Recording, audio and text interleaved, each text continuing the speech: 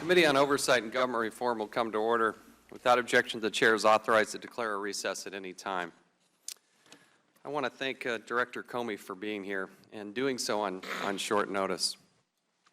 I have the greatest admiration for the FBI. My grandfather was a career FBI agent. I tell you, I'm here because we're mystified and confused by the fact pattern that you laid out and the conclusions that you reached. It seems that there are two standards, and there's no consequence for these types of activities and dealing in a careless way with classified information. It seems to a lot of us that the average Joe, the average American, that if they had done what you laid out in your statement, that they'd be in handcuffs. And they might be on their way to jail, and they probably should. And I think there is a legitimate concern that there is a double standard. If your name isn't Clinton, or you're not part of the powerful elite, that Lady Justice will act differently. It's a concern that Lady Justice will take off that blindfold and come to a different conclusion. Hillary Clinton created this mess. It wasn't Republicans, it wasn't anybody else. She made a very conscious decision. On the very day that she started her Senate confirmation, she set up and got a domain name and set up a system to avoid and bypass the safety, security, and the protocol of the State Department. Classified information is classified for a reason. It's classified because if it were to get out into the public, there are nefarious actors, nation states, others, that want to do harm to this country. And there are people who put their lives on the line, protecting and serving our country. And when those communications are not secure, it puts their lives in jeopardy. This classified information is entrusted to very few, but there is such a duty and an obligation to protect that, to fall on your sword to protect that. And yet there doesn't seem to be any consequence. You know, I was talking to Trey Gowdy, and he made a really good point with us yesterday. Mr. Gowdy said, you know, in your statement, Mr. Director, you mentioned that there was no precedent for this. But we believe that you have set a precedent, and it's a dangerous one. The precedent is if you sloppily deal with classified information, if you're cavalier about it, and it wasn't just an innocent mistake, this went on for years, that there's going to be no consequence. We're a different nation in the United States of America. We are self-critical. Most nations would never do this. But we do it in the spirit of making ourselves better. There'll be all kinds of accusations about political this and political that. I have defended your integrity every step of the way. You are the definitive voice. I stand by that. But I am mystified, and I am confused, because you listen to your fact pattern and come to the conclusion that there is no consequence. I don't know how to explain that. We'll have constituents ask us. They'll get mad. They'll pound it. You know, they're frustrated. They've seen this happen time and time again. I don't know how to explain it. And I hope that through this hearing, we can stick to the facts and understand this, because there does seem to be two standards. There does seem to be no consequence. And I want to understand that. And I want to be able to explain it to the person that's sitting at home. And that's why we're here. And so I yield back. Now I recognize the ranking member, Mr. Cummings. Director Comey, thank you for being here today.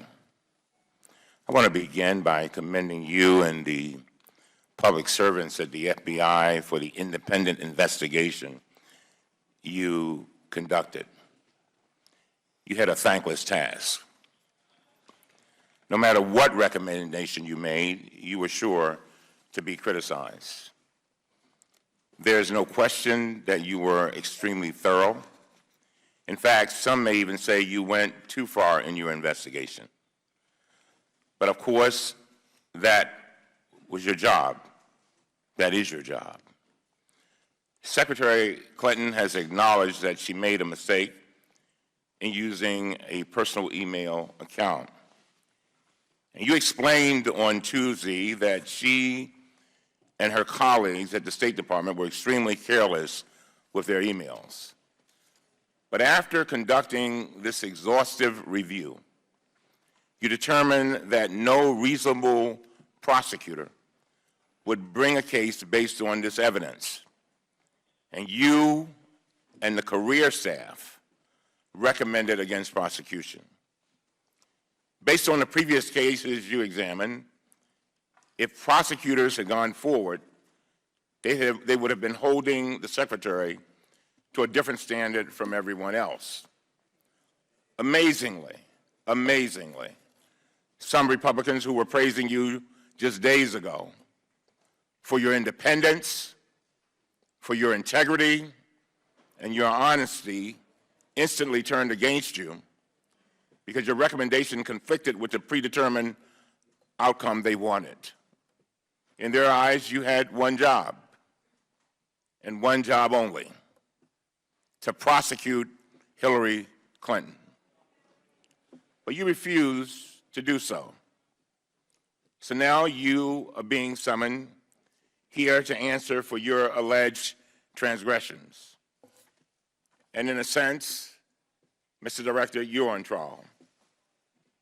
Contrary to the claims of your critics, there is absolutely no evidence that you made your recommendation for political reasons, no evidence that you were bribed or coerced or influenced, no evidence that you came to your conclusion based upon anything but the facts and the law. I firmly believe that your decision was not based on convenience, but on conviction. Today, House Republicans are doing what they always do, using taxpayers' money to continue investigating claims that have already been debunked just to keep them in the headlines one more day. When they hear a political siren, they rush towards it over and over again, even if the evidence is not there. Exhibit A, Majority Leader Kevin McCarthy, who admitted on national television that Republicans established the Benghazi Select Committee to bring down Secretary Clinton's poll numbers. I didn't say that. McCarthy said it. The fact was confirmed by a Republican staffer on that committee who reported that he was fired in part for not going along with the hyper-focus on Secretary Clinton. I give House Republicans credit. They certainly are not shy about what they are doing. They've turned political investigations into an art form. If our concerns here today are with the proper treatment of classified information, then we should start with a review of our previous hearing on General David Petraeus, who pled guilty last year to intentionally and knowingly compromising highly classified information. The problem is, Mr. Director, we never had that hearing. This committee ignored that breach of national security because it did not match the political goals of the House Republicans. If our concerns today were with finally addressing a broken classification system in which security levels are arbitrarily changed up and down, that would have been a legitimate goal. That would have been a valuable addition to reforming and improving our government. After all, we are the Government Reform Committee. We could have held hearings here on Zika, the Zika virus, preventing gun massacres like the one in Orlando, or a host of other topics that could actually save people's lives. But that's not why we're here. That is not why our chairman called this emergency hearing 48 hours after you made your recommendation. Everyone knows what this committee is doing. Honestly, I would not be surprised, and I say this with all seriousness, I would not be surprised if tomorrow Republicans set up a new committee to spend $7 million plus on why the FBI failed to prosecute Hillary Clinton. Director Comey, let me conclude with this request. Even with all that I have said, I believe that there is a critical role for you today. I've listened carefully to the coverage on this issue, and I've heard people say recently as this morning, 3 hours ago, that they were mystified by your decision. As a matter of fact, the chairman repeated it a minute ago. And so there is a perceived gap between the things you said on Tuesday and your recommendation. There's a gap, Mr. Director. So in this moment, and this is a critical moment, I beg you to fill the gap. Because when the gap is not filled by you, it will be filled by others. Share with us, the American people, your process and your thinking. Explain how you examine the evidence, the law, and the precedent. Describe in clear terms how you and your team, career professionals, arrived at this decision. If you can do that today, if you can do that, that could go a long way towards people understanding your decision.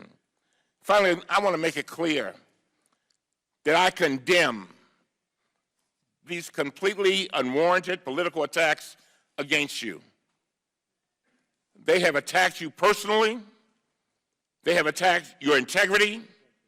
They have impugned your professionalism. And they have even suggested that you were somehow bought and paid for because you made your recommendation based upon the law and the facts. I know you are used to working in a world of politics, but these attacks have been beyond the pale. So you do not deserve this. Your family does not deserve it, and the highly skilled and dedicated agents of the FBI do not deserve it.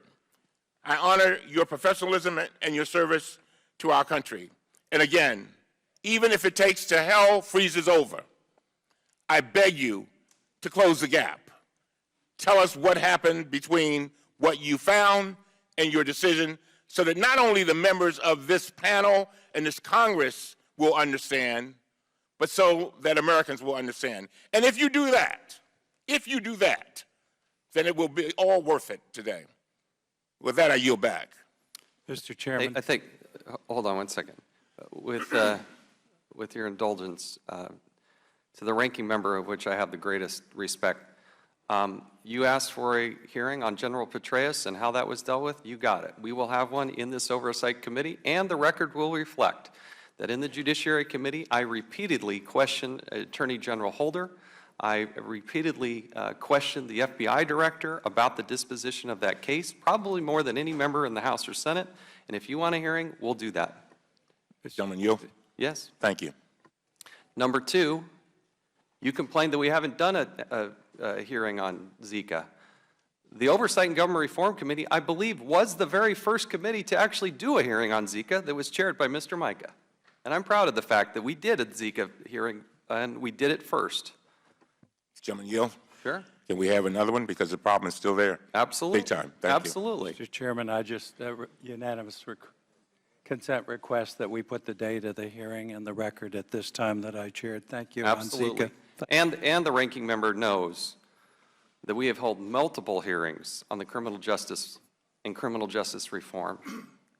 You asked for it, you're passionate about it, and we did do that as well. So to suggest we haven't addressed some of those issues, I think is inaccurate. I don't think I did that, Mr. Chairman, but again, as late as yesterday with the problem in Minnesota with an African-American man being killed, I'd like to have some hearings still on the criminal justice system.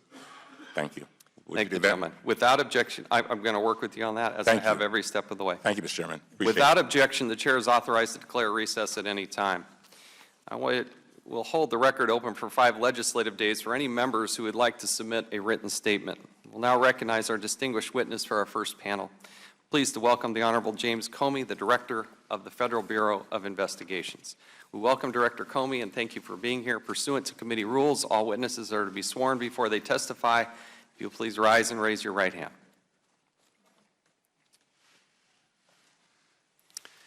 Do you solemnly swear or affirm that the testimony you're about to give is the truth, the whole truth, and nothing but the truth? Thank you. Let the record reflect that the witness answered in the affirmative. Mr. Comey, the floor is yours. You can take as long or as short as you'd like. If you have any written statement that you would like to submit afterwards, we're happy to do that as well. It will be made part of the record. The time is now yours. Director Comey, you're recognized. Thank you, Mr. Chairman, Mr. Cummings, members of the committee. I am proud to be here today representing the people of the FBI who did this investigation as they do all their work in a competent, honest, and independent way. I believe this investigation was conducted consistent with the highest traditions of the FBI. Our folks did it in an apolitical and professional way, including our recommendation as to the appropriate resolution of this case. As I said in my statement on Tuesday, I expected there would be significant public debate about this recommendation, and I'm a big fan of transparency, so I welcome the conversation we're going to have here today. And I do think a whole lot of folks have questions about, so why did we reach the conclusion we did, and what was our thinking? And I hope very much to get an opportunity to address that and to explain it. And I hope at the end of the day people can disagree, can agree, but they will at least understand that the decision was made and the recommendation was made the way you would want it to be, by people who didn't give a hoot about politics, but who cared about what are the facts, what is the law, and how have similar people, all people, been treated in the past. Maybe I could just say a few words at the beginning that would help frame how we think about this. There are 2 things that matter in a criminal investigation of a subject. What did the person do? And when they did that thing, what were they thinking? When you look at the 100 years plus of the Justice Department's investigation and prosecution of the mishandling of classified information, those 2 questions are obviously present. What did the person do? Did they mishandle classified information? And when they did it, did they know they were doing something that was unlawful? That has been the characteristic of every charged criminal case involving the mishandling of classified information. I'm happy to go through the cases in particular. In our system of law, there's a thing called mens rea. It's important to know what you did, but when you did it, this Latin phrase mens rea means, what were you thinking? And we don't want to put people in jail unless we prove that they knew they were doing something they shouldn't do. That is the characteristic of all the prosecutions involving mishandling of classified information. There is a statute that was passed in 1917 that on its face makes it a crime, a felony, for someone to engage in gross negligence. So that would appear to say, well, maybe in that circumstance, you don't need to prove they knew they were doing something that was unlawful. Maybe it's enough to prove that they were just really, really careless, beyond a reasonable doubt. At the time Congress passed that statute in 1917, there was a lot of concern in the House and the Senate about whether that was going to violate the American tradition of requiring that before you're going to lock somebody up, you prove they knew they were doing something wrong. And so there's a lot of concern about it. The statute was passed. As best I can tell, the Department of Justice has used it once in the 99 years since, reflecting that same concern. I know from 30 years with the Department of Justice, they have grave concerns about whether it's appropriate to prosecute somebody for gross negligence, which is why they've done it once that I know of in a case involving espionage. And so when I look at the facts we gathered here, as I said, I see evidence of great carelessness, but I do not see evidence that is sufficient to establish that Secretary Clinton or those with whom she was corresponding both talked about classified information on email and knew when they did it, they were doing something that was against the law. Right?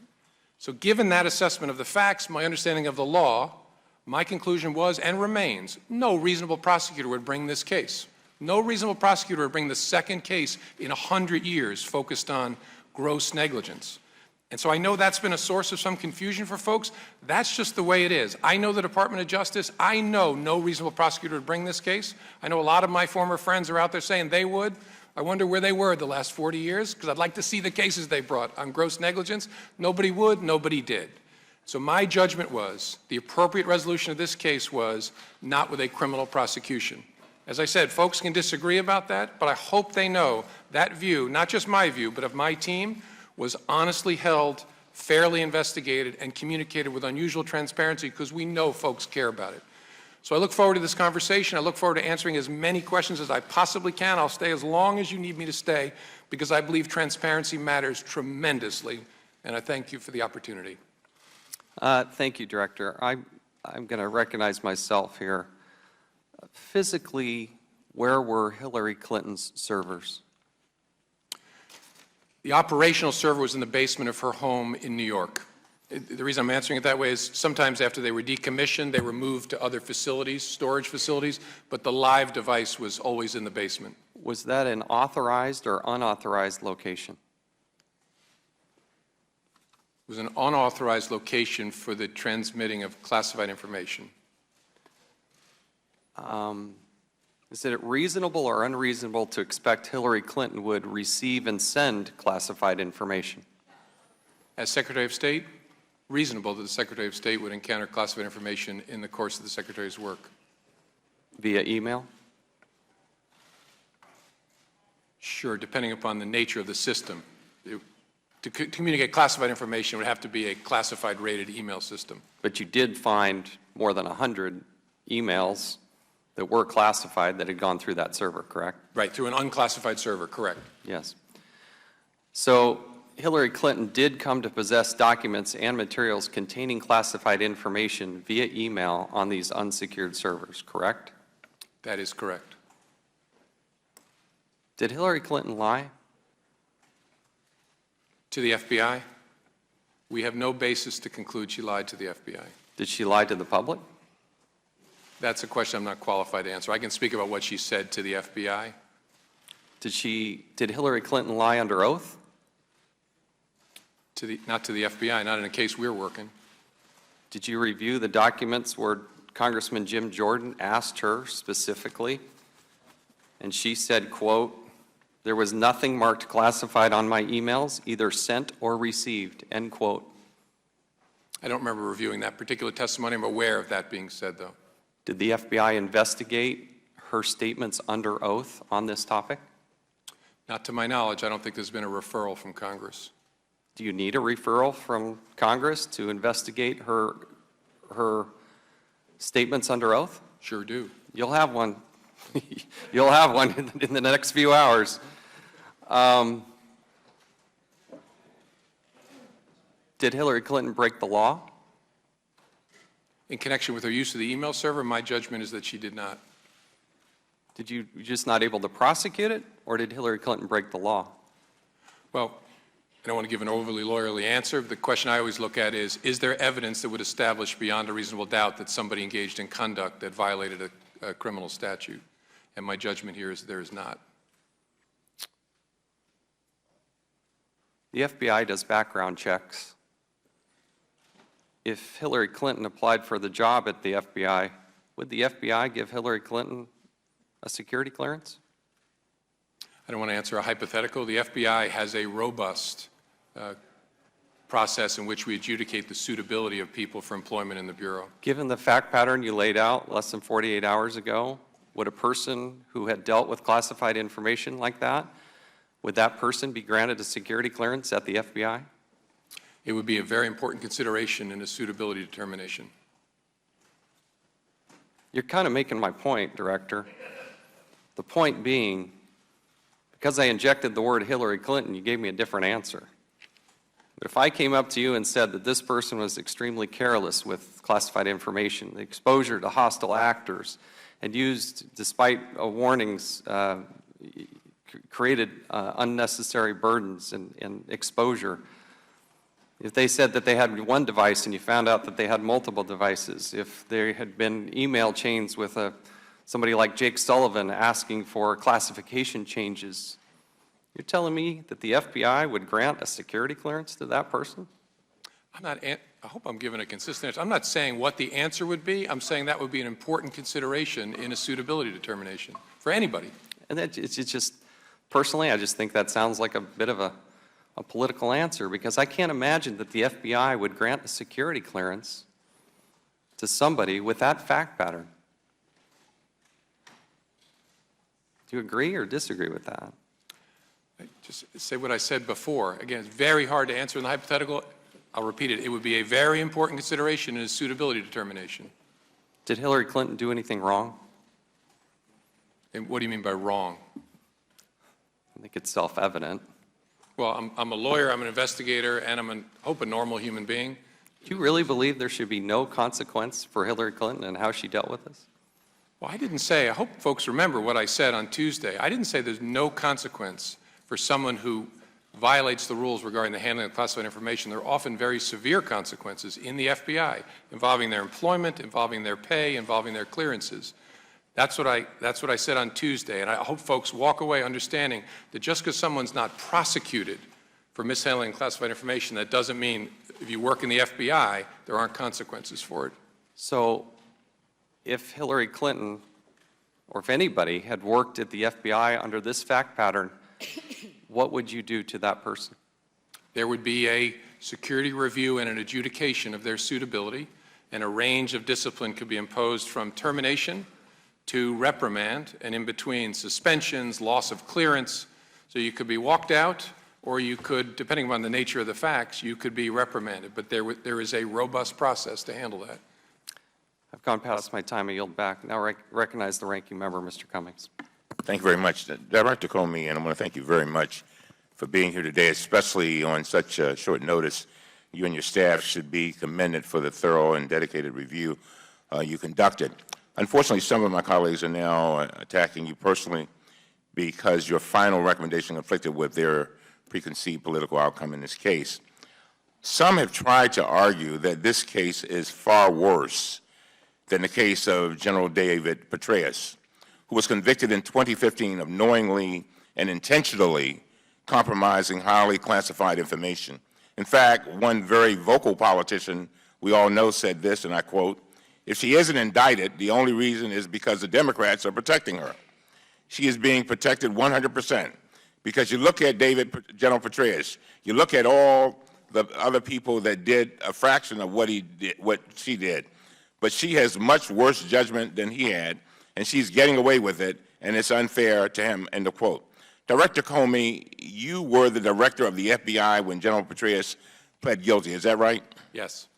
If I understand that case correctly, General Petraeus kept highly classified information in 8 personal notebooks at his private residence. Is that correct? That is correct. According to the filings in that case, his notebook included the identities of covert officers. They also included war strategy, intelligence capabilities, diplomatic discussions, quotes and deliberative discussions from high-level National Security Council meetings, and discussions with the President. General Petraeus shared his information with his lover and then biographer. He was caught on audio tape telling her, and I quote, "I mean, they are highly classified, some of them. They don't have it on it, but I mean, there's code word stuff in there," end of quote. Director Comey, what did General Petraeus mean when he said he intentionally shared, quote, code word information with her? What does that mean? The Petraeus case, to my mind, illustrates perfectly the kind of cases the Department of Justice is willing to prosecute. Even there, they prosecuted him for a misdemeanor. In that case, you had vast quantities of highly classified information, including special sensitive compartmented information. That's the reference to code words. Vast quantity of it, not only shared with someone without authority to have it, but we found it in a search warrant hidden under the insulation in his attic, and then he lied to us about it during the investigation. So you have obstruction of justice, you have intentional misconduct, and a vast quantity of information. He admitted he knew that was the wrong thing to do. That is a perfect illustration of the kind of cases that get prosecuted. In my mind, it illustrates, importantly, the distinction to this case. And General Petraeus did not admit to these facts when the FBI investigators first interviewed him, did he? No, he lied about it. But he did admit to these facts in a plea agreement, is that correct? Yes. Here's what the department filing said about General Petraeus, and I quote, The acts taken by defendant David Howell Petraeus were in all respects knowing and deliberate and were not committed by mistake, accident, or other innocent reason, end of quote.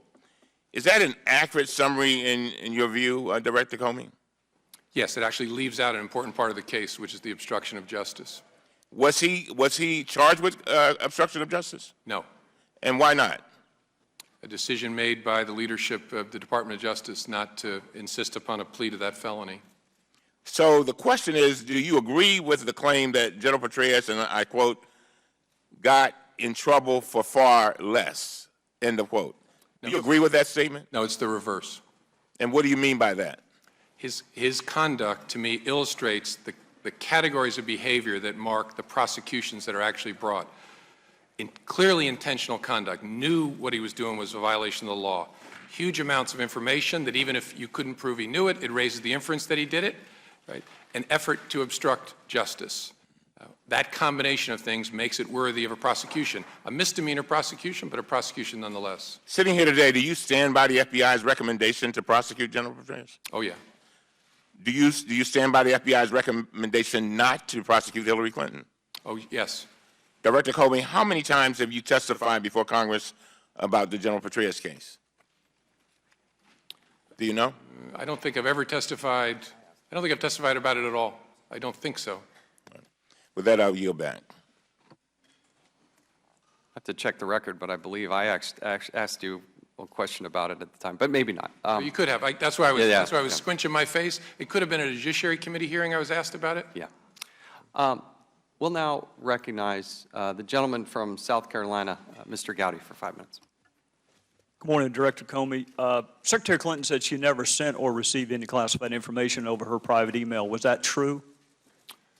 Our investigation found that there was classified information sent. So it was not true. Right. That's what I said. Okay. Well, I'm looking for a little shorter answer, so you and I are not here quite as long. Secretary Clinton said there was nothing marked classified on her emails, either sent or received. Was that true?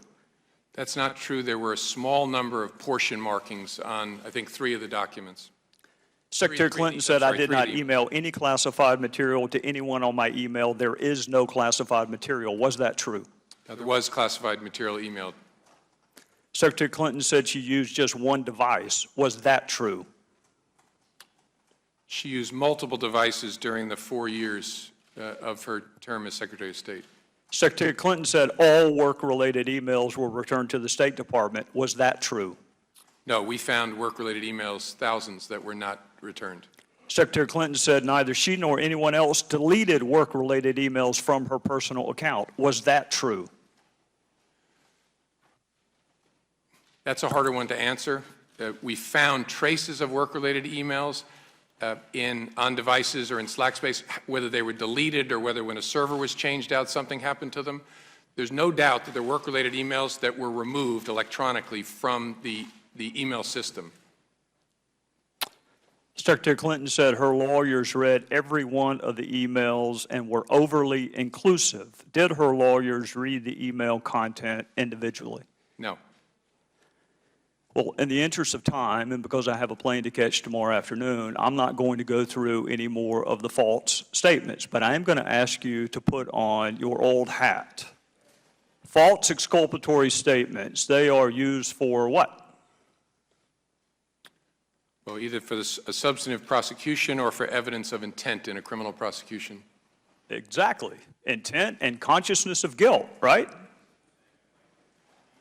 Is that right? Right. Consciousness of guilt and intent. In your old job, you would prove intent, as you just referenced, by showing the jury evidence of a complex scheme that was designed for the very purpose of concealing the public record. And you would be arguing, in addition to concealment, the destruction that you and I just talked about, or certainly the failure to preserve. You would argue all of that under the heading of intent. You would also be arguing the pervasiveness of the scheme, when it started, when it ended, and the number of emails, whether they were originally classified or up-classified. You would argue all of that under the heading of intent. You would also probably, under common scheme or plan, argue the burn bags of daily calendar entries or the missing daily calendar entries as a common scheme or plan to conceal. 2 days ago, Director, you said a reasonable person in her position should have known a private email was no place to send and receive classified information. You're right, an average person does know not to do that. This is no average person. This is a former First Lady, a former United States Senator, and a former Secretary of State that the President now contends is the most competent, qualified person to be president since Jefferson. He didn't say that in 2008, but he says it now. She affirmatively rejected efforts to give her a state.gov account. She kept these private emails for almost 2 years and only turned them over to Congress because we found out she had a private email account. So you have a rogue email system set up before she took the oath of office, thousands of what we now know to be classified emails, some of which were classified at the time. One of her more frequent email comrades was in fact hacked, and you don't know whether or not she was. And this scheme took place over a long period of time and resulted in the destruction of public records, and yet you say there is insufficient evidence of intent. You say she was extremely careless, but not intentionally so. You and I both know intent is really difficult to prove. Very rarely do defendants announce, on this date, I intend to break this criminal code section. Just to put everyone on notice, I am going to break the law on this date. It never happens that way.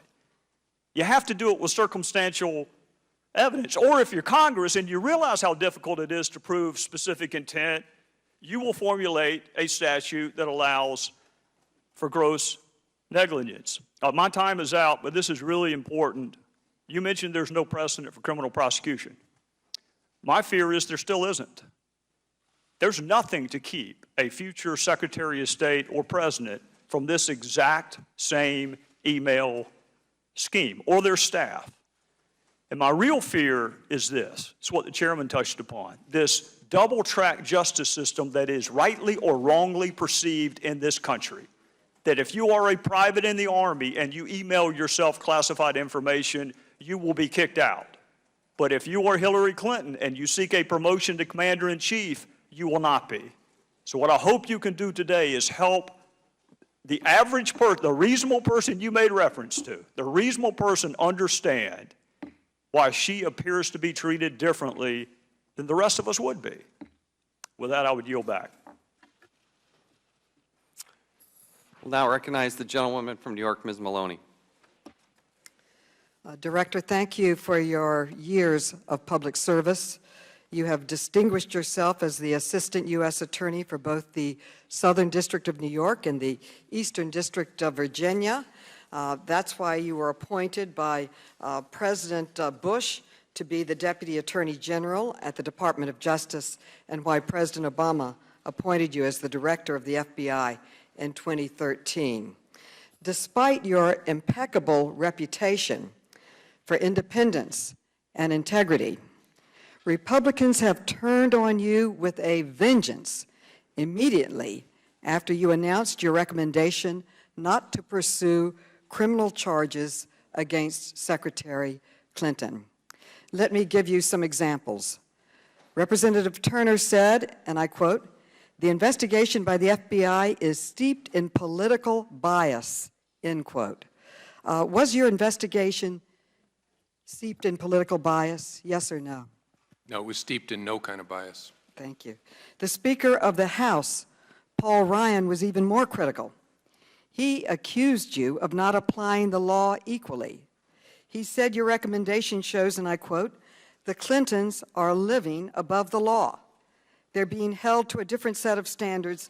That is clearly what this looks like," end quote. How do you respond to his accusations that you held the Clintons to a different set of standards than anyone else? Did you hold them to a different standard or the same standard? It's just not accurate. We try very hard to apply the same standard whether you're rich or poor, white or black, old or young, famous or not known at all. I just hope folks will take the time to understand the other cases because there's a lot of confusion out there about what the facts were of the other cases that I understand lead good people, reasonable people to have questions. Senator Cruz also criticized you. He said that there are, and I quote, serious concerns about the integrity of Director Comey's decision. He stated that you, quote, you had rewritten a clearly worded federal criminal statute. Did you rewrite the law in any way or rewrite any statute? No. Now, I truly hesitate to mention the next one. But Donald Trump took these conspiracy theories to a totally new level. He said, and I quote, it was no accident that charges were recommended against Hillary the exact same day as President Obama campaigned with her for the first time. So did you plan the timing of your announcement to help Secretary Clinton's campaign event on Tuesday? No. Timing was entirely my own. Nobody knew I was going to do it, including the press. I'm very proud of the way the FBI, nobody leaked that. We didn't coordinate it, didn't tell, just not a consideration. Thank you. Mr. Trump also claimed that Secretary Clinton bribed the Attorney General with an extension of her job. And I guess this somehow affected your decision. I know it's a ridiculous question, but I have to ask it. Did you make your decision because of some kind of bribe to the Attorney General? No. I tell you, are you surprised, as I am, by the intensity of the attacks from the GOP on you after having made a decision, a thoughtful decision, an independent decision with the professional staff of the FBI? I'm not surprised by the intense interest and debate. I predicted it. I think it's important that we talk about these things. They inevitably become focused on individual people. That's okay. We'll just continue to have the conversation.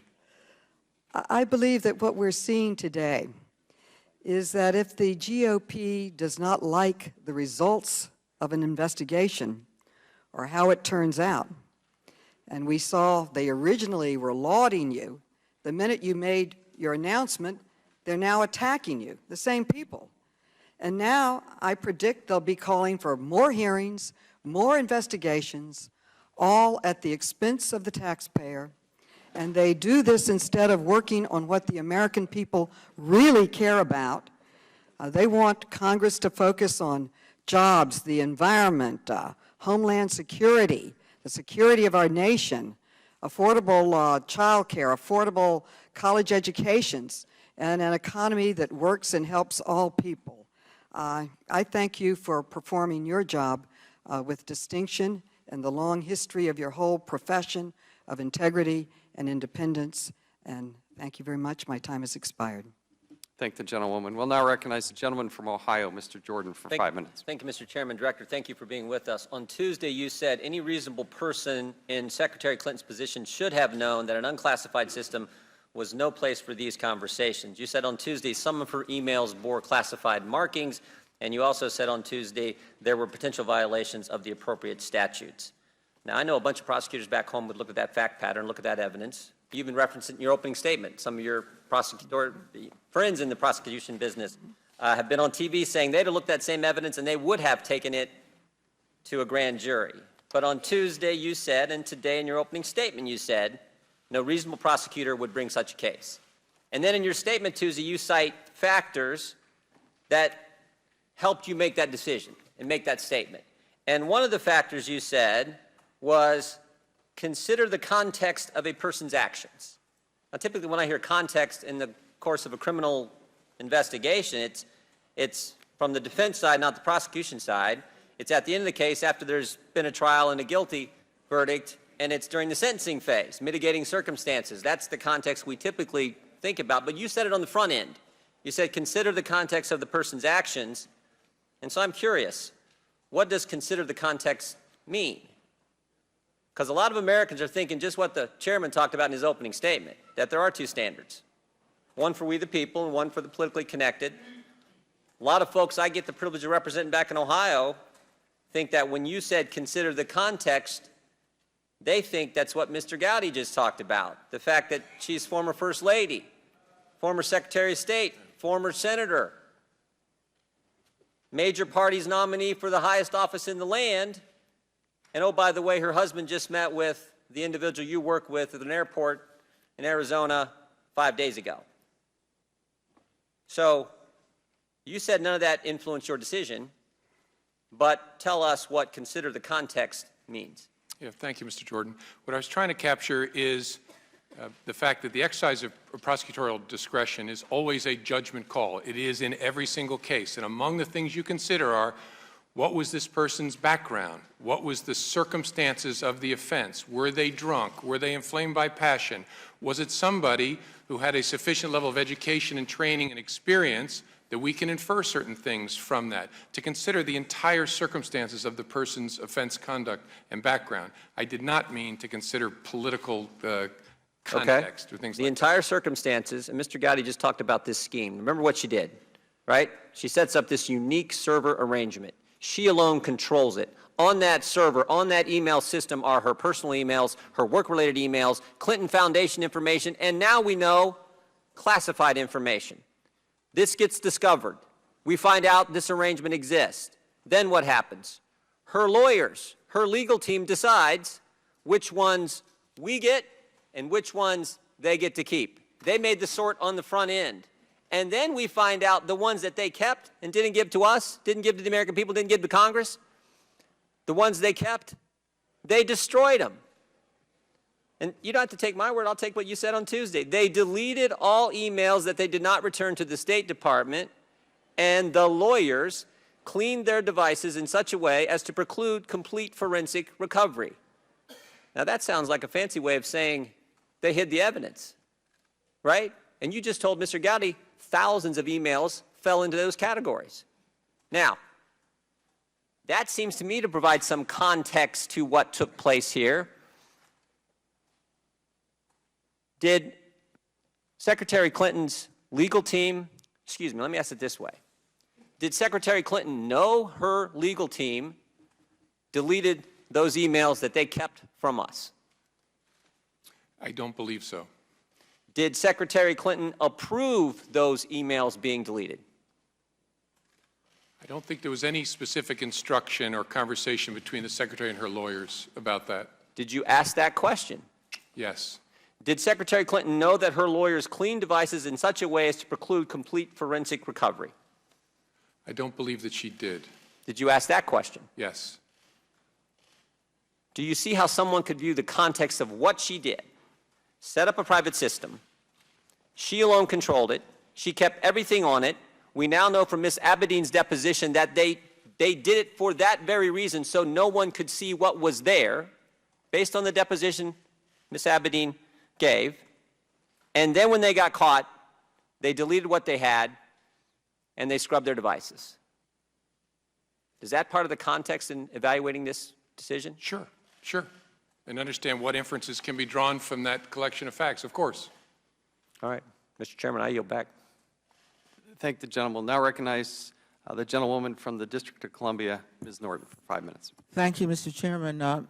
Director Comey, I appreciate your conduct of this investigation in a nonpartisan way, in keeping with the sterling reputation which has led presidents of both parties to appoint you to highly placed law enforcement positions in our federal government. I want to say for the record that this hearing, where you call the prosecutor and Mr. Comey stands in the place of the prosecutor, because the Attorney General has accepted entirely the FBI's recommendations, where you call the prosecutor to give account for the decision to prosecute or not. A particular individual raises serious questions of separation of powers, and particularly when you're questioning the prosecutor's decision with respect to the decision to prosecute or not a particular individual, it raises serious bill of attainder constitutional questions. These hearings are so often accusatory that they yield no guidance as to how to conduct business in the future. And that's the way it looks. It looks as though that is how this hearing is going. Now, of course, now everyone understands in the abstract why it is important for security reasons to use official government mail or email rather than private email if security matters are involved. And that's a very broad, wide proposition.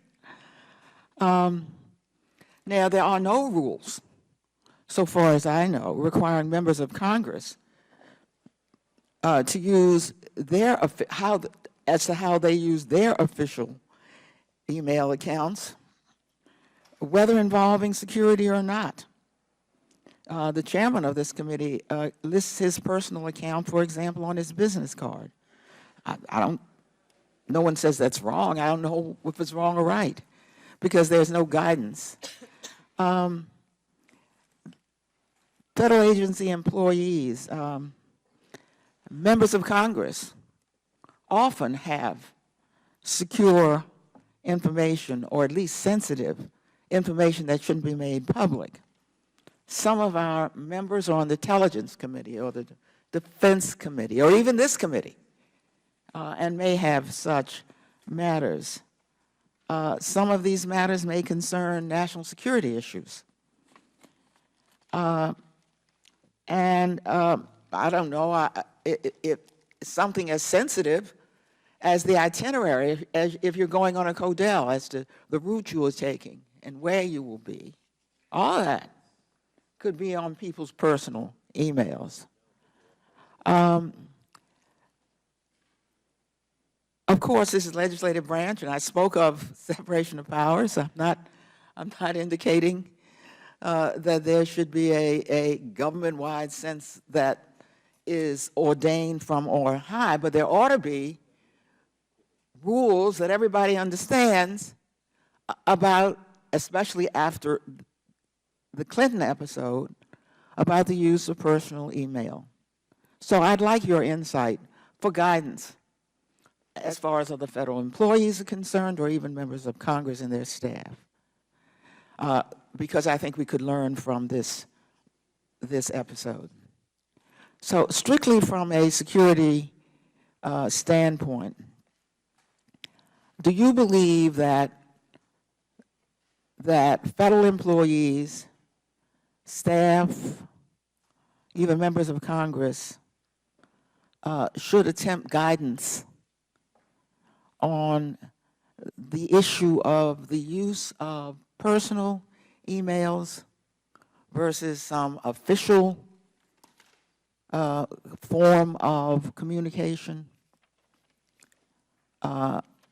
What should we learn from the process the Secretary has gone through? I'm sure there will be questions about how there was even confusion, for example, in the State Department.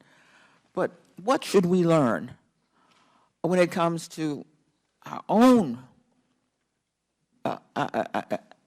use of email or the use of federal employees on this question? May I answer, Mr. Chairman? The most important thing to learn is that an unclassified email system is no case for an email conversation about classified matters. And by that I mean either sending a document as an attachment over unclassified email that is classified, or having a conversation about something that is a classified subject on an unclassified email system. That's the focus of the concern. That's the focus of this investigation. That it was also a personal email adds to the concern about the case because of the security vulnerabilities associated with a personal system. But the root of the problem is people using unclassified systems to conduct business that is classified. And so all of us should have access to, if we have access to classified information, classified communication systems. Right? The FBI has 3 levels: unclassified system, a secret system, and a top secret system. You can email on all 3, but you need to make sure you don't email on the unclass system, even if that's a government classified system, about matters that are classified.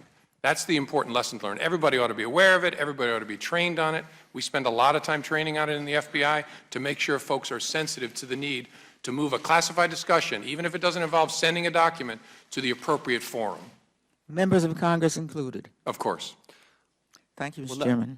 We'll now recognize the gentleman from Florida, Mr. DeSantis, for 5 minutes. Director, and the reason why that's so important is because if top secret information is compromised, that could damage our national security, correct? Yes, by definition. And American lives are at stake in some instances, correct? Yes. You mentioned a lot of people are upset that there are no consequences for Secretary Clinton, but in your statement you did point out that administrative and security consequences would be appropriate if someone demonstrated extreme carelessness for classified information. So those consequences, that would include potentially termination of federal employment? Correct. It could include revocation of security clearance? Yes. And it could include ineligibility for future employment in national security positions, correct? It could.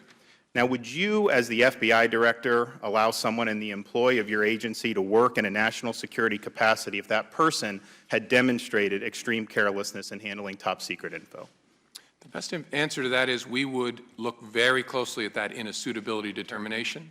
It's hard to answer in the abstract, yes in all cases, no in all cases, but it would be a very important suitability scrub. So there would be instances where someone could be extremely careless but still maintain confidence? I mean, we have a lot of people who are very competent in this country who would love to work for your agency, but yet it would be potentially you would allow somebody to be extremely careless and continue on? That's the trouble with answering the hypothetical. I could imagine if it was a long time ago and it was a small amount of conduct or something, that's why it's hard to say other than it would be a very important part of Let's the just put it this way. Would being extremely careless in handling top secret information expose an employee of the FBI to potential termination? Yes. Why shouldn't U.S. officials use mobile devices when traveling to foreign countries, especially if they're discussing classified or sensitive information? Because the mobile device will transmit its signal across networks that are likely controlled or at least accessed by that hostile power. And that's the guidance that the FBI gives all officials when they're traveling overseas. That's still good guidance, correct? That's good guidance. How did top secret information end up on the private server? Because your statement addressed Secretary Clinton. You did not address any of her aides in your statement. Attorney General Lynch exonerated everybody. That information just didn't get there on its own. So how did it get there? Were you able to determine that?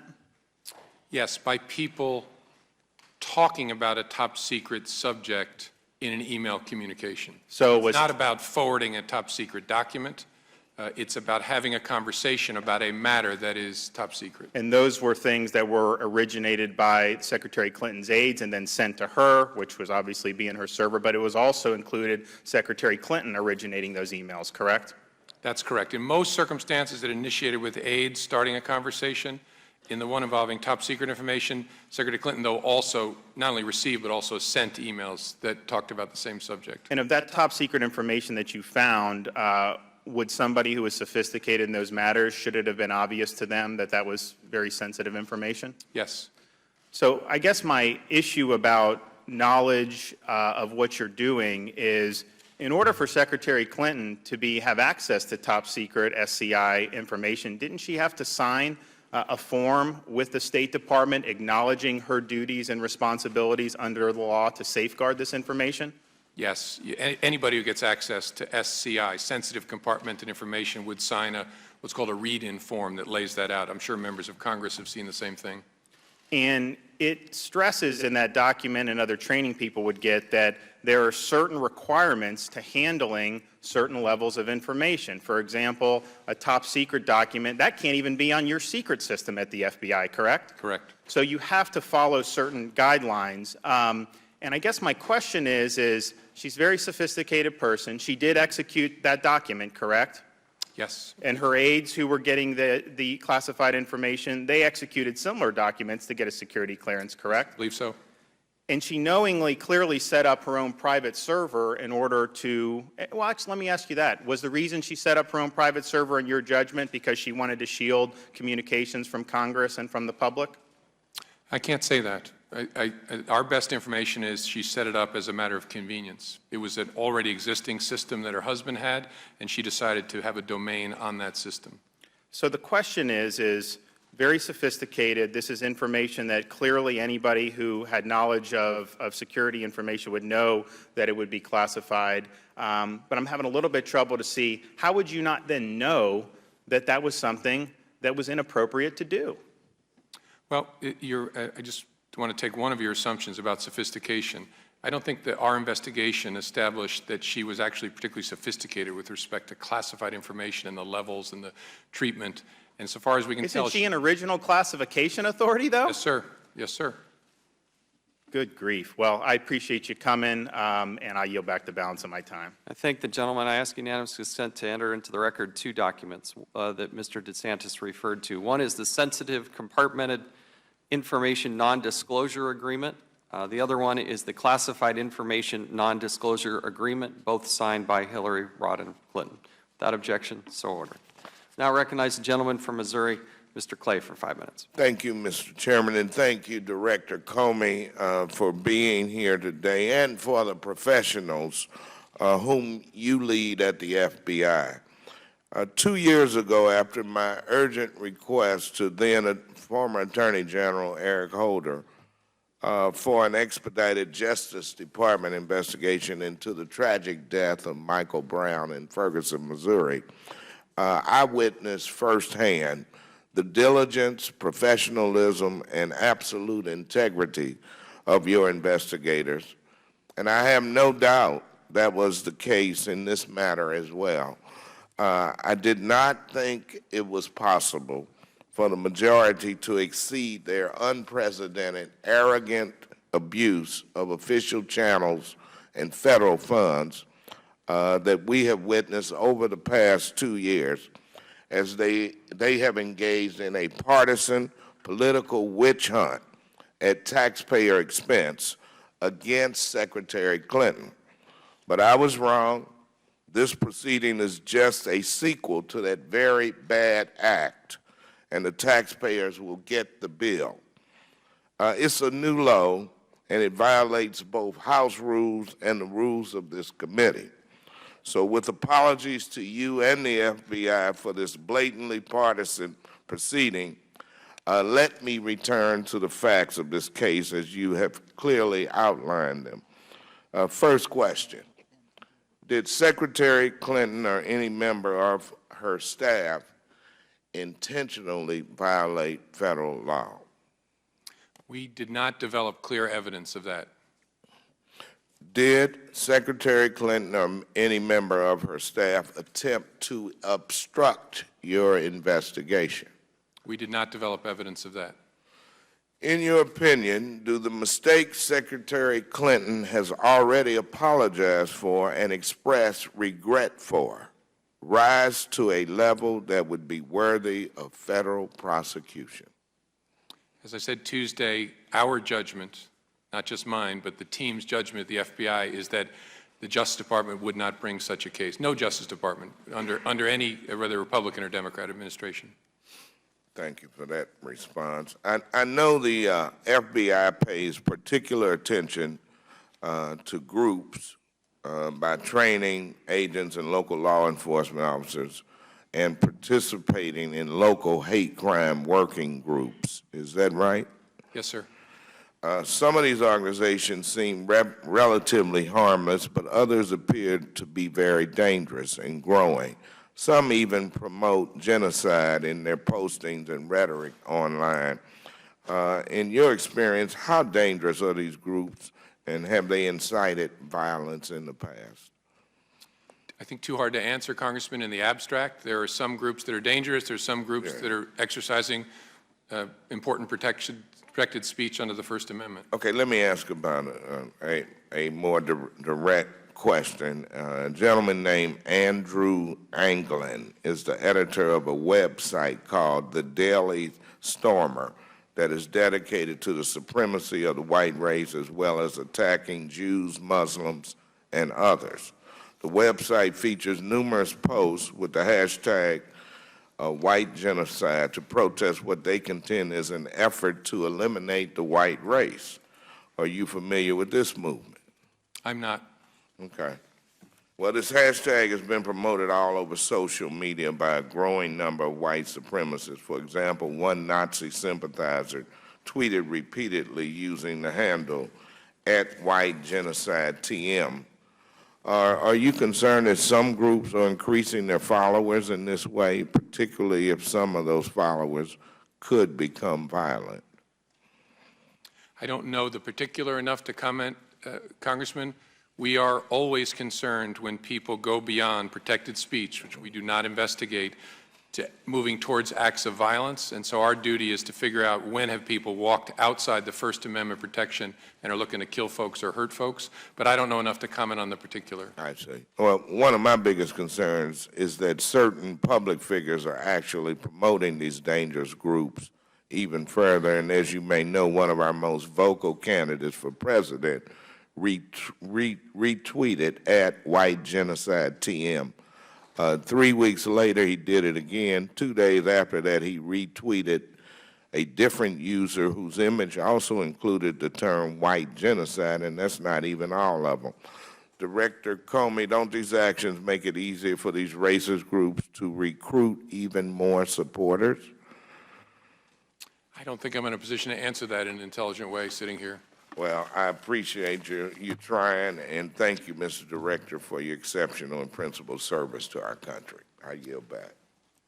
Thank you. We'll now recognize the gentlewoman from Wyoming, Ms. Lummis, for 5 minutes.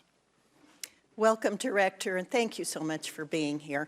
My phone has been ringing off the hook in my Washington office, in my Wyoming office, from constituents who don't understand how this conclusion was reached. So I appreciate your being here to help walk us through it. And here's the issue that the people that are calling me from Wyoming are having.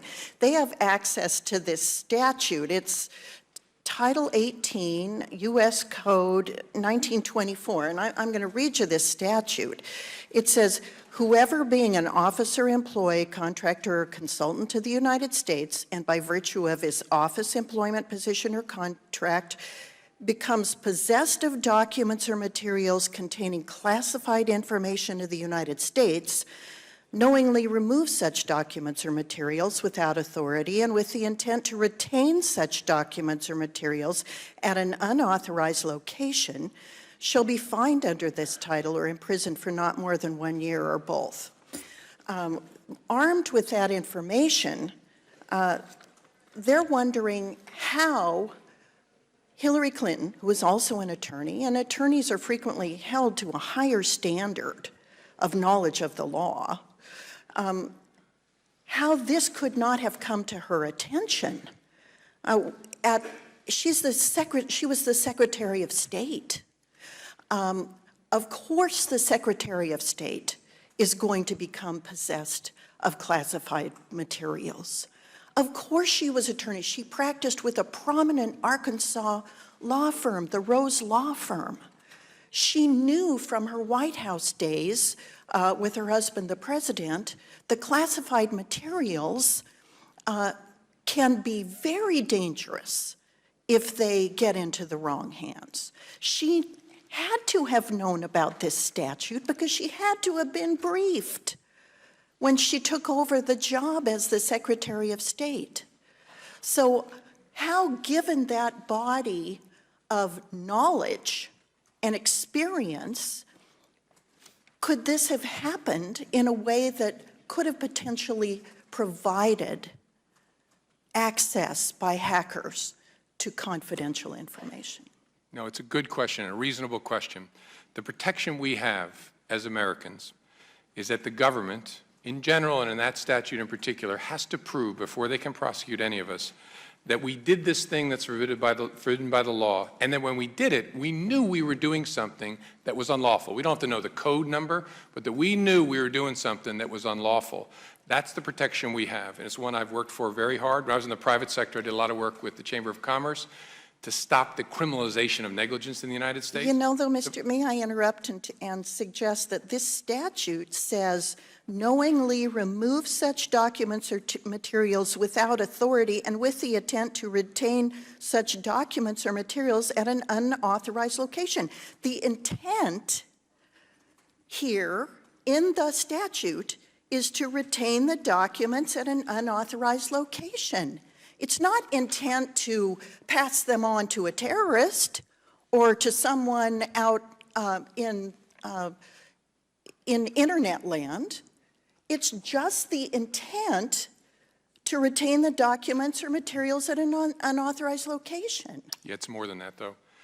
You'd have to show that and prove criminal intent, both by law, that's the way the judge would instruct a jury, and practice of the Department of Justice. They have reserved that statute, even though it's just a misdemeanor, for people who clearly knew they were breaking the law, and that's the challenge. So should have known, must have known, had to know, does not get you there. You must prove beyond a reasonable doubt that they knew they were engaged in something that was unlawful. Okay, that's then the challenge. May I turn to her attorneys? Did all of Secretary Clinton's attorneys have the requisite clearances at the time they received all of her emails, especially those that were classified at the time they were sent? No. They destroyed, as has been noted, 30,000 emails of Secretary Clinton's. Do you have 100% confidence that none of the 30,000 emails destroyed by Secretary Clinton's attorneys was marked as classified? I don't have 100% confidence. I'm reasonably confident some of them were classified. There were only 3 in the entire batch we found that bore any markings that indicated they were classified. So that's less likely, but surely it's a reasonable assumption that some of the ones they deleted contain classified information. Thank you, Director. Thank you, Mr. Chairman. I yield back. Now I recognize the gentleman from Massachusetts, Mr. Lynch, for 5 minutes. Thank you, Mr. Chairman. Thank you, Director Comey, for appearing here to help the committee with this work. Director Comey, Secretary Clinton is certainly not the only Secretary of State to use a personal email account with information later identified as being classified. I just want to show you, this is a book that was written by former Secretary of State Colin Powell, and in his book he says, to complement the official State Department computer in my office, I installed a laptop computer and on a private line. My personal email account on the laptop allowed me to direct access to anyone online. So I started shooting emails to my principal assistants, to individual ambassadors, and increasingly to my foreign minister colleagues who, like me, were trying to bring their ministries into the 186,000 miles per second world. Were you aware of this, that Secretary Colin Powell actually had a private server as well? Not a private server. I think he used a commercial email account for State Department business. Private line, unprotected. Correct. Not a State Department email system. Right, Yep. right. He went rogue, so to speak. Right? I don't know whether I'd say that. Yeah, all right. Okay, I'm not going to put words in your mouth. Okay. But do you think this was careless for him to do that, to start, get his own, he got his own system. He installed a laptop computer on a private line. My personal email account was on a laptop and allowed me direct access to anyone online. That's his own statement. I'm just trying to compare secretaries of state, because Secretary Powell's never been here. Matter of fact, when we asked him for his emails, unlike the 55,000 that we received from Secretary Clinton, he said, "I don't have any to turn over." This is a quote. This was on ABC's This Week. He explained, "I don't have any to turn over. I didn't keep a cache of them. I did not print them off. I do not have thousands of pages somewhere in my personal files." But he was Secretary of State, and he operated on a private system. Were you aware of that? Yeah, not at the time, 15 years ago, but I am now. Yeah. Okay. So recently, well, back in October 2015, the State Department sent Secretary Powell a letter requesting that he contact his email provider, AOL, to determine whether any of his emails are still on the unclassified systems. Are you aware of that ongoing investigation? I don't know of an investigation. Well, that request for information from Secretary Powell, former Secretary. Yes, I am. You're aware of that. Are you surprised that he has never responded? I don't know enough to comment. I don't know exactly what conversation he had with the State Department. All right.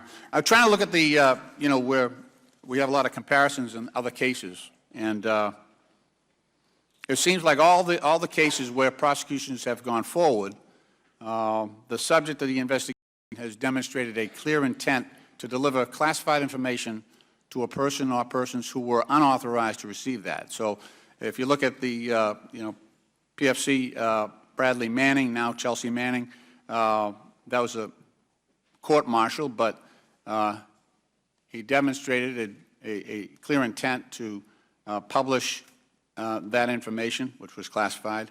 Julian Assange, the WikiLeaks editor, I guess, and publisher, again, a wide and deliberate attempt to publish classified information. General Petraeus, which we talked about earlier today, shared information with his biographer. Jeffrey Sterling, sending stuff to the New York Times.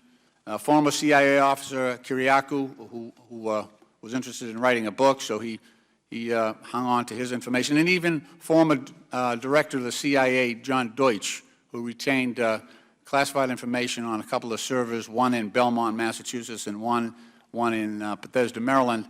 And that was after he became a private citizen. So in all those cases, there's a clear intent. As you said before, you look at what people did and what they were thinking when they did that. And I would just ask you, is there a clear distinction between what those people did and what Secretary Clinton did in her case? In my view, yes. The Deutsch case illustrates it perfectly.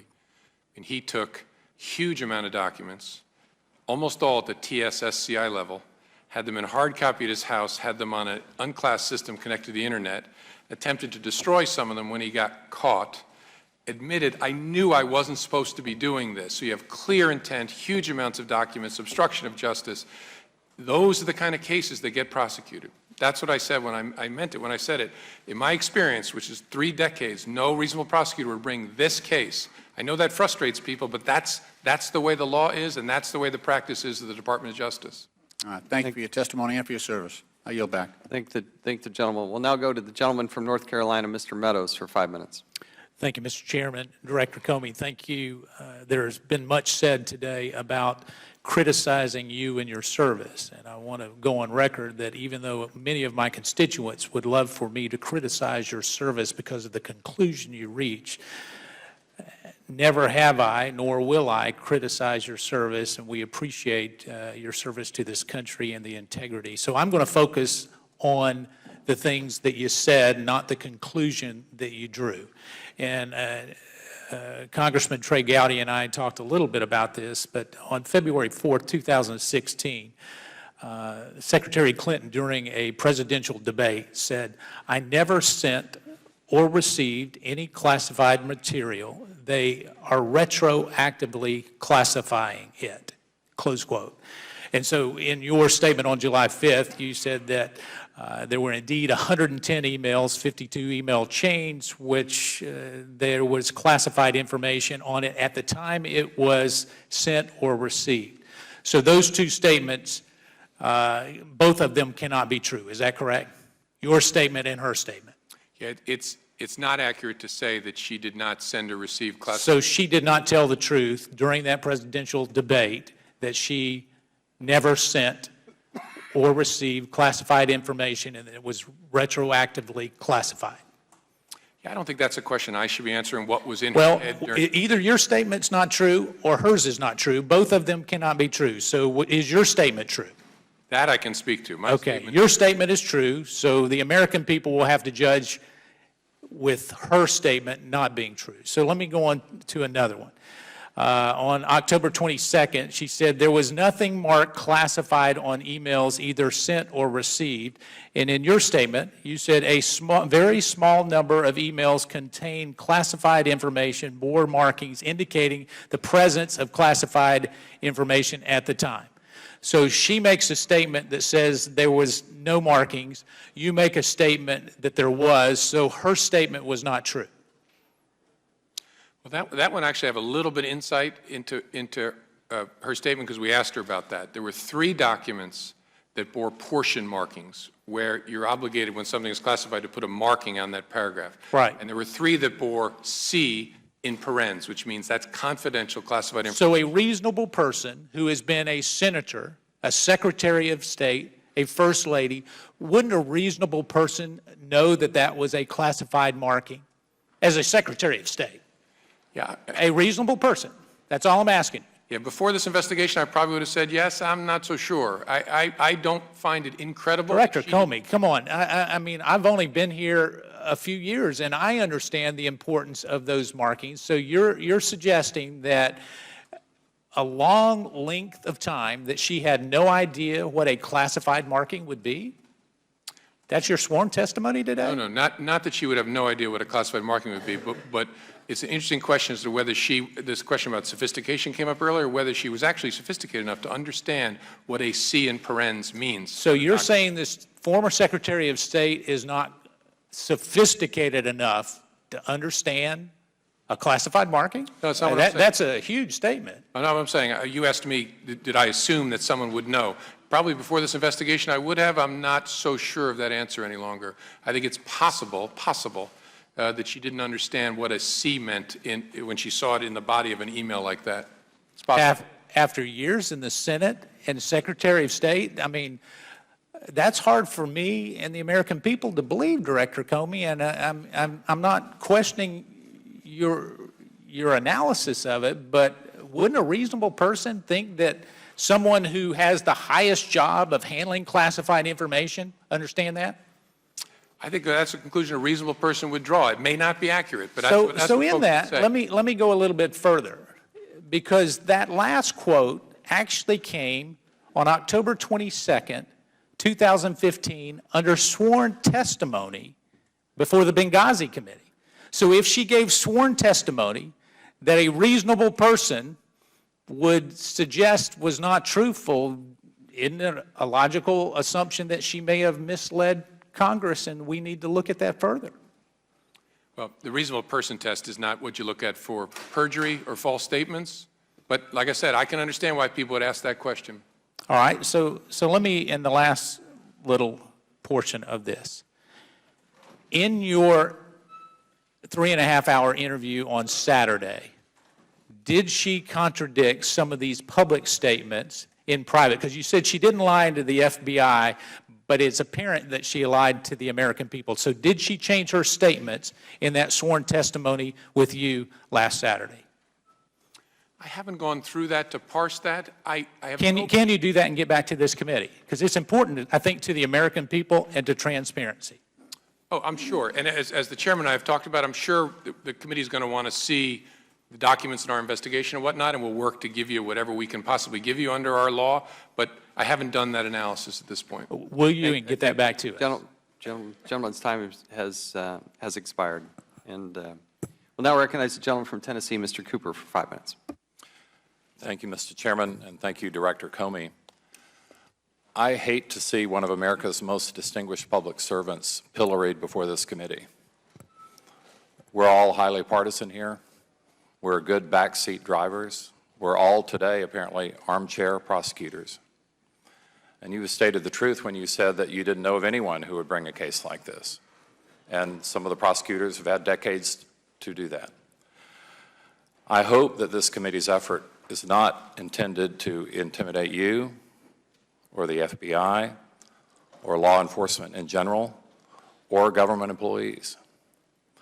And I'm thankful at this moment that you have such a lifetime record of speaking truth to power, because that's very important. It's also very important that apparently you're a lifelong Republican. You're just here to do your job, to state the facts. I think the key issue here is whether, in fact, there's a double standard, whether some Americans are being treated differently than others. And I think I can rely on my Republican colleagues to make sure that Hillary Clinton's treated no better than anybody else. There should be some attention given to make sure that she's not treated any worse than anybody else. I think we all know that we wouldn't be having this hearing, especially on an emergency basis, unless she were running for president. My colleague from Massachusetts has just pointed out that previous secretaries of state are not being called on the carpet, whether that be Condoleezza Rice or Colin Powell or others. But I think the grossest double standard here today is the fact that all the members of this committee, every member of Congress, is not subject to the same law that Secretary Clinton was subject to. And as lawmakers, that means that we have exempted ourselves from the standard of other federal employees. My colleague from D.C., Ms. Norton, referred to this. Why did we exempt ourselves from the same rules? Apparently, our chairman lists his private email account on his business card. We all have access to classified information. So I would like to challenge my Republican colleagues here today. Let's work together and introduce legislation to make the same laws apply to us as apply to the executive branch and to Secretary Clinton. I would be happy to join in such legislation to make sure that we're not being hypocritical on this panel, that we're holding ourselves to the same standards as Secretary Clinton, and not trying to accuse her of things that we may be guilty of ourselves. I bet my colleagues would be the first to complain if, for example, emails were retroactively classified. That's a situation that most people in public service would object to pretty strongly. How did you know at the time if you had no idea? So I think it's very important, if we want, as Congress, to have the trust of the American people, to not be hypocritical, to uphold the same standards that we want to see upheld by others. And I'm just thankful at this moment in our history that we have someone like you who's in charge of the FBI. Because too many things are highly politicized. The last thing we should do is criminalize our political system. I didn't see any of my Republican colleagues complain when former Governor Bob McDonnell was exonerated by an 8-0 vote of the Supreme Court for having done certain things that I think most Americans would find highly objectionable. But our court, on a bipartisan, unanimous basis, exonerated him just a week or two ago. So I think this is a moment for committee members to reflect, to take a deep breath, to calm down, and realize exactly what you said, that no reasonable prosecutor would have brought this case. And thank you for stating that so clearly and publicly. I yield back the balance. I yield to the ranking member. Mr. Director, let me ask you this. First of all, I associate myself with everything the gentleman just said. You were talking about some markings a little bit earlier, is that right? Can you describe what those markings are like? Markings on documents. I think you said there were 3 documents with certain markings on them that indicated classified. Go ahead. There were three emails that down in the body of the email, in the 3 different emails, there were paragraphs that at the beginning of the paragraph had a parenthesis, a capital C, and then a parenthesis. And that is a portion marking to indicate that that paragraph is classified at the confidential level, which is the lowest level of classification. And so out of the 30,000 documents, you found these 3 markings? Is that what you're saying? 3 emails bore C markings down in the body. None of the emails had headers, which is at the top of a document that says it's classified. 3 had within the body the portion marking for C. Thank you. Thank the gentleman. I now recognize the gentleman from Tennessee, Mr. Duncan, for 5 minutes. Thank you, Mr. Chairman. Mr. Meadows mentioned one instance in which Secretary Clinton said that she did not mail any classified material to anyone. Actually, she said that several other times. But it is accurate, Director Comey, that you found at least 110 instances of when she had emailed classified material. 110 that she either received or sent. Right. And it also is accurate that, quote, Clinton's lawyers cleaned their devices in such a way as to preclude complete forensic recovery. Correct. And also, when Secretary Clinton said that nothing she sent was marked classified, and you said in your press conference, but even if information is not marked classified in an email, particularly our participants who know or should know that the subject matter is classified are still obligated to protect it. Do you feel that Secretary Clinton knew or should have known that she was obligated to protect classified information? Yes. With her legal background and her long experience in government. Also, she said at one point that she has directed all emails, work-related emails, to be forwarded to the State Department. is it also accurate that you discovered thousands of other emails that were work-related other than the 30,000 that she submitted? Correct. Before I came to Congress, I spent several years as a criminal court judge, presided over several hundred felony criminal cases. And I can assure you that I saw many cases where the evidence of criminal intent was flimsier than the evidence in this case. But do you realize, or do you realize that great numbers of people across this country felt that you presented such a strong, such an incriminating case against Secretary Clinton in your press conference that they were very surprised or even shocked when you reached the conclusion to let her off? Do you doubt that great numbers feel that way? No, I think so, and I understand the questions. And I wanted to be as transparent as possible. We went at this very hard to see if we could make a case, and I wanted the American people to see what I honestly believed about the whole thing.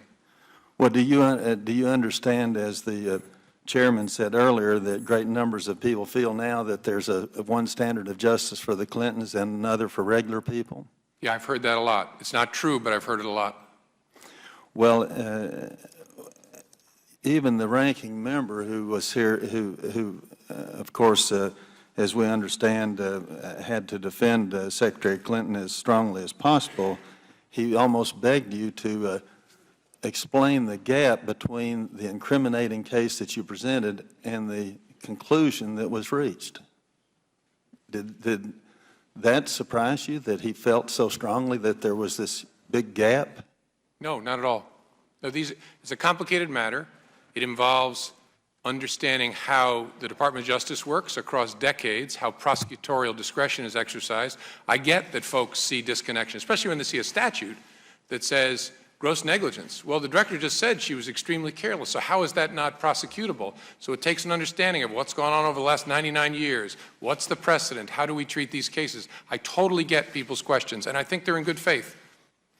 Do we talk about gross negligence here, and you said that Secretary Clinton was extremely careless with this classified material and how dangerous it could be, how threatening to even to people's lives that it could be to disclose classified material. Do you agree that there is a very thin line between gross negligence and extreme carelessness? And would you explain to me what you consider to be that difference? Sure, Judge. Congressman, as a former judge, you know there isn't actually a great definition in the law of gross negligence. Some courts interpret it as close to willful, which means you know you're doing something wrong. Others drop it lower. My term, extremely careless, is I'm trying to be kind of an ordinary person. That's a common sense way of describing it. Sure looks real careless to me.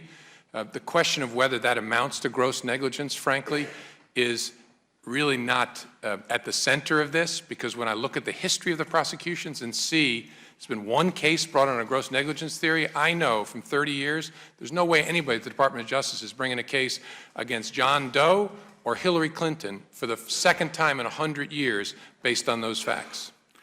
You ended your statement to Congressman Cooper a while ago saying once again that no reasonable prosecutor could have brought this case, yet you also mentioned earlier today that you had seen several of your friends and other prosecutors who've said publicly, many across this country, that they would have been glad to prosecute this case. I smile because they're friends, and I haven't talked to them. I want to say, guys, so where were you over the last 40 years? Where were these cases? They just have not been brought. For reasons that I said earlier, it's a good thing that the Department of Justice worries about prosecuting people for being careless. I don't like it. As a citizen, I want people to show they knew they were breaking the law, and then we'll put you in jail. Of course, you know many people have been prosecuted for gross negligence by the federal government, by the FBI. Gentleman's time has expired. Thank you. We'll now recognize the gentleman from Virginia, Mr. Conley, for 5 minutes. Thank you, and welcome, Director Comey. And although our politics are different, I gather you're a Republican. Is that correct? I have been registered Republican for most of my adult life. All right. I'm not registered any longer. We don't register by party in Virginia, but many have suspected my politics as being Democratic. And I thank you for your integrity. As my colleague said, and I said in my opening statement, your career has been characterized as speaking truth to power. And you're doing it again today. Just to set the context, Director Comey, not that you're unaware of this, today's hearing is political theater. There's not even the pretense of trying to get at the truth. This is a desperate attempt under an extraordinary set of circumstances, an emergency hearing. I don't know what the emergency is other than one side is about to nominate somebody who is a pathological narcissist who, is talking about banning Muslims and Mexicans crossing the border who are all rapists and women who are pigs, and terrified at the prospect of the consequences of that in the election. So let's grab onto whatever we can to discredit or try to discredit the other nominee, putative nominee.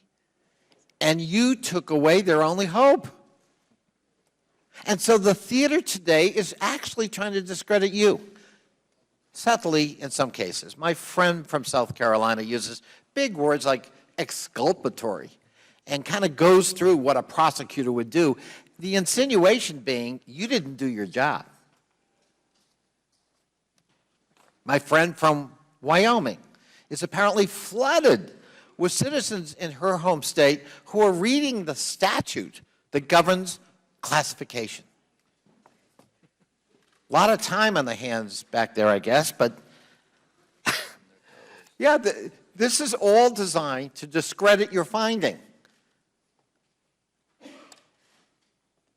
Now, the FBI interviewed Secretary Clinton, is that correct? Yes. Did she lie to the FBI in that interview? I have no basis for concluding that she was untruthful with us. And is it a crime to lie to the FBI? Yes, it is. David Petraeus did lie to the FBI. Yes. And he was prosecuted for that. Well, could have been. Could have been, was not for that. Right. That's always a judgment call. Correct. Was she evasive? I don't think the agents assessed she was evasive.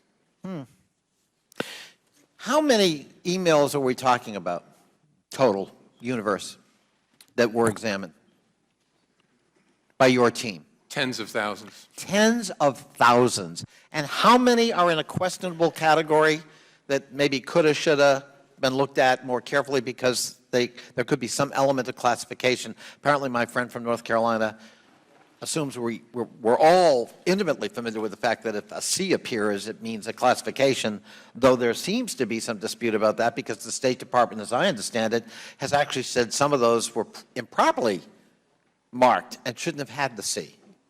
Aware of that? Yes. Yes. So could it be that in her 100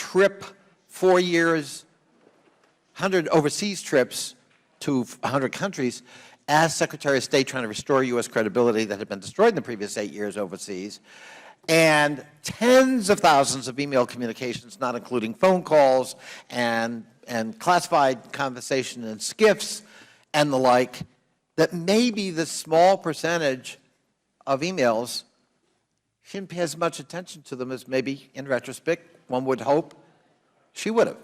Is that a fair conclusion? Could that be a fair conclusion? I don't usually deal in maybes. It's possible. Well, you do deal in distinguishing between willful and inadvertent. Sure. And in this case, you concluded it has to be in the latter category. It wasn't willful. We concluded there was not adequate evidence of willful conduct. Right. So there's no obfuscation here, unlike the Petraeus case. And there's no evasion. There's no lying. There's no willful intent to compromise classified material, despite the insinuations of my friends on the other side of the aisle. And the only hope left in this political theater is to discredit you and your team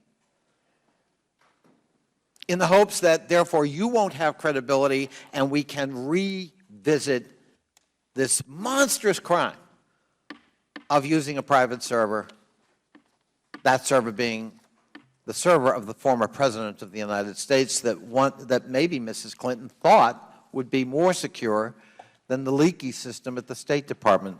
I yield back. Now I recognize the gentleman from Texas, Mr. Hurd, for 5 minutes. Thank you, Mr. Chairman. Mr. Chairman, I'm offended. I'm offended by my friends on the other side of the political aisle saying this is political theater. This is not political theater. For me, this is serious. I spent 9.5 years as an undercover officer in the CIA. I was the guy in the back alleys collecting intelligence, passing it to lawmakers. I've seen my friends killed. I've seen assets put themselves in harm's way. And this is about protecting information, the most sensitive information the American government has. And I wish my colleagues would take this a little bit more seriously. Mr. Comey, Director Comey, excuse me. SAP, Special Access Program, you alluded to earlier, that includes SCI information. Does SCI information include HUMINT and SIGINT? Yes.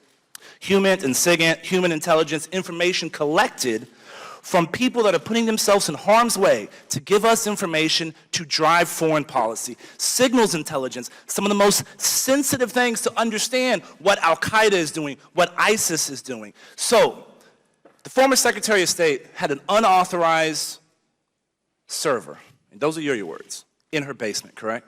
Correct. Who was protecting that information? Who was protecting that server? Well, not much. There was a number of different people who were assigned as administrators of the server.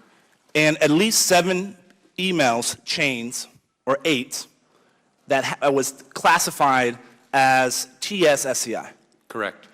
So the former Secretary of State, one of the president's most important advisors on foreign policy and national security, had a server in her basement that had information that was collected from our most sensitive assets, and it was not protected by anyone, and that's not a crime? That's outrageous. People are concerned. What does it take for someone to misuse classified information and get in trouble for it? Well, it takes mishandling it and criminal intent. And so an unauthorized server in the basement is not mishandling? Oh, no, there is evidence of mishandling here. This whole investigation at the end focused on, is there sufficient evidence of intent? Was this unanimous opinion within the FBI on your decision? Well, the whole FBI wasn't involved, but the team of agents, investigators, analysts, technologists, yes. Did you take into any consideration the impact that this precedence can set on our ability to collect intelligence overseas? Yes. My primary concern is the impact on what other employees might think in the federal government. And you don't think this sends a message to other employees that if the former Secretary of State can have an unauthorized server in their basement that transmits top secret information, that's not a problem? Oh, I worry very much about that. That's why I talked about that in my statement, because an FBI employee might face severe discipline, and I want them to understand that those consequences are still going to be there. Director Comey, do you have a server in your basement? I do not. Does anybody in the FBI have a server in their basement or in their house? I don't know. Not Do you think it's likely? I think it's unlikely. I would think so too. You know, I would think so too, because I've been proud to serve alongside the men and women that you represent. So there was no dissenting opinion when you made this decision. It's your job to be involved in counterintelligence as well, right? Yes. So that means protecting our secrets from foreign adversaries collecting them. Is that correct? Correct. Did this activity you investigated make America's secrets vulnerable to hostile elements? Yes. Do you think that pattern of behavior would continue? I'm sorry, I missed the last. Do you think that pattern of behavior would continue? Would continue. By our former Secretary of State? I'm not following. You mean if this had not come to light, you mean? Right now, based on what we see, do you think there's going to be other elements within the federal government that think it's okay to have an unauthorized server in their basement?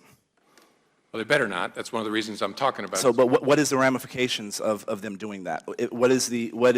How is there going to be any consequences levered if it's not being levered here? Because indeed, you're setting a precedent.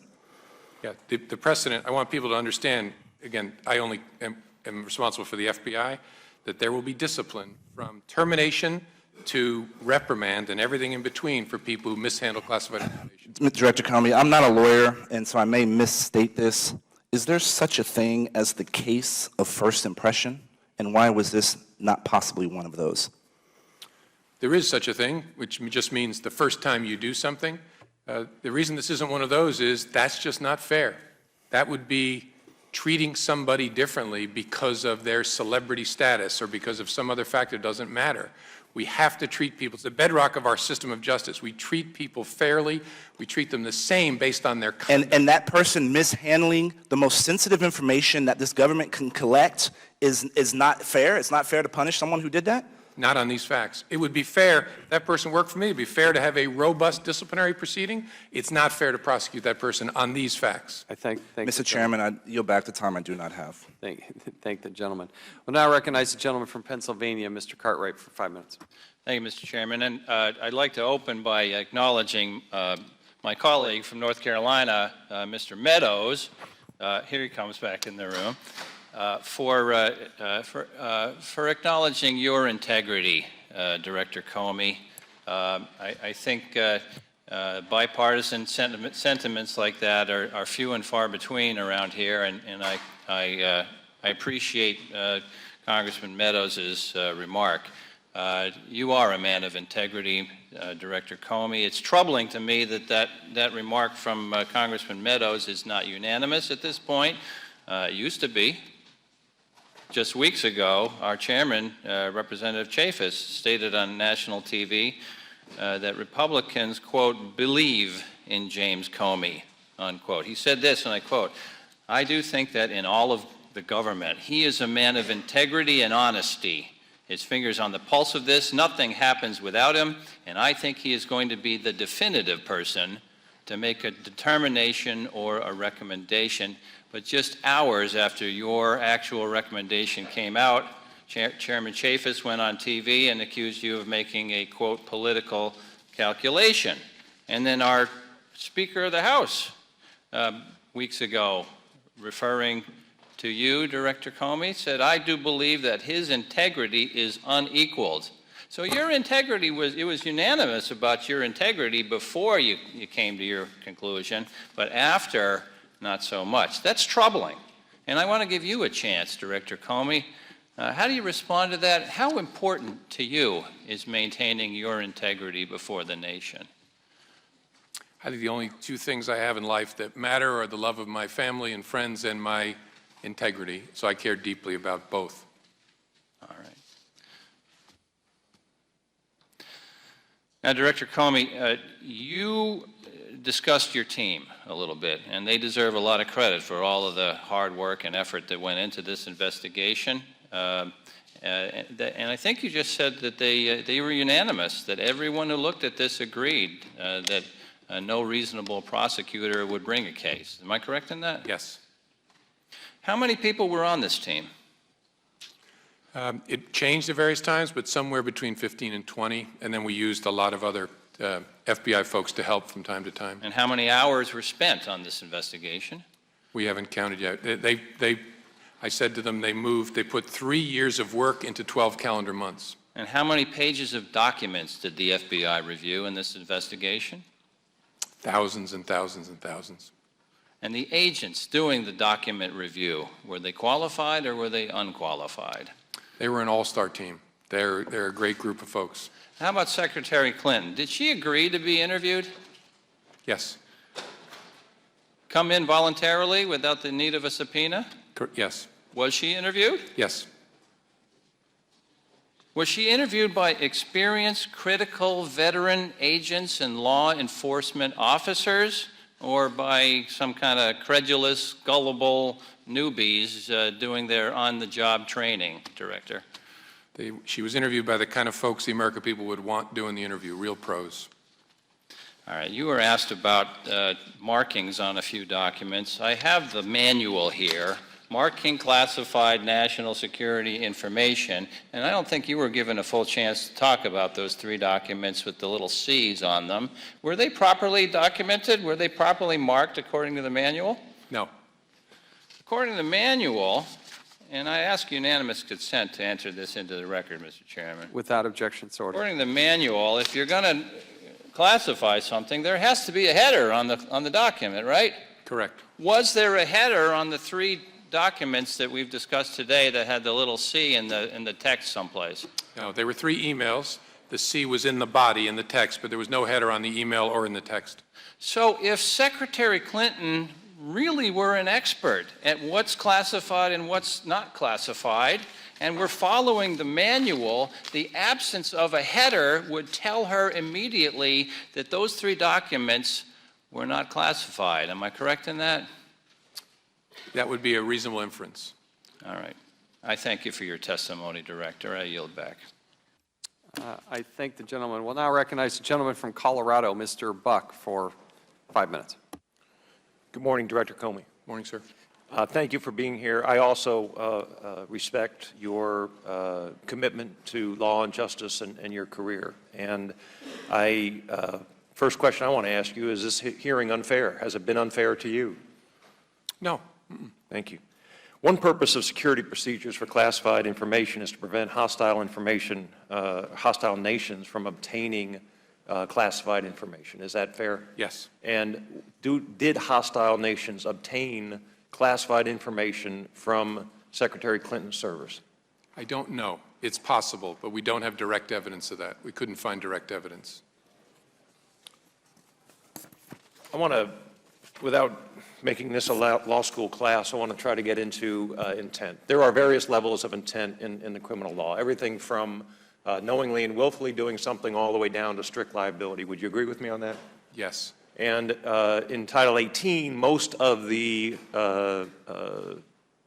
criminal laws in Title 18 have the words knowingly and willfully in them, and that is the standard typically that United States attorneys prosecute under. Most do. Unlawfully, knowingly, and willfully is our standard formulation for charging a case. And there are also a variety of others between the knowingly and willfully standard and the strict liability standard. And many, like environmental crimes, have a much lower standard because of the toxic materials that are at risk of harming individuals. Is that fair? That's correct. Okay. Let's talk about this particular statute, 18 U.S.C. 1924. I take it we could all agree, or you and I can agree on a couple of the elements. Secretary Clinton was an employee of the United States. Correct. And as the result of that employment, she received classified information. Correct. And there's no doubt about those 2 elements. Now, I don't know whether the next element is 1 element or 2, but it talks about knowingly remove such materials without authority and with the intent to retain such material at an unauthorized location. So I'm going to treat those as 2 separate parts of the intent element. First of all, do you see the word willfully anywhere in this statute? I don't. Okay. And that would indicate to you that there is a lower threshold for intent? No, it wouldn't. Why? Because we often, as I understand the Justice Department's practice and judicial practice, will impute to any criminal statute at that level with a knowingly also a requirement that you know that you're involved in criminal activity of some sort, a general mens rea requirement. So, and you would apply that same standard to environmental crimes? No, if it specifically says it's a negligence-based crime, I don't think a judge would impute that. But Congress specifically omitted the word willfully from this statute, and yet you are implying the word willfully in the statute. Is that fair? That's fair. Okay. Yeah, so what the statute does say is knowingly remove such materials without authority. Is it fair that she knew that she didn't have authority to have this server in her basement?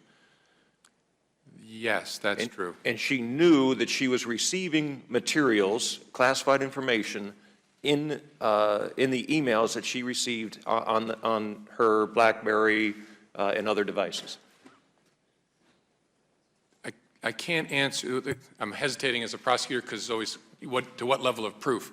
I do not believe there's evidence beyond a reasonable doubt that she knew she was receiving classified information in violation of the requirements. But that's not my question. There's evidence of that. That's my question. My question, in fairness, is did she know that she was receiving information on the servers at her location?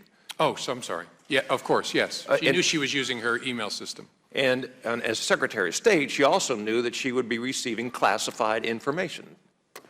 Yes, in general. Okay. And did she then have the intent to retain such material at an unauthorized location? She retained the material that she received as Secretary of State at her server in her basement, and that was unauthorized.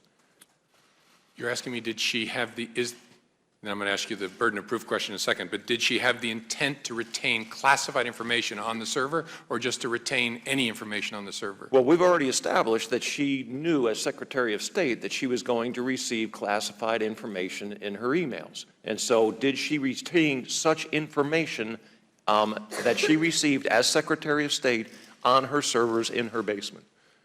She did, in fact. There is, in my view, not evidence beyond certainly probable cause. There's not evidence beyond a reasonable doubt that she knew she was receiving classified information or that she intended to retain it on her server. There's evidence of that. But when I said there's not clear evidence of intent, that's what I meant. I could not, even if the Department of Justice would bring that case, I could not prove beyond a reasonable doubt those two elements. Okay. Thank you very much. Thank the gentleman. Now I'll go to the gentlewoman from Illinois, Ms. Duckworth, for 5 minutes. Thank you, Mr. Chairman. When I first entered Congress 3 years ago, like many freshman members, unlike many freshman members, I actually sought out this committee. I wanted to be on this committee because I wanted to tackle the challenges of good government, like working to eliminate improper payments or prevent wasteful programs duplication. Before I joined Congress, I had the privilege of serving in the Army for 23 years, and and as I tackled those challenges and in the challenges of helping reduce veterans' homelessness, I witnessed firsthand the real-world importance of improving and streamlining government operations, how even the best policies in the world will not work without proper implementation. And so when it comes to implementing true and lasting reforms that will make sure the electronic records and other records and the history of our great nation are preserved for future generations, I've done my best to approach this goal seriously. I'm focused on making sure that our nation sustains a long-term commitment to modernizing our federal record-keeping system, from improving the laws governing what needs to be collected, to ensuring our civil servants across government have the necessary tools to achieve what should be nonpartisan and a shared goal. With respect to examining the tough lessons learned from numerous record-keeping incidents that our committee has dealt with, which transcend any one agency or any single administration, my mission is clear. Make sure that we here in Congress move beyond partisan politics and engage in the serious, hard work of ensuring that the laws written in an era of pen and paper are overhauled to meet the digital challenges of the 21st century. Director Comey, the Office of Management and Budget and the National Archives and Records Administration released a memorandum known as the Managing Government Records Directive in 2012. And this directive states, and I quote, "By December 31st, 2016, federal agencies will manage both permanent and temporary email records in an accessible electronic format. Federal agencies must manage all email records in an electronic format. Email records must be retained in an appropriate electronic system that supports records management and litigation requirements, which may include preservation in place models, including the capability to identify, retrieve, and retain the records as long as they are needed." As a director of a bureau who deals with sensitive information on a daily basis, do you believe that this directive is necessary and attainable for agencies across the board within that 4-year time frame from August 2012 to December 2016? I don't know enough to say both. I can say it's certainly necessary. I don't know whether it's achievable. Okay. Are you familiar with the capstone approach? That's the federal, it's an approach that says that federal agencies should save all emails for select senior level employees, and that the emails of other employees would be archived for a temporary period set by the agency, so that senior employees' emails are kept forever, and those by other lower level employees are actually archived for a shorter period. I'm aware generally. I know what applies to me and when I was Deputy Attorney General in the Bush administration. Yes, in fact, I understand that the FBI is currently actively using this approach, according to the agency's senior agency official for records, Office for Records Management FY15 annual report. My understanding is the capstone approach is aimed at streamlining the record-keeping process for emails and reducing the volume of records that an agency has to maintain. Nearly all agencies will be required to comprehensively modernize their approach to managing federal records in the near future. As the head of a component agency, Director Comey, within the Department of Justice, which appears to be a leader in adopting the innovative capstone approach across the agency, would you agree that with respect to instituting foundational reforms that will strengthen records preservation, the capstone approach used by DOJ should be accelerated and rolled out across the federal government? I think we're doing it in a pretty good way. I don't know, I'm not an expert enough to say whether everybody should do it the way we do it, honestly. Are you satisfied with the way that you're doing it? I am, but I don't want to sound overconfident because I'm sure there's a way we can do it better, but I think we're doing it in a pretty good way. Do you have any one person within the FBI that continually reviews your records keeping, and also do they report directly to you, as well as is there a periodic review of how you're implementing this process? Yes. We have an entire division devoted to records management. That assistant director reports up to the deputy director, who reports to me. It's an enormous operation, as you might imagine, requiring constant training. And so that's what I mean when I say I think we're doing it in a pretty good way. And we have record marking tools. We prompt with dialog boxes requiring employees to make a decision. What's the nature of this record you're creating now, and where should it be stored? So I think we're doing it in a pretty good way. That's why I say that. Have you seen that in any of the other agencies that you have interacted with, or have you had an occasion to look at what some of the other agencies are doing with their sensitive and classified information? Are they following the same technique as you're doing in the FBI? I don't know enough to say, I personally. Okay. I am out of time, but thank you. Okay. Thank the gentlewoman. We'll now recognize the gentleman from Michigan, Mr. Walberg, for 5 minutes. I thank the chairman, and thank you, Director Comey, for being here. Mr. Chairman, thank you for holding this hearing, and Director Comey for making it very clear that you believe we've done this respectfully with good intention. And I wish some of my colleagues that had instructed us on our intent were here. They have a great ability to understand intent better than, I guess, the director of the FBI. But it is an intent that's important here, that we understand we are Oversight and Government Reform Committee. And if indeed the tools aren't there to make sure that our country is secure and that officials at the highest levels in our land don't have the understanding on what it takes to keep our country secure, that we do the necessary government reform to put laws in place that will be effective and will meet the needs of distinguished agencies and important agencies like the FBI. So thank you, Mr. Chairman, for doing this hearing. It's our responsibility to do oversight and reform as necessary. In going back, Director Comey, to paraphrase the Espionage Act, the people in the 7th District of Michigan understand it from this perspective in common sense, what it says, that whoever being entrusted with information related to national defense through gross negligence permits the information to be removed from its proper place in violation of their trust shall be fined or imprisoned under the statute. There doesn't seem to be a double standard there. It doesn't express intent. You've explained your understanding of why intent is needed, and we may agree or disagree on that, but the general public looking at that statute says it's pretty clear. The question I would ask, Director Comey, what's your definition of extremely careless, if you could go through that? I intended it as a common sense term. It's one of those kind of you know it when you see it sort of things. Somebody who is should know better. Someone who is demonstrating a lack of care that strikes me as there's ordinary accidents and then there's just real sloppiness. So I think of that as kind of real sloppiness. So you stated that you had found 110 emails on Secretary Clinton's server that were classified at the time they were sent or received, yet Secretary Clinton has insisted for over a year publicly that she never sent or received any classified emails. The question I have from that, would it be difficult for any cabinet-level official, and specifically any cabinet official, let alone one who is a former White House resident or U.S. Senator, to determine if information is classified? Would it be difficult? Would it be difficult? That's hard to answer in the abstract. It would depend upon the context in which they're hearing it or seeing it.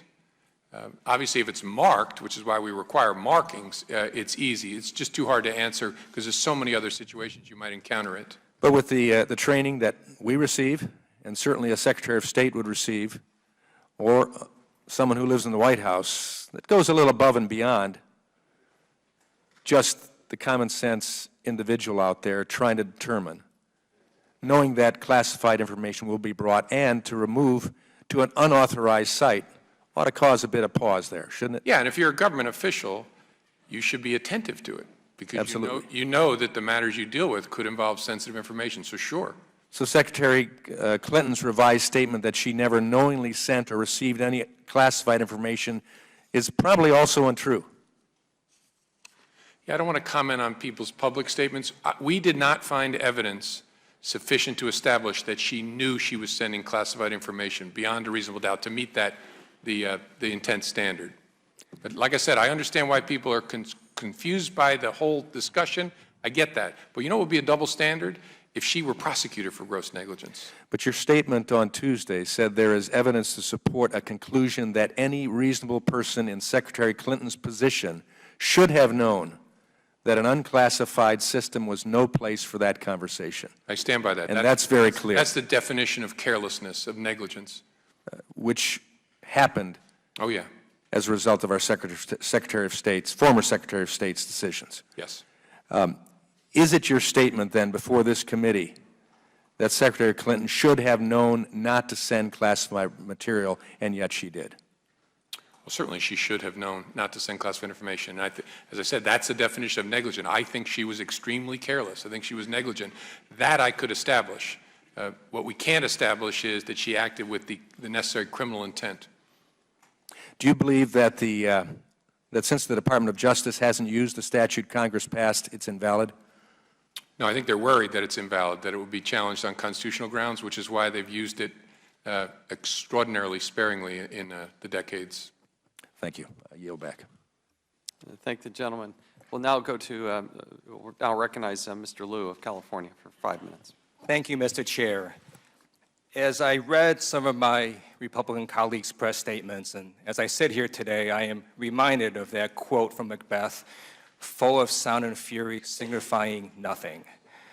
I've heard some sound and fury today from members of the committee, and the reason they largely signify nothing is because of two fundamental truths that are self-evident. The first of which, none of the members of this committee can be objective on this issue. I can't be objective. I've endorsed Hillary Clinton for president, as have the Democratic members of this committee. My Republican colleagues can't be objective. They oppose Hillary Clinton for president, which is why we have you. You are a nonpartisan career public servant that has served our nation with distinction and honor. And not only can you be objective, it is your job to be objective, to apply the law fairly and equally, regardless of politics. I think it'd be important for the American people to get a fuller appreciation of your public service. So let me ask you, before you were FBI director, how many years did you serve as a federal prosecutor? I think 15. For a period of time, you were at Columbia Law School as a scholar, and you specialized in national security law. Is that correct? Sometimes I fantasize I still am. Thank you. When you served in the Republican administration of President George W. Bush, you were then the second highest ranking member of the Department of Justice. Is that right? Yes, President Bush appointed me to be U.S. Attorney in Manhattan and then the number 2 in the Department of Justice. When you were confirmed for the FBI director position, the vote was 93-1. Is that correct? That's correct. With that strong bipartisan support, it's not surprising that Senator Grassley, Republican, said during your confirmation, and I quote, "Director Comey has a reputation for applying the law fairly and equally regardless of politics." In this case, did you apply the law fairly and equally regardless of politics? Yes. Did you get any political interference from the White House? None. Did you get any political interference from the Hillary Clinton campaign? None. One of the reasons you're appointed to a fixed term of 10 years, a very long term, is to help insulate you from politics. Isn't that right? That's correct. The second fundamental truth today about this hearing is that none of the members of this committee have any idea what we're talking about, because we have not reviewed the evidence personally in this case. When I served on active duty in the U.S. Air Force in the 1990s, one of my duties was a prosecutor. One of the first things I learned as a prosecutor is it is unprofessional and wrong to make allegations based on evidence that one has not reviewed. So let me ask you, has any member of this committee, to the best of your knowledge, reviewed the 30,000 emails at issue in this case? I don't know, not to my knowledge. Has any member of this committee sat through the multiple witness interviews that the FBI conducted in this case? No, that I know, no. Has any member of this committee received any special information about the files that you kept or other FBI agents kept on this case? Not to my knowledge. Now let's do a little bit of math here. 1% of 30,000 emails would be 300 emails, is that right? I think that's right. Right. 30 emails would be 1/10 of 1%, and 3 emails would be 1/100th of 1% of 30,000, right? I think that's right. Okay. So of those 3 emails, 1/100th of 1% of 30,000, they bore these tiny little classified markings, which is, as you described, a C with parentheses, correct? Correct. Okay. It is certainly possible that a busy person who has sent and received over 30,000 emails just might miss this marking of a C with parentheses. It is possible, correct? Correct. Okay. So let me now just conclude by stating what some of my colleagues have, which is there's just the strongest whiff of hypocrisy going on here. The American public might be interested in knowing that all members of Congress receive security clearances just for being a member of Congress. We get to have private email servers. We get to have private email accounts. We can use multiple devices. We can take devices overseas. And really, at the end of the day, when the American people look at this hearing, they need to ask themselves this question: do they trust the biased, partisan politicians on this committee who are making statements based on evidence we have not reviewed, or do they trust the distinguished FBI director? I would trust the FBI director. I yield back. Thank you. We'll now recognize the gentleman from Florida, Mr. Micah, for 5 minutes. Thank you, Mr. Chairman. Director, how long did you investigate this matter? Just about a year. A year. And do you believe you conducted a legitimate investigation? Yes, sir. And it was a legitimate subject that was something that you should look into? You had that responsibility, is that correct? Yes. We have a responsibility to hear from you on the action that you took. This weekend and, well, tomorrow we'll go back to our districts and we have to explain to people, I'll be at a couple of cafes where I see folks and meetings, and they're going to ask a lot of questions about what took place. Have you seen the Broadway production Hamilton? Not yet. I'm hoping to. I haven't either, but I understand it won the choreography Tony Award. I think you and others know that. The problem I have in explaining to my constituents is what's come down. It almost looks like a choreography. Let me just go over it real quickly with you. Last Tuesday, not this week, 1 week ago, former President Clinton meets with the Attorney General in Phoenix. The next Friday, last Friday, Mrs. Lynch, the AG, says she's going to defer to the FBI on whatever you came up with. On Saturday morning, I saw the vans pull up. This is this past Saturday, and you questioned Secretary Clinton for 3 hours. Is that, I guess that's correct? 3.5 it went. Okay. And then on Tuesday morning, the morning after July 4th, we watched in our office. I had my interns. I said, come in. We've got the FBI director. Let's hear what he has to say. We're all kind of startled. And you basically said you were going to recommend not to prosecute, correct? Mm-hmm. Yes, sir. And then Tuesday, well, we had President Obama and Secretary Clinton arrive in Charlotte at 2 o'clock. And shortly thereafter, we had the Attorney General was closing the case.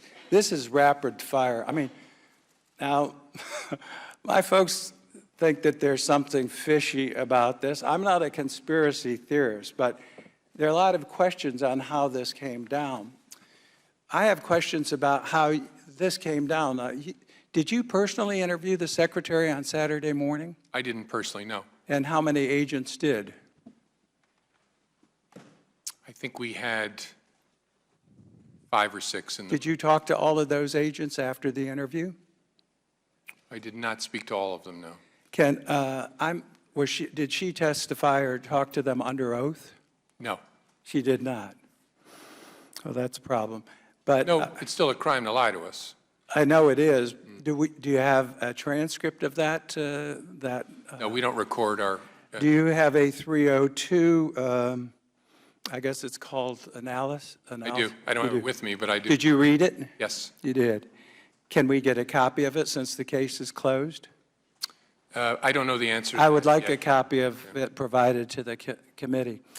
I would like also for the last 30 days, any communications between you or any agent or any person in the FBI with the Attorney General or those in authority in the Department of Justice on this matter. Could you provide us with that?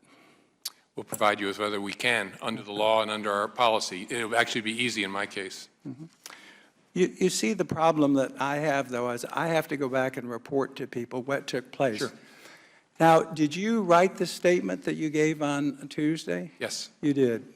And did you write, and you said you didn't talk to all of the agents, but all of the agents, did they meet with you? And then, is that the group that said that we all vote to not recommend prosecution? Well, yeah, I did not meet with all of the agents. I've met with, I guess I've met with all of them. At We're various getting times. the word that it was like unanimous out of FBI that we don't prosecute. Or what's your question, Congressman? Well, again, I want to know who counseled you. You read their summary. Okay, she was not under oath. And it appears, I mean, members have cited here where she lied or misled to Congress, which will lead now to the next step of our possibly giving you a referral on this matter. You're aware of that? Yes, someone mentioned that earlier. And that probably will happen. Thank you for shedding some light on what took place. Can I, Mr. Chairman, can I go ahead. respond Absolutely. just very briefly? I hope what you'll tell the folks in the cafe is, look me in the eye and listen to what I'm about to say. I did not coordinate that with anyone. The White House, the Department of Justice, nobody outside the FBI family had any idea what I was about to say. I say that under oath. I stand by that. There was no coordination. There was an insinuation of what you were saying that I don't mean to get strong in responding, but I want to make sure I was definitive about that. Thank you, sir. Thank you. We'll now recognize the gentlewoman from the Virgin Islands, Ms. Plaskett, for 5 minutes. Thank you, Mr. Chairman, and thank you all for being here. Director Comey, I would rather be here talking with you about the FBI's investigation and their resources to those individuals who are acting under color of law, who have apparently committed egregious violations in the killings that we've seen in the recent days. But instead, Mr. Chairman, I'm sitting here and I've listened patiently as a number of individuals have gone on national TV and made accusations against Director Comey, both directly and indirectly, because he recommended against prosecution based upon the facts. I've listened just very recently here in this hearing as my esteemed colleague from Florida tries to insinuate the condensation of an investigation into 1 week that actually occurred over a much, much longer period of time. And using that condensation and conspiracy theory to say that there's some orchestration. And that they have accused Mr. Director Comey of basing his decision on political considerations rather than the facts. I've heard chuckles and laughter here in this hearing, and I don't think there's anything to be smiling or laughing about. Because I want to say something to those individuals who are chuckling and laughing and making attacks on Director Comey for doing his job. You have no idea who you're talking about. Your accusations are completely off base, utterly offensive to us as American people. I know this because I've had the honor of working for Director Comey during my own service at the Department of Justice. From 2002 to 2004, I served as senior counsel to the Deputy Attorney General. I worked with both the Deputy Attorney General, Larry Thompson, and Deputy Attorney General Jim Comey when he became deputy as a staff attorney. And I know from my own experiences that Director Comey is a man of impeccable integrity. There are very few times when you as an attorney or as an individual can work with individuals or a gentleman who is completely that, someone who is above the fray. Anyone who suggests or implies that he made his recommendations on anything but the facts simply does not know James Comey. We've used the term no reasonable prosecutor. Well, I know that James Comey doesn't act as what a reasonable prosecutor was due, because he is the unyielding prosecutor. He is the prosecutor who does what is politically not expedient for himself, his staff, but for the law. And I'm not the only person in this hearing, in this committee, who's worked with Director Comey or for him. Representative Gowdy himself also commended Director Comey, and he said this, and I quote, "I used to work with him. I think Comey is doing exactly what you want. He's doing a serious investigation behind closed doors, away from the media's attention, and I'm going to trust him until I see a reason not to." Representative Gowdy referred to Director Comey as honorable and apolitical. He said, "This is exactly what you want in law enforcement." Well, it's exactly what you want in law enforcement until the decision is not the decision that you want. Director Comey,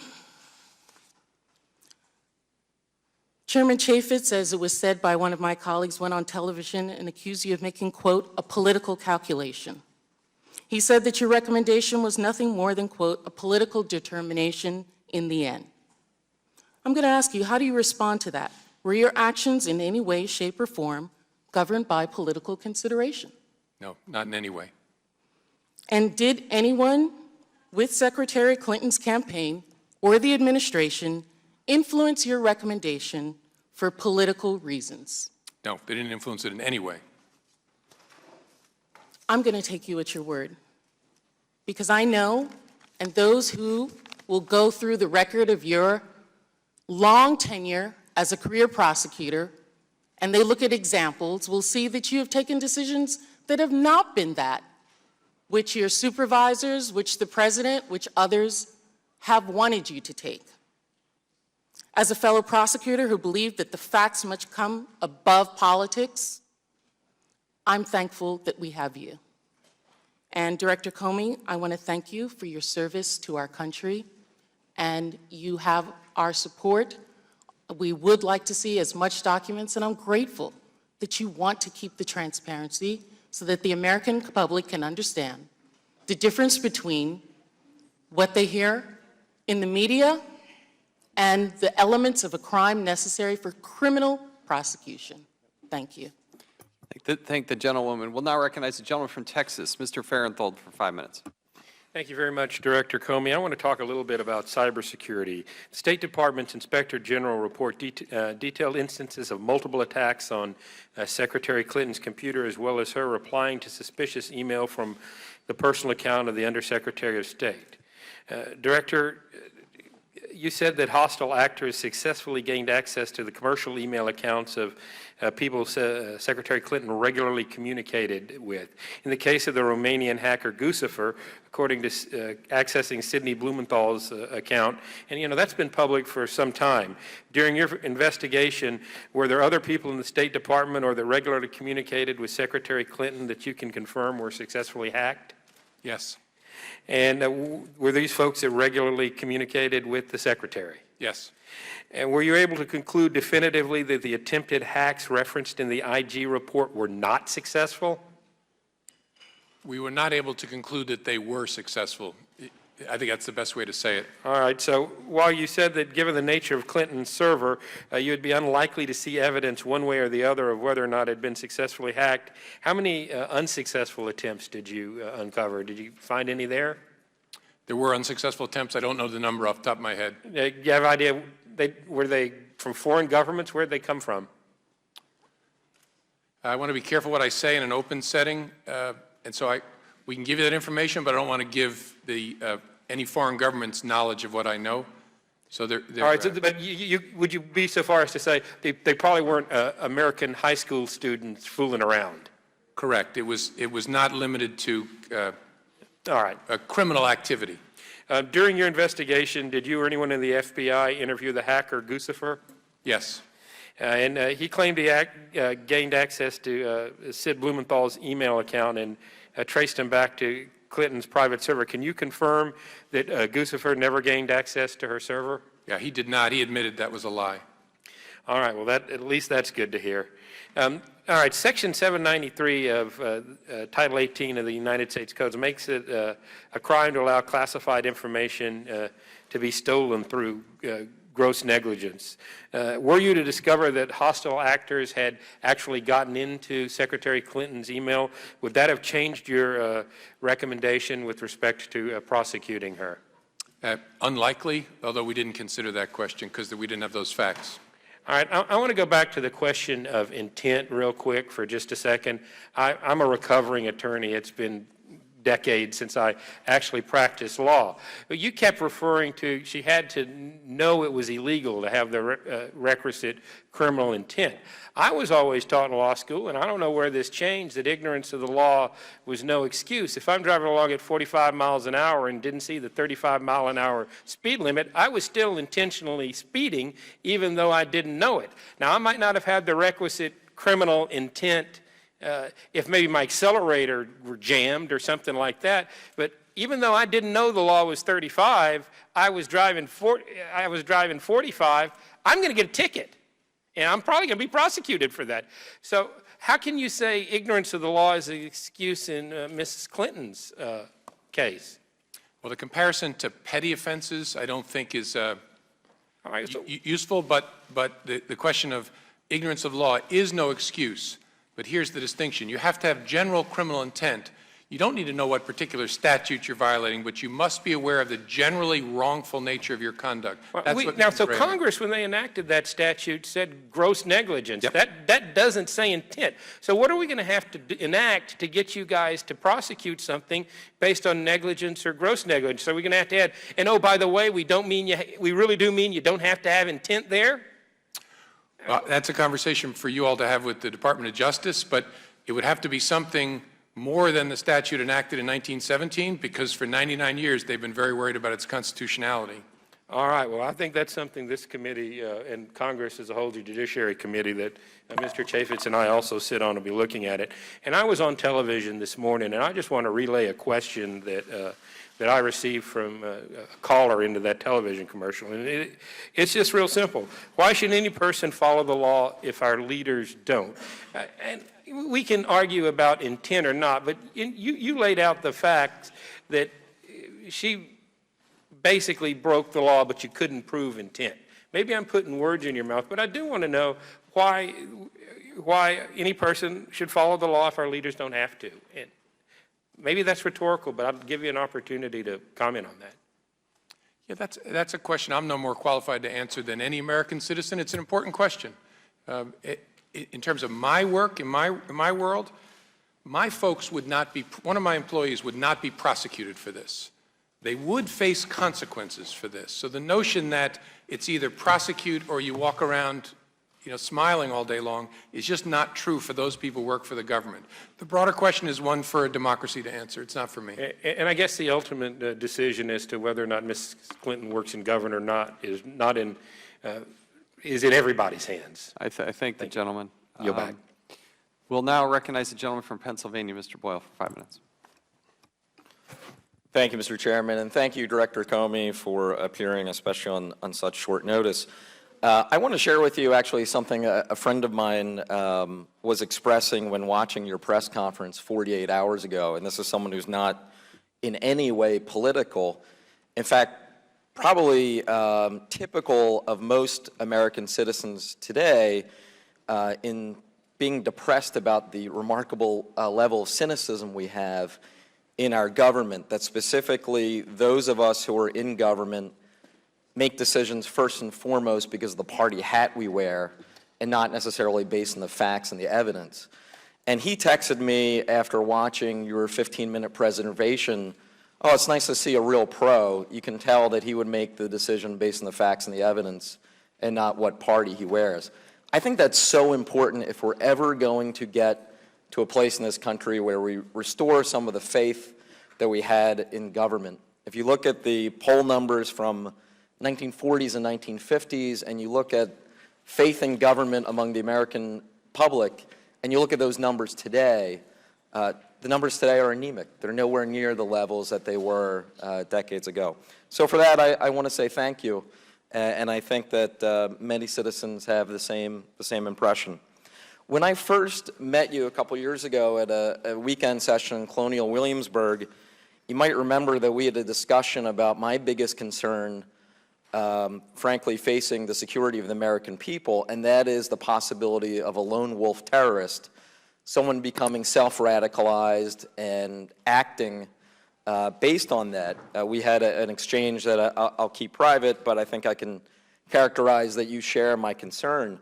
I'm just thinking for the last 2.5 hours that we've been here, we've had the FBI director asking questions on this matter when, frankly, I would have much rather your time spent dealing with the potential of lone wolf terrorists and other coordinated attacks that we face.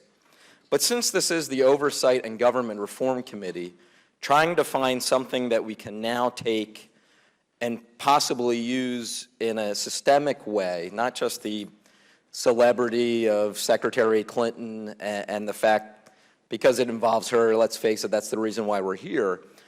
But I want to try to take something out of this very expensive and long investigation and try to use it in a productive way toward reforming government that possibly we can get something good out of it. So toward that end, I'm really concerned about this issue of upclassification.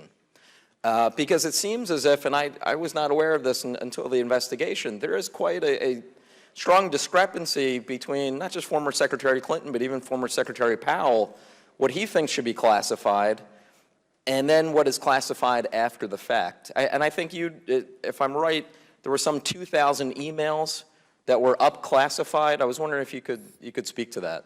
Yeah, it actually was not a concept I was real familiar with before this.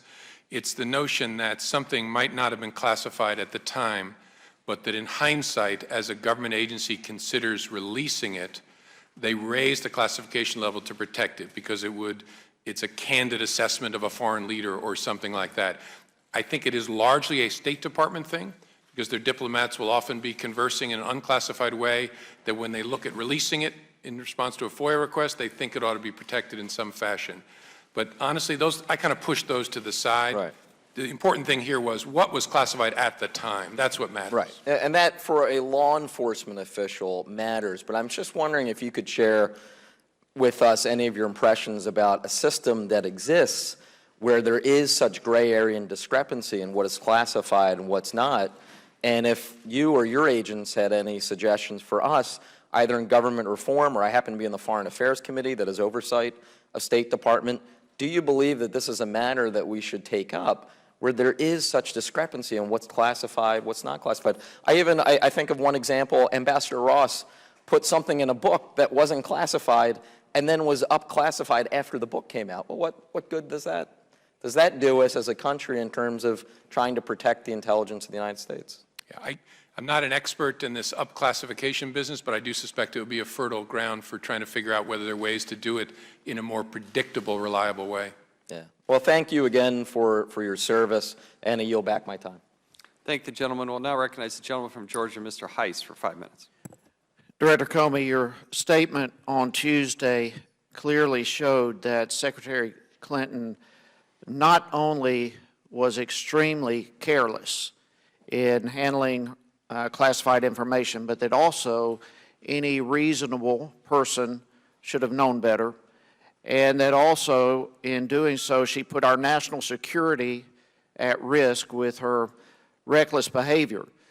So it seems to me that the American people are only left, based on your assessment, with just a few options. Either Secretary Clinton herself is not a reasonable person, or she is someone who purposefully, willfully exhibited disregard for the law, or she is someone who sees herself as above the law. And to muddy the water even further, after listening to you lay out the facts of the investigation, much of what you said directly contradicted her in previous statements that she had made. I think it's all this compiled, connecting the dots that so many American people are irate that after all of this, there was not a recommendation for Secretary Clinton to be prosecuted. Now, I do greatly appreciate the fact that you came out with much more information on this than you would have in other cases. And I think that was the right thing to do. Undeniably, this is not a typical case. This is something of great public interest. Obviously, the subject of the investigation, former Secretary of State, former Senator, and all those things that we have talked about, former First Lady and so forth. And in addition to this, her husband, who happens to be the former President of the United States, is meeting privately with the Attorney General right before all of this interview takes place. Obviously, this is very suspicious, just the optics of it all. And at the same time that you're coming out, or more or less the same time that you are announcing the decision, Secretary Clinton is flying around in Air Force One with the President doing a campaign event. I mean, there's nothing about this case that's ordinary. There's nothing about the subject that's ordinary. So let me ask you this, Director. Did Secretary Clinton, in fact, comply with the Department's policies or the Federal Records Act? I don't think so. I know you have the State Inspector General here who's more of an expert on all the Department's policies, but at least in some respects, no. So keeping the servers at home and all these types of things obviously is not in compliance with the Department's policies. Yes, and I've read the Inspector General's report on that. So that's part of the reason I can answer that part with some confidence. Okay, and yet she said publicly that she fully complied. So there again is another issue. If you had the same set of facts, but a different subject, a different individual involved, say just an average ordinary State Department employee or an anonymous contractor, what would have been the outcome? I'm highly confident there would be no criminal prosecution, no matter who it was. There would be some range of discipline. They might get fired, they might lose their clearance, they might get suspended for 30 days. There'd be some discipline, maybe just a reprimand. I doubt it. I think it'd be higher on the discipline spectrum, but some sort of discipline. So is it your opinion that there should likewise be some discipline in this case? Yeah, that's not for me to say. I can talk about what would happen if it was a government employee under my responsibility. Well, then what you're laying out is that there is a double standard. For someone else, a different subject, an anonymous contractor or someone at the State Department, there would absolutely be discipline. But because of who the subject is, you're not willing to say there should be discipline. So there's, again, this whole issue. This is what the American people are so upset about. Let me say that when you stated that no reasonable prosecutor would pursue this case, is that because the subject of this investigation was unique? No. There's no double standard there. And there's no double standard either in the sense that if it was John Doe, former government employee, you'd be in the same boat. We wouldn't have any reach on the guy. He wouldn't be prosecuted. But he would have some discipline. Well, not if he had left government service. Had they lied about having servers, had they lied about sending and receiving classified emails, had they lied about not deleting those emails to the public, had they lied about not having any marked classified, the statements are clearly documented, and you're saying that an average person would experience discipline by your own words, but Secretary Clinton does not deserve to be disciplined. The gentleman's time has expired, but the director may answer if he wants to. An average employee still in government service would be subject to a disciplinary process. Now, if they'd left, you'd be in the same boat. The gentleman from Georgia yields back. The chair will now recognize his friend from Vermont, Mr. Welch. Thank you very much, Mr. Chairman. Thank you, Director Comey. A prosecutor has really awesome power. The power to prosecute is the power to destroy, and it has to be used with restraint. You obviously know that. You're being asked to, you have had to exercise that responsibility in the context of a very contested presidential campaign, enormous political pressure. You had to do it once before. And I go back to that evening of March 10, 2004, when the question was whether a surveillance program authorized after 9/11 by President Bush was going to continue, despite the fact that the Justice Department had come to an independent legal conclusion that it actually violated our constitutional rights. That's a tough call because America was insecure. The President was asserting his authority as Commander-in-Chief to take an action that was intended to protect the American people. But you and others in the Justice Department felt that whatever that justification was, the Constitution came first, and you were going to defend it. And as I understand it, you were on your way home and had to divert your drivers to go back to the hospital to be at the bedside of a very sick, at that time, Attorney General. And you had to stand in the way of the White House Chief of Staff and the White House Counsel. I'm not sure that was a popular decision or one that you could have confidently thought would be a career booster. But I want to thank you for that. Fast forward, we've got this situation of a highly contested political campaign. And there is substantive concern that's legitimate by Democrats and Republicans for independent political reasons. But you had to make a call that was based upon your view of the law, not your view of how it would affect the outcome of who would be the next Commander-in-Chief. Others have asked this for you, but I think I'm close to the end. I want to give you a chance to just answer, I think, the bottom line questions here. Had you, after your thorough investigation, found evidence that suggested that criminal conduct occurred, is there anything, or anyone that could have held you back from deciding to prosecute? No. I mean, I don't have the power to decide prosecution, but I'd have worked very hard to make sure that a righteous case was prosecuted. And you would have made that recommendation to the Attorney General? Yes. Was there any interference, implicit or explicit, from the President of the United States or anyone acting on his behalf to influence the outcome of your investigation in the recommendation that you made? No.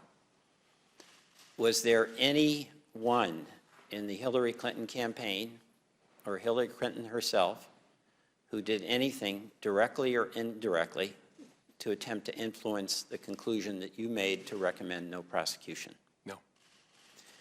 At this moment, after having been through several hours of questioning, is there anything in the questions you've heard that would cause you to change the decision that you made? No. I don't love this, but it's really important to do. And I understand the questions and concerns. I just want the American people to know we really did this the right way. You can disagree with us, but you cannot fairly say we did it in any kind of political way. We don't carry water for anybody. We're trying to do what the right thing is. Well, I very much appreciate that, and I very much appreciate that it takes strong people of independent judgment to make certain that we continue to be a nation of laws. And Mr. Chairman, just one final thing, and I'll yield to Mr. Cummings. We've got a political debate where a lot of these issues that are going to be, that have been raised are going to be fought in the campaign. And we've got Secretary Clinton who's going to have to defend what she did. She's acknowledged it's a mistake. We've got that great constitutional scholar, Mr. Trump, who's going to be making his case about why this was wrong. But that's politics. That's not really having anything to do with the independence of prosecutorial discretion. Thank you, Director Comey. And I yield whatever additional time I have to Mr. Cummings. I think the gentleman's going to yield back. I spoke with Mr. Cummings, so. Yeah. We'll now recognize the gentleman from Kentucky, Mr. Massey, for 5 minutes. Thank you, Mr. Chairman. And thank you, Director Comey, for showing up and your willingness to be transparent and answer a lot of unanswered questions. A few hours before this hearing started, I went onto social media and asked people to submit questions, and I've got over 500 questions, and I don't think I'll get to ask them all in these 5 minutes. But I'm sure you'll be willing to answer them. One of the common themes that I came in here to ask, but I realize it's not the right question now, is what's the difference between extremely careless and gross negligence? But in the process of this hearing, what I'm hearing you say is that's not what your reluctance is based on. It's not based on a reluctance to prosecute, by the way. Your reluctance to recommend a prosecution or an indictment is not based on parsing those words. It's based on your concern for this statute, with this statute. Is that correct from your opening statement? It's broader than that, actually, the statute, and it fits within a framework of fairness, and also my understanding of what the Department of Justice has prosecuted over the last 50 years. So when you say a reasonable prosecutor wouldn't take this case, it's not because you don't think she that she lied in public or that maybe she was negligent. It's because you have concern with the prosecutorial history of this statute. And not just that statute, but also 1924, which is the misdemeanor. I also don't see cases that were prosecuted on facts like these. But both 793 and 1924. But you did find one prosecution, and has it been overturned by the Supreme Court? No, there was one time it was charged in an espionage case, and the guy ended up pleading guilty to a different offense, so it was never adjudicated. So, your concern is with the negligence threshold, that you think it requires mens rea, or knowing the crime. But in all 50 states, isn't there a negligent homicide statute, and aren't people prosecuted for that all the time? And doesn't the Supreme Court and all the courts below that uphold those prosecutions just on the basis of negligence? I don't know whether all 50 states. I think negligent homicide and manslaughter statutes are relatively common. Okay, so but don't all 50 states have something like that, and aren't those sustained in the upper courts, those convictions? I don't know whether all 50 states have something like that, but again, I think it's very common, and I think those are sustained. So don't we have a history of, you implied that the American judicial system doesn't have a history of convicting somebody for negligence, but don't we in other domains of justice? We do. I know the federal system best. There are very few in the federal system. They're mostly, as we talked about earlier, in the environmental and food and drug administration area. Thank you. Now, I want to ask another question that's come up here. You've basically related to us that this information, this top secret or classified information, got into these email chains because of conversations people were having. They were relating what they heard before in other settings. Is that correct? No. Maybe in some cases, but it was people having an email conversation about a classified subject. Okay, so they were having an email conversation, but how in this email conversation did this bore marking show up? Like, if they're not sophisticated enough, as you said before, even Hillary Clinton wasn't sophisticated enough to recognize a bore marking to see with the parentheses for confidential or classified, if they weren't that sophisticated, how did they recreate that bore marking in their emails when they're having these discussions? Yes, a lot of what ended up on Secretary Clinton's server were stuff that had been forwarded up a chain, and gets to her from her staff, a lot of that forwarding, and then she comments sometimes on it. Someone down in the chain, in typing a paragraph that summarized something, put a portion marking, C, paren, on that paragraph. Doesn't it take a lot of intent to take a classified document from a setting that's authorized and secure to one that's not? Wouldn't it require intent for somebody to recreate that classification marking in an unsecure setting? I don't know. It's possible, but also Did they accidentally type open parentheses C, close parentheses, and indent the paragraph? Oh, no, you wouldn't accidentally type that. Right, so someone it takes down intent. The chain. Right. Someone down the chain. Okay, so my question is someone down the chain being investigated? Because they had the intent, clearly, if they had the sophistication, which Hillary Clinton, you insinuate, may have lacked.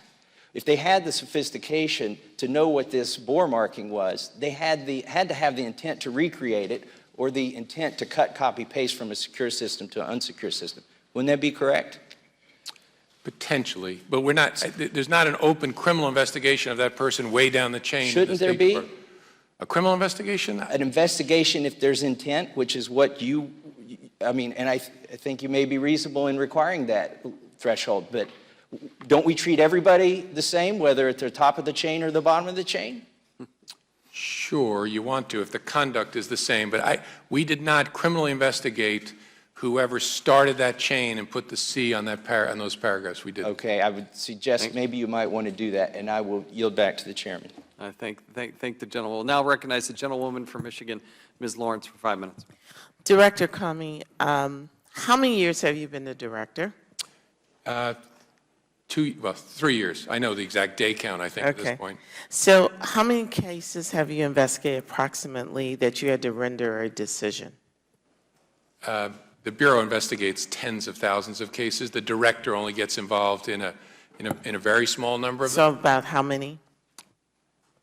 I think I've been deeply involved in probably 10 to 20. Have you ever been called before Congress on any of those other decisions? No, this is the first time. Thank you.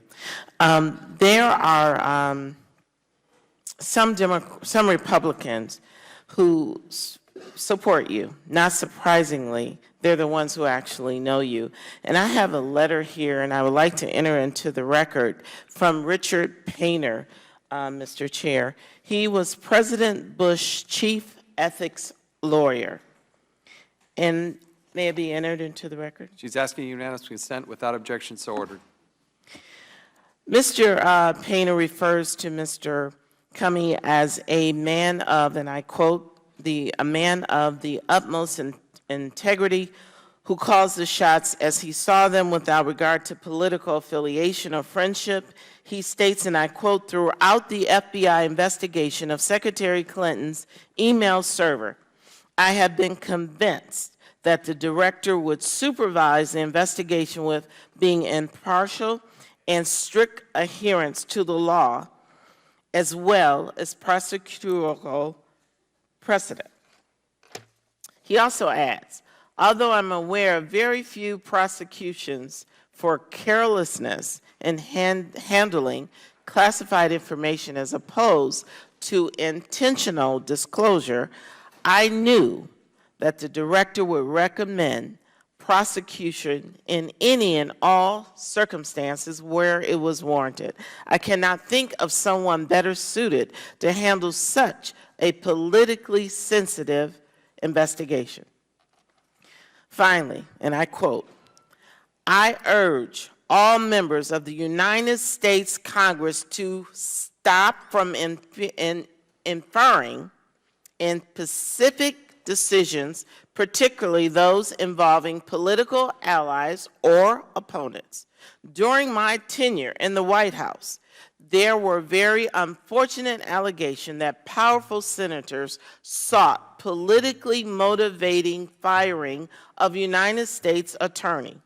Whether or not such allegations were true, it is imperative, and I'm still quoting, that members of the Senate or the House never again conduct themselves in a manner where such interference could be suspected. And I want to be on the record, I wholeheartedly agree with Mr. Painter. Director, you have demonstrated yourself, you sat here and asked the questions, and I would never oppose to finding the answers to any situation that is directly related to federal agencies, which we on this committee are responsible for. But I want to be clear that Congress has no business interfering with these types of decisions that are coming in your responsibility. These type of attacks are not only inappropriate, but they're dangerous. They're dangerous because they could have a chilling effect on the future investigations. And I asked that question, how long have you been in this position? How many times have you made decisions and it were not pulled in 24 hours before this committee? How many times? And then we say it's not political. And you have said repeatedly, regardless of who it was, you conducted the investigation as required under your responsibility. And here you have Republicans who are saying you are an honorable man. And till this day, I have not heard any complaints of your judgment.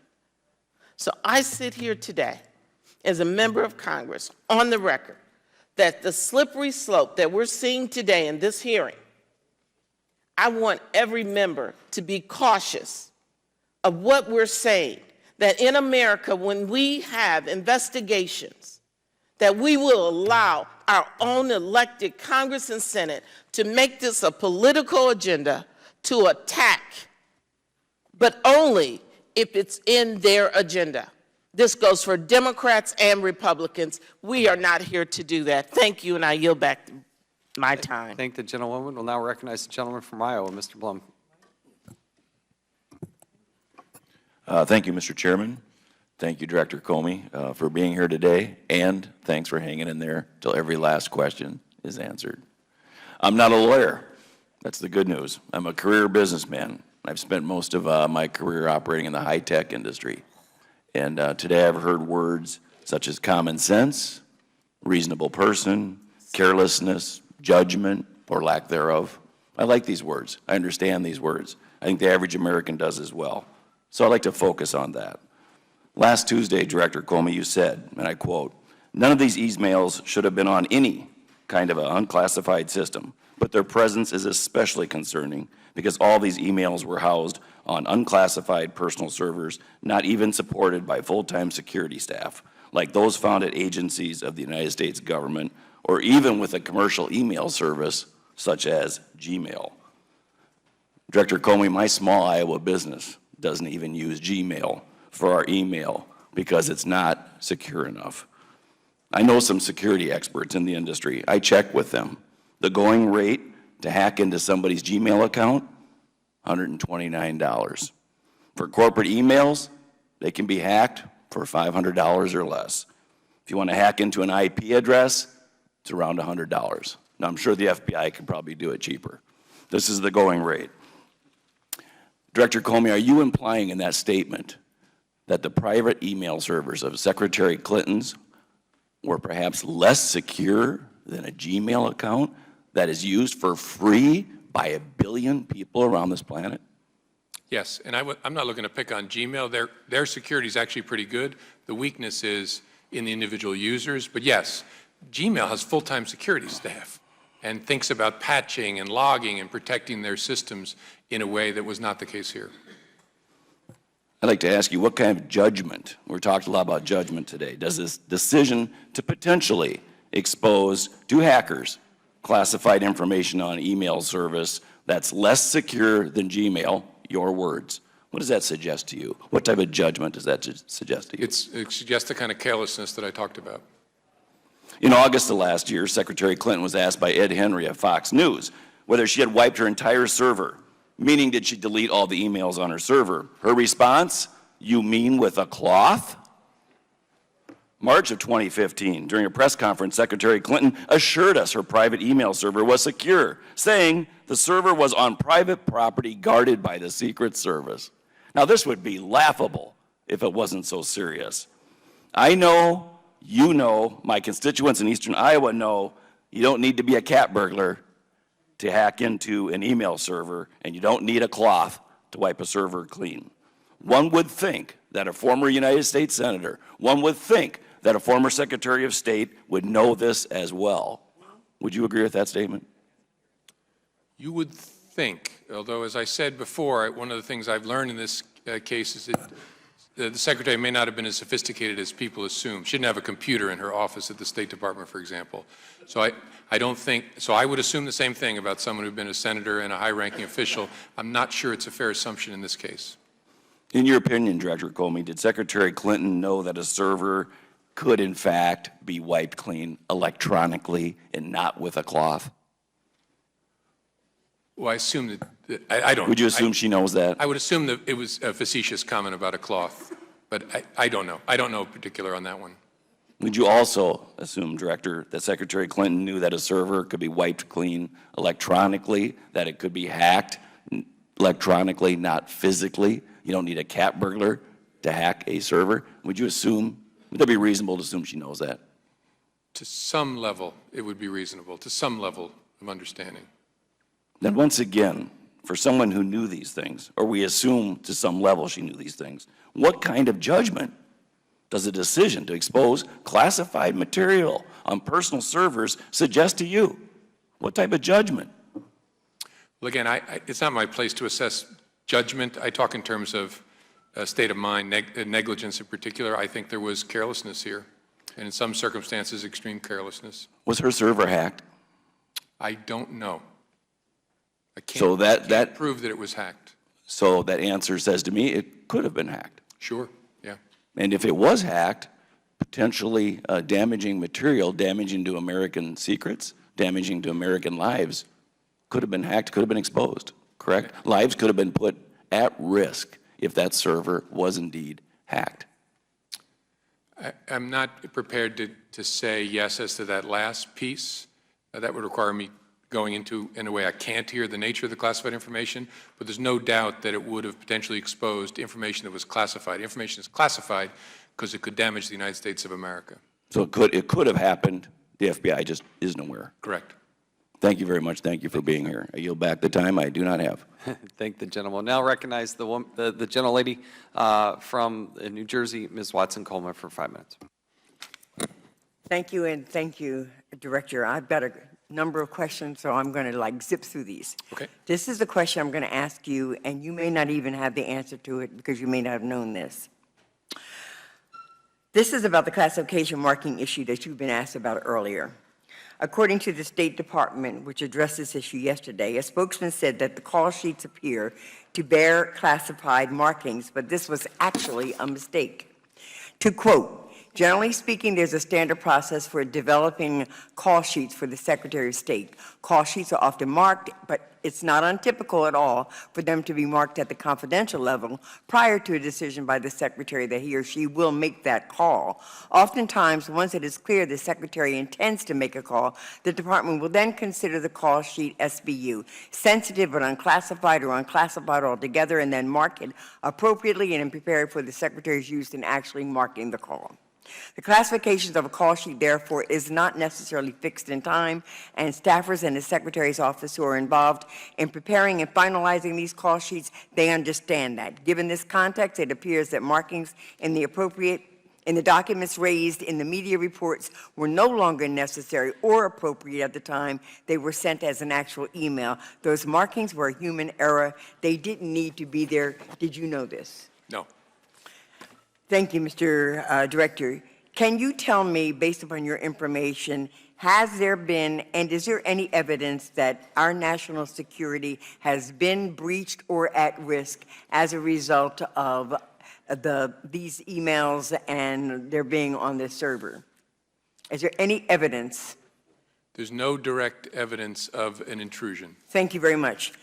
I have to tell you that while I think that this should conclude this discussion, I know we're going to hear this issue ad nauseum. But I am concerned about another issue that I think really is resonating with the people in this country. And that issue has to do with experiences that we had just the last 2 days. Mr. Director, I want to bring this up for your consideration because I want to ask you, what can the FBI do in this issue? This morning we woke up to another graphic and deeply disturbing video that actually brought me to tears when my staff played it for me, wherein a Minnesota woman's boyfriend has been shot as her young child sat in the back seat after apparently telling the officer he was licensed to carry a weapon. He had it on him and was going to reach for his identification. Just the other day, there was an incident in Baton Rouge involving a Mr. Alton Sterling, an African-American man who was shot while pinned to the ground by police officers in Baton Rouge. An interaction tape by two bystanders with cell phones captured this. So I think that we've got an issue here. an issue of real national security. And I want to ask you, Mr. Director, do we have an opportunity to direct our time and resources in your department to those issues? Is it not important that we say their names to remind people of the loss of a Tamir Rice, to an Eric Garland, to an Alton Sterling, to a John Crawford III, to a Michael Brown, to a Walter Scott, and even a Sandra Bland? Deaths in the hands of police custody or by police happening? Are these not happening at an alarming rate? And is this not a legitimate space for the FBI to be working in?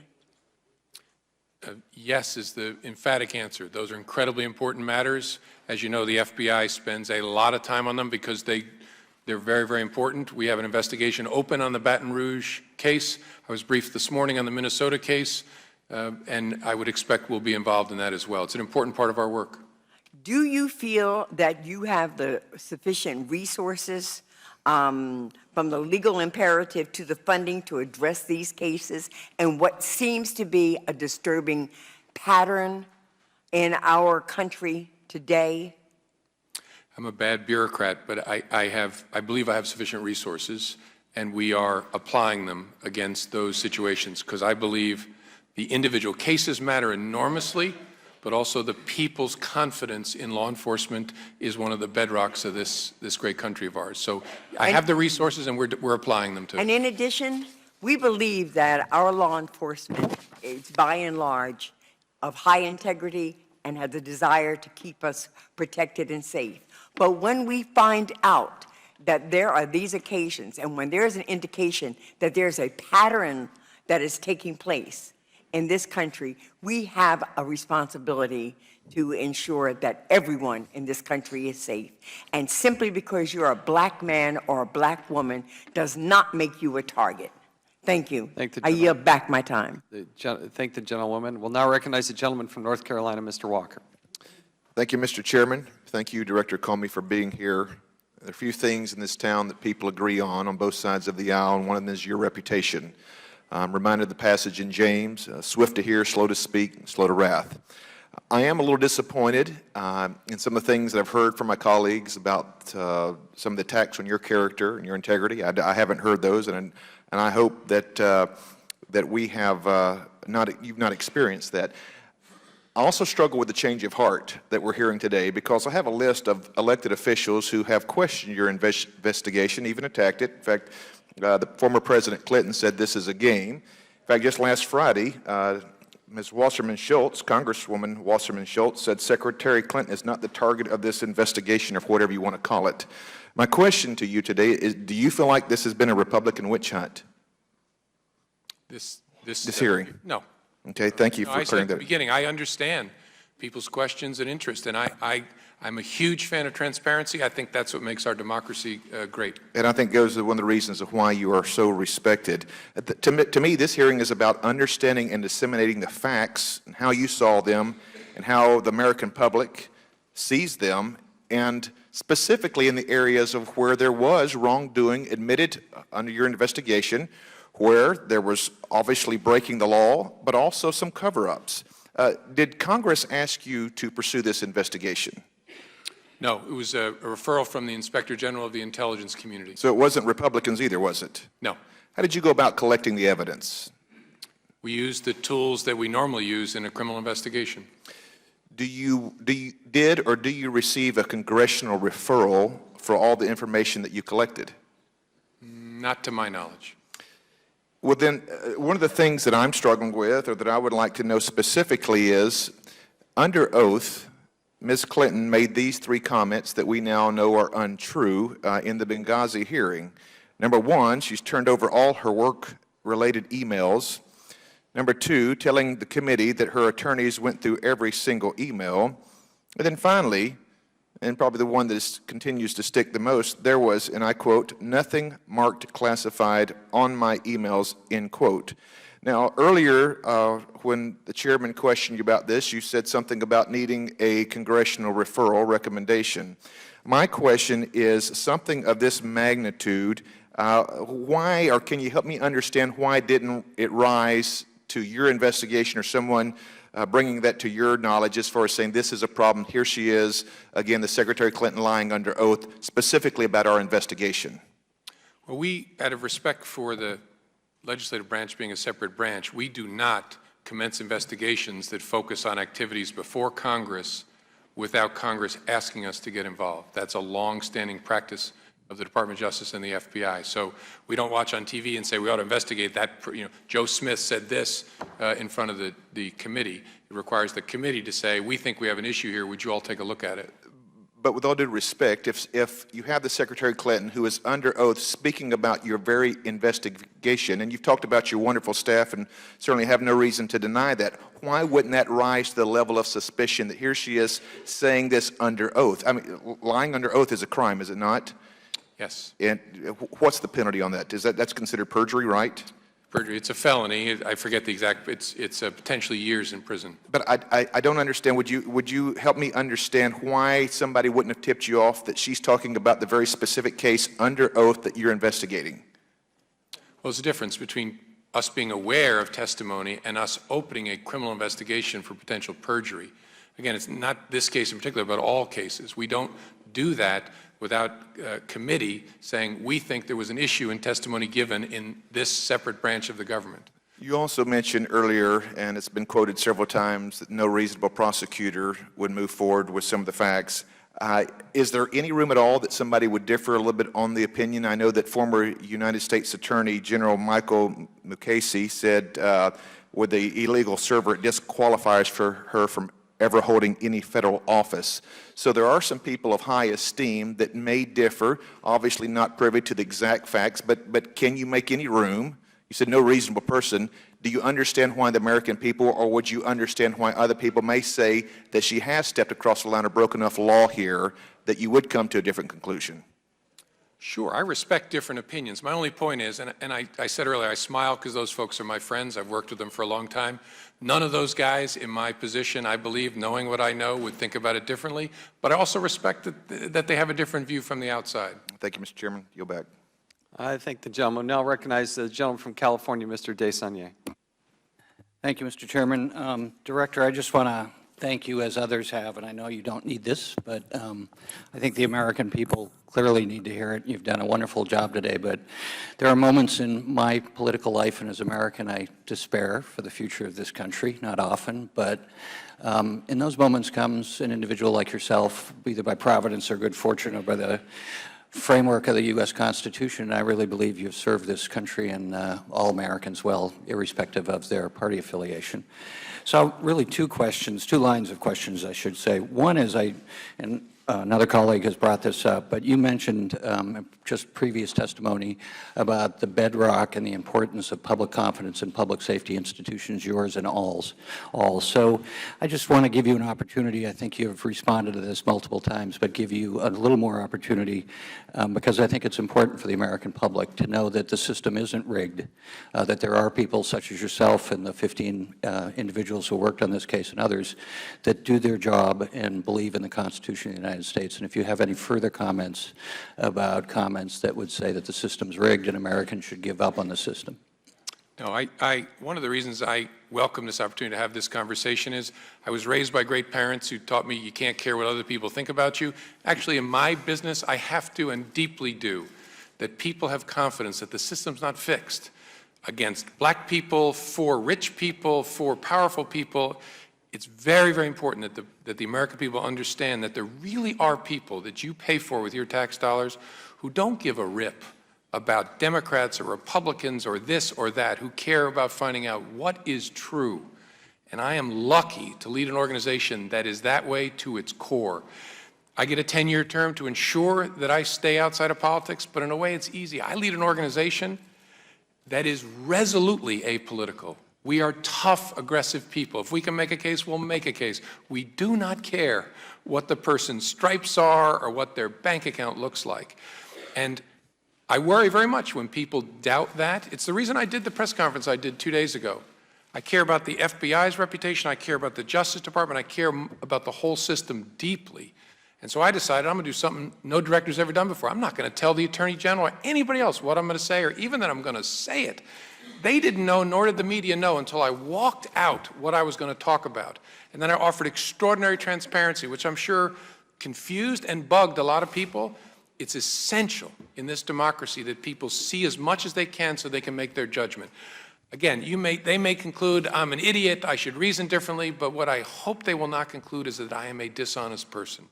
I am here trying to do the right thing in the right way, and I lead 36,000 people who have that as their spine. That's what I want them to know. I don't care that people agree or disagree. That's what's wonderful about our democracy. But at its core, you need to know there are good people trying to do the right thing all day long, and you pay for them, and we'll never forget that. I appreciate that. And within the context of these are human institutions, pretty clear to me as a non-lawyer that you had a bright line in terms of your decision about pursuing prosecution.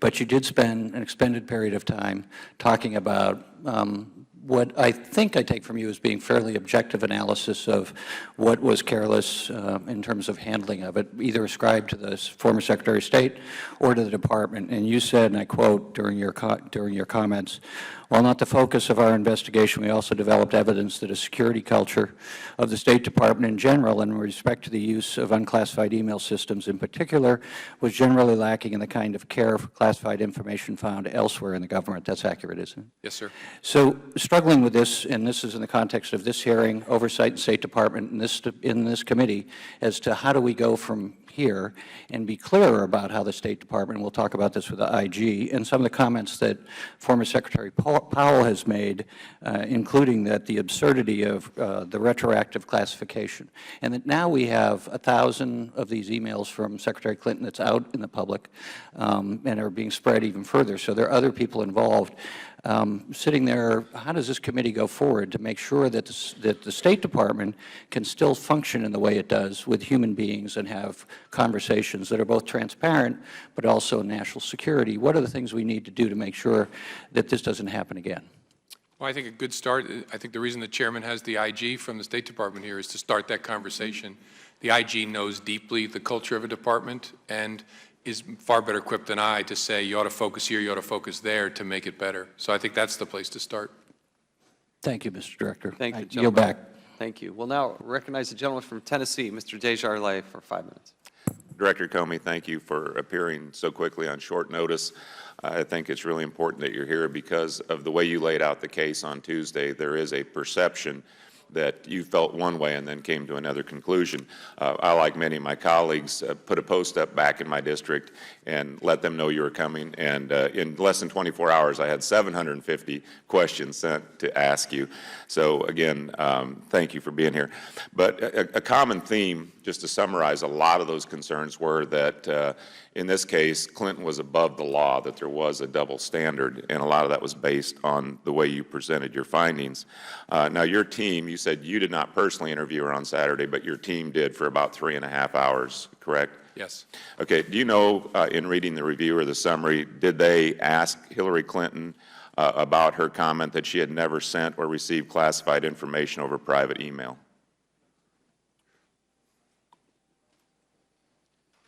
I think so, but I can't remember specifically. Okay. It's a very long 302. Okay. I'd have to check. And we'll get access to that. Do you know if they asked her when she said that there was nothing marked classified on my email sent or received? Same answer. I'm not sure. And so the same answer then when she said, I did not email any classified material to anyone on my email, there is no classified material. You don't know whether they asked her that? I don't know whether they asked her that question. The entire interview was focused on. So what did you know? What did you see? What is this document? That kind of thing. Do you know if they asked her whether she stands by the fact that she said she just used one device and that was for her convenience?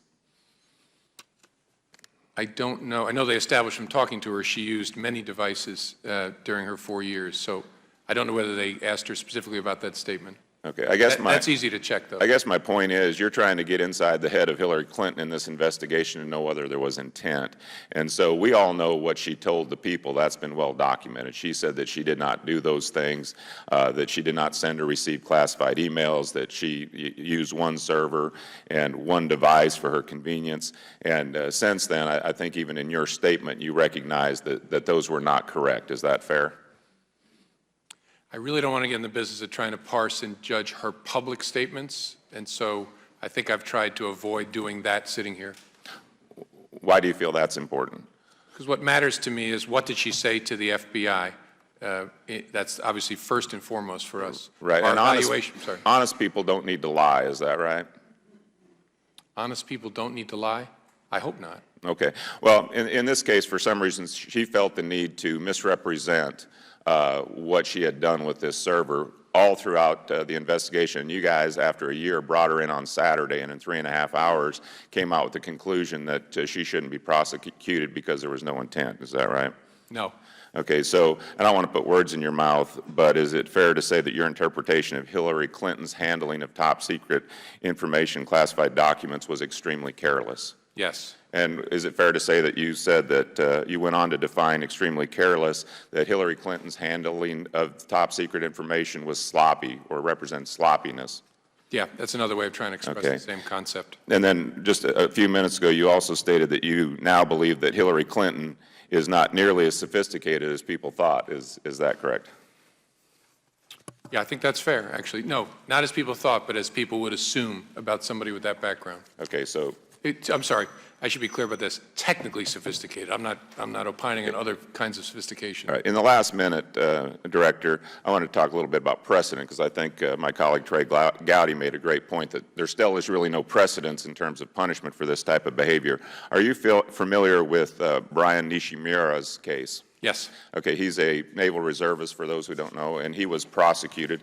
What is the difference between his case and Hillary Clinton's case in terms of extremely carelessness and gross negligence? Because we're dealing with Statute 793, Section F, where it does not require intent. Is that correct? No, I'm sorry, 793F is the gross negligence standard. That's Right, 1917. right. And is that why Brian Nishimura was punished? No, Nishimura was prosecuted under the misdemeanor statute, 1924, Okay. on facts that are very different. If you want me to go through them, I'll go through them, but very different than... Okay, I think that there's been a review of this case, and they're very similar, and that's why people feel that there's a double standard. And What they're Clinton- reading in the media is not a complete accounting of the facts in that case. Well, would you agree then with Representative Gowdy that there still is really no precedence for punishing someone like Hillary Clinton, and she could really go in, potentially be elected president and do this again without fear of being punished? I don't think I'm qualified to answer that question. All right, my time's expired. Thank you for your time. Thank the gentleman. Now recognize the gentlewoman from New Mexico, Ms. Lujan Grisham. Thank you, Mr. Chairman.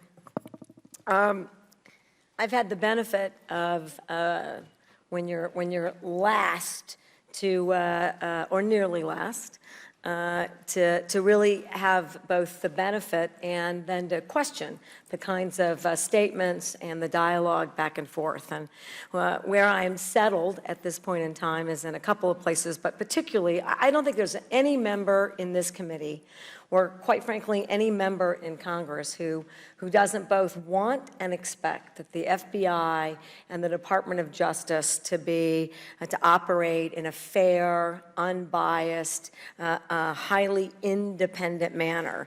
Otherwise, you can't appropriately uphold or enforce federal law.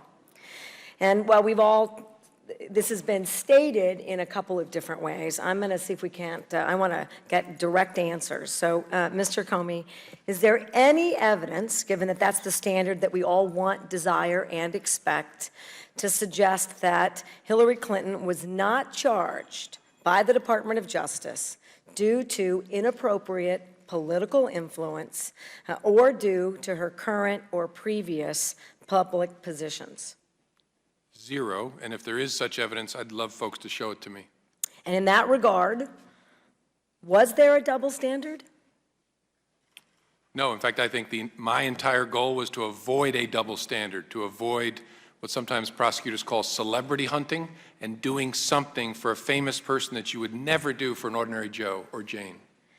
Thank you. And I really appreciate that you're here today and explaining the process in great detail, frankly. And this committee works at getting specific detail about a variety of reviews, investigations, policies, concepts throughout federal government. And I think I can say that this committee often finds that we don't get very much clarity or specific responses to the majority of questions that we ask. So I really appreciate that. And that in explaining that, what led the FBI to conclude that Hillary Clinton should not be charged. Saying that, however, I'm still concerned, frankly, that the use of this hearing and some of the public statements made by elected officials accusing the Department of Justice of using a double standard without any evidence at all to support that statement, leaning on accusations of such, in fact jeopardizes the very thing that we want the most, which is an apolitical and independent Department of Justice. And we have every right to ask these tough questions. And to be clear that the process that you use for everyone, including elected officials, works, and that there's a responsibility not to substitute your own political preferences for the outcome of an independent and apolitical Department of Justice investigations on any level, whether it involves Hillary Clinton or anybody else. Do you agree with that general statement? Yes. For me, that's a really important ethical line that I believe should never be crossed. I worried that some of what we did today could be, frankly, interpreted as violating that very standard. And for that, I certainly want the American people and my constituents who are watching to understand that very important line, and to be sure that our responsibility is better served making sure that we do have, in fact, an independent body whose aim it is to bring about truth and justice and uphold the federal law. And sir, based on everything that you've said today, I don't see any reason to disagree with your statements, your assessments, or the explanation of that process.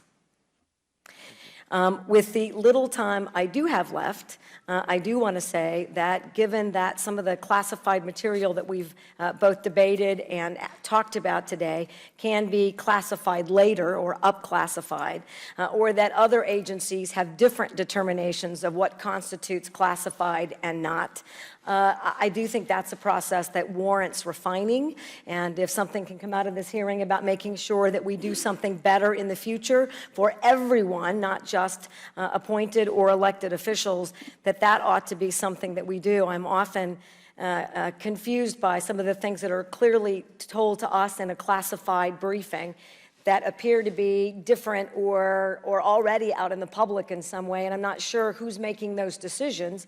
I honor my responsibility to the highest degree, but I think that's a process that could use some significant refining, and that's my only suggestion, sir. Thank you for being here today. Thank you. Thank the gentlewoman. We'll now recognize the gentleman from Georgia, Mr. Carter, for 5 minutes. Thank you, Mr. Chairman. And Director Comey, thank you for being here today. I appreciate it. I'm over here. Over here. And I'm gonna be real quick and try to be succinct. I want to clarify some things that you said. And look, I don't want to go over everything that everybody's been through today. I mean, we've had some great questions here that have asked you about, you said this, she said that. Representative Gowdy made a great case of, you know, this is what she said under oath and publicly, and yet you dispute that and say, no, this is the case. But look, I've just got a couple of questions, okay? First of all, did I understand you correctly that your decision, that this decision was made within 3.5 hours of an interview, and that was all? No, we investigated for a year. You investigated, but you interviewed her for 3.5 hours last week and then came to the conclusion. Correct. We interviewed her on Saturday for 3.5 hours, the last step in a year-long investigation. Okay. Now, as I understand it, Hillary Clinton has testified that the servers that she used were always safe and secure. Yet you refute that and say, no, that is not the case at all. Were they ever secure? Were the servers that she were using, were they ever secure?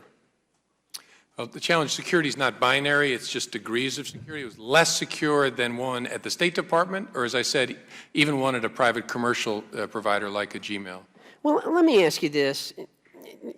She's got staff, and she's got people around her. Did they know she was doing this? Did they know that she was using these other devices? Did anybody ever bring it to her attention and say, hey, you're not supposed to be doing that? I think a lot of people around the Secretary understood she was using a private, personal email setup. Then why didn't they say something? Don't they have a responsibility as well? That's an important question that goes to the culture of the State Department that's worth asking. I mean, look, we all surround ourselves with good people, and we depend on them to help us. I don't understand. Should they be held responsible for that, for not bringing that to someone's attention? If I see someone who's not following protocol, is it my responsibility to report them? Yes. Yeah. Well, I Especially certainly... when it comes to security matters, you have an obligation to report a security violation that you may witness, whether it's involving you or one of your coworkers. But this is about... So what about Brian Pagliano? Did he ever know? Do you know if he knew that she was not following proper protocol here? He helped set it up. He helped set it up. So obviously he knew. Yeah. Obviously he knew that. Okay, is anything going to be done to him? Any prosecution or any discipline? I don't know about discipline, but there's not going to be prosecution of him. Will the gentleman yield? I yield. My understanding, Director, is that you offered him immunity. Why did you offer him immunity, and what did you get for it? Yeah, that I'm not sure what I can talk about in an open setting about that. Well, he's not going to be prosecuted, so. Right, but I want to be careful. I'm doing this 24 hours after the investigation closed. I want to be thoughtful, because we're, as you know, big about the law, that I'm following the law about what I disclose about that. So I'll have to get back to you on that one. I don't want to answer that off the cuff. Director Comey, I am not a lawyer. I'm not an investigator. I'm a pharmacist.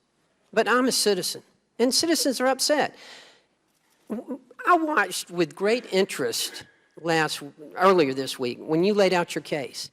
And I'm telling you, you laid it out, bam, bam, bam, here's what she did wrong, wrong, wrong, wrong. And then all of a sudden you used the word, however. And it was like you could hear a gasp throughout the country of people saying, oh, here we go again. Do you regret presenting it in a way like that? No, I'm highly, I think I didn't use the word however. I try never to use that in speaking, but I did lay it out, I thought, in the way that made sense and that I hoped was maximum transparency for people. And but that's the point. I'm sorry, but that's the point. It didn't make sense. The way you were laying it out, it would have made sense, and the way that the questions have been asked here, and we've made all these points of where she was obviously told lies under oath, that it would have been, okay, we finally got one here. Yeah, I think it made sense. I just hope folks go back maybe with a cup of tea and open their minds and read my statement again carefully. But again, if you disagree, that's okay. But when we look, I've only been here 18 months, and I'm going to tell you, this inside the beltway mentality, no wonder people don't trust us. Well, I have no, I don't know what you're talking about. I have no kind of inside the beltway mentality. But this is an example of what I'm talking about here. It just was, as a non-lawyer, as a non-investigator, it would appear to me you have got a hell of a case. Yeah, and I'm telling you we don't, and I hope people will take the time to understand why. Mr. Chairman, I yield back. Thank the gentleman. We'll now recognize the gentleman from Arizona, Mr. Gosarf. Oh, let's go ahead and go to the gentleman from South Carolina, Mr. Mulvaney first. Thank the gentleman. Director Comey, earlier today you heard a long list of statements that Mrs. Clinton has made previously, both to the public and to Congress, that were not factually accurate. I think he went down the whole long list. When she met with you folks on Saturday last week, I take it she didn't say the same things at that interview? I'm not equipped sitting here without the 302 in front of me to answer in that broad brush But fashion. it's your testimony. But I have no basis, we do not have a basis for concluding she lied to the FBI. Gotcha. Did anybody ask her on Saturday why she told y'all one thing and told us another? I don't know as I sit here. I mean, I'll figure that out. Would that have been of interest to you in helping to establish intent? It could have been, sure. More importantly, I think, did anybody ask her why she set up the email system as she did in the first place? Yes. And the answer was convenience? Yeah, it was already there. It was a system her husband had, and so she just jumped onto it. Were you aware that just earlier this week, her assistant actually said it was for an entirely different reason? It was to keep emails from being accessible, and that it was for a concealment purpose. She was, Uma Abedin was asked in her deposition why it was set up, and it was said to keep her personal emails from being accessible. Question to whom? To anybody? Were you aware of that testimony? Generally, yes. Okay, so here's sort of the summary I take from what we've done today, which is that over the course of the entire system, what she did, she intentionally set up a system. According to your testimony, your finding, she was careless regarding its technical security. I think you've said that even a basic free account, a Gmail account, had better security than she had. And she did that, according to her own staffer's sworn deposition, for the purpose of preventing access to those emails. As a result of this, she exposed top secret information to potential hack by foreign actors. You've seen the emails, we have not. I think you've said earlier that the emails could be of the sort that would put national security at risk, and I think we had testimony earlier that got you to acknowledge that it might even put our agents overseas at risk. Yeah, I don't think I agree with that, but it's still important. Okay, all right. She kept all of that secret until after she left the State Department. She lied about it, or at least made untrue statements about it, after it finally came to light. She thereafter ordered the destruction of evidence that was destroyed so thoroughly that you folks could not do an adequate recovery. Yet she receives no criminal penalty. So I guess this is my question to you. Are we to assume, as we sit here today, that if the next president of the United States does the exact same thing on the day he or she is sworn into office, sets up a private email service for the purpose of concealing information from the public or from anybody, that as a result of that, potentially exposes national security level information to our enemies, lies about it, and then destroys the evidence during an investigation, that there'll be no criminal charges, if you're the FBI director, against that person? Yeah, that's not a question the FBI director should answer. I mean, no, I'm asking you if she does the exact same thing as president as she's done today, your result will be the exact same as it was 48 hours ago. There'll be no criminal findings, right? If the facts were exactly the same? Right. And the law was exactly the same? Right. Yeah, the result would be the same. And I guess under the theory that if the law is to be equally applied to everybody, that if a White House staffer does the exact same thing for the exact same purpose and exposes the exact same risks, that there'll be no criminal action against that person. There could be, as you've mentioned, administrative penalties. There are no administrative penalties, as I understand it, by the way, against the president, correct? I don't think so, but I'm not a I don't think there are scholar. either. I don't think you can take away the president's top security clearance, and I'm pretty sure you can't fire the president because we've tried.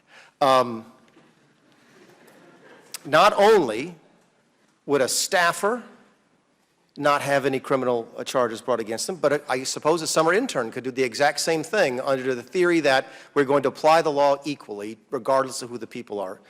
My question to you is this, and it's not a legal question. I guess it's a common sense, ordinary question that folks are asking me. From a national security standpoint, somebody who used to lecture on that, does that bother you? The mishandling of classified information bothers me no matter what circumstance it occurs in, because it has national security implications. Does it bother you that the precedent that you are setting today may well lead to a circumstance where our top secret information continues to be exposed to our potential enemies? No, in this sense. The precedent that I'm setting today is my absolute best effort to treat people fairly without regard to who they are. If that continues to be the record of the FBI and the Justice Department, that's what it should be. The rest of the implications in your question are beyond that. They're important, but they're not for the FBI to answer. We should aspire to be apolitical, facts and the law treat Joe the same as Sally, as Secretary so-and-so. That's my goal. If you would come to a different decision, by the way, I tend to agree everything you just said. If you would come to a different decision, do you think that would have a different precedential value that would keep our information more safe? If we decided to recommend criminal charges here? I don't know. That's a good question. I don't know.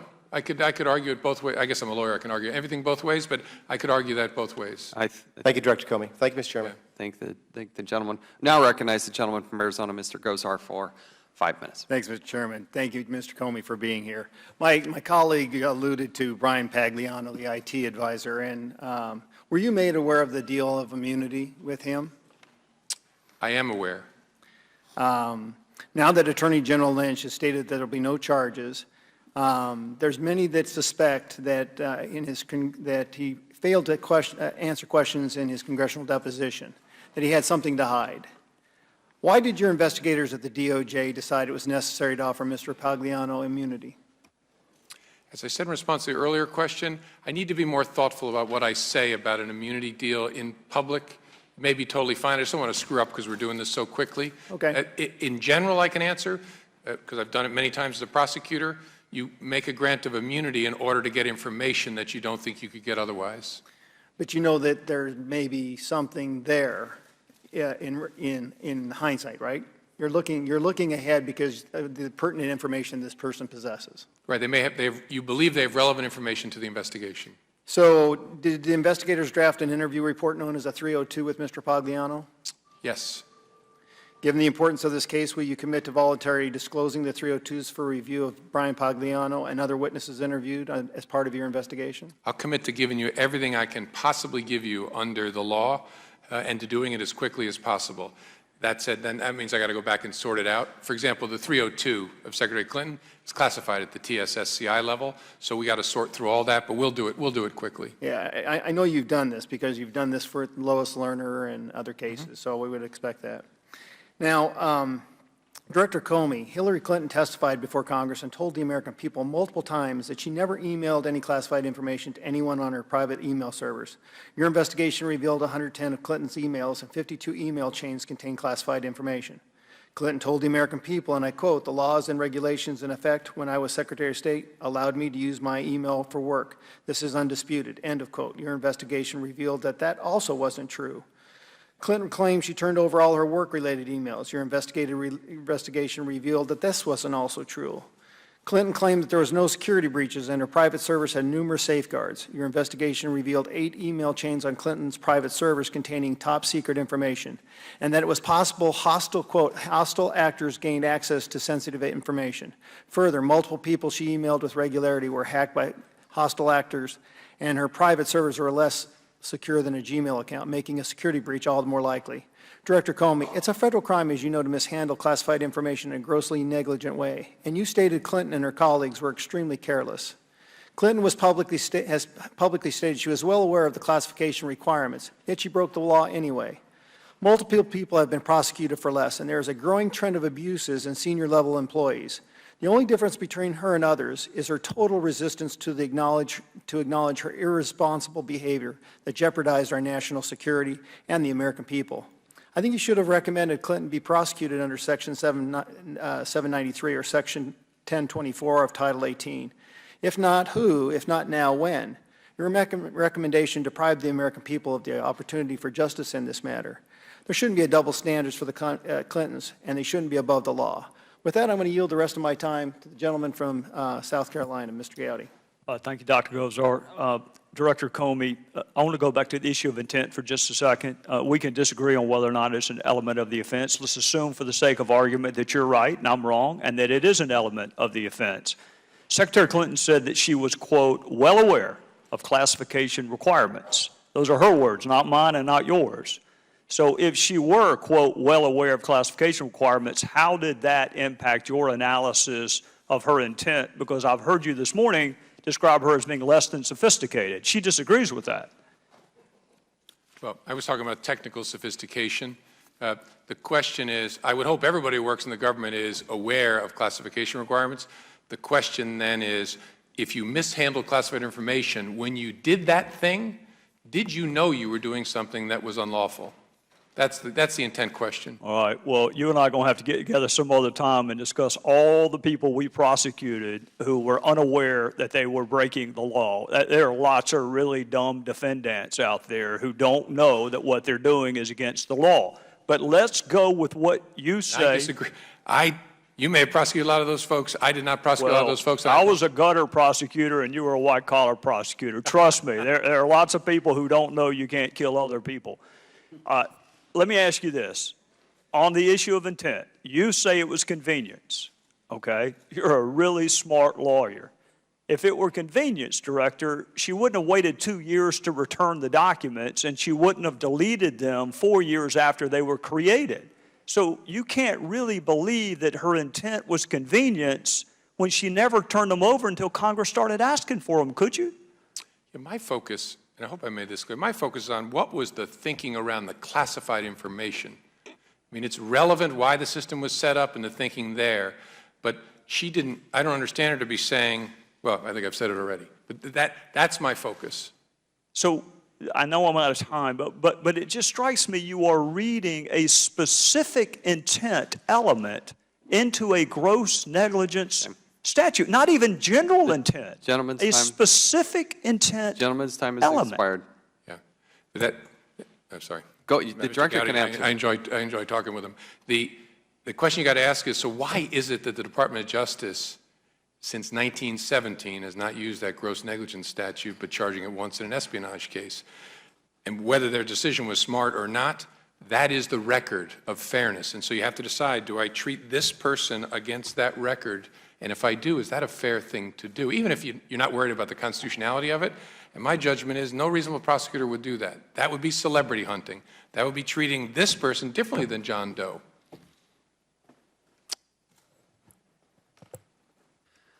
Director, I want to follow up on that. Why did you do what you did? You know, my interpretation of what the FBI is supposed to be doing is come to a determination of the facts and then turn it over to a prosecutor. You were a prosecutor, but you're not a prosecutor now. Right. It is unprecedented that an FBI director gave the type of press conference that he did and took a position that an unreasonable prosecutor would only take this case forward. Why did you do that? Yeah, it's a great question. Everything I did would have been done privately in the normal course. We have great conversations between the FBI and prosecutors. We make recommendations. We argue back and forth. What I decided to do was offer transparency to the American people about the whys of that, what I was going to do, because I thought that was very, very important for their confidence in the system of justice.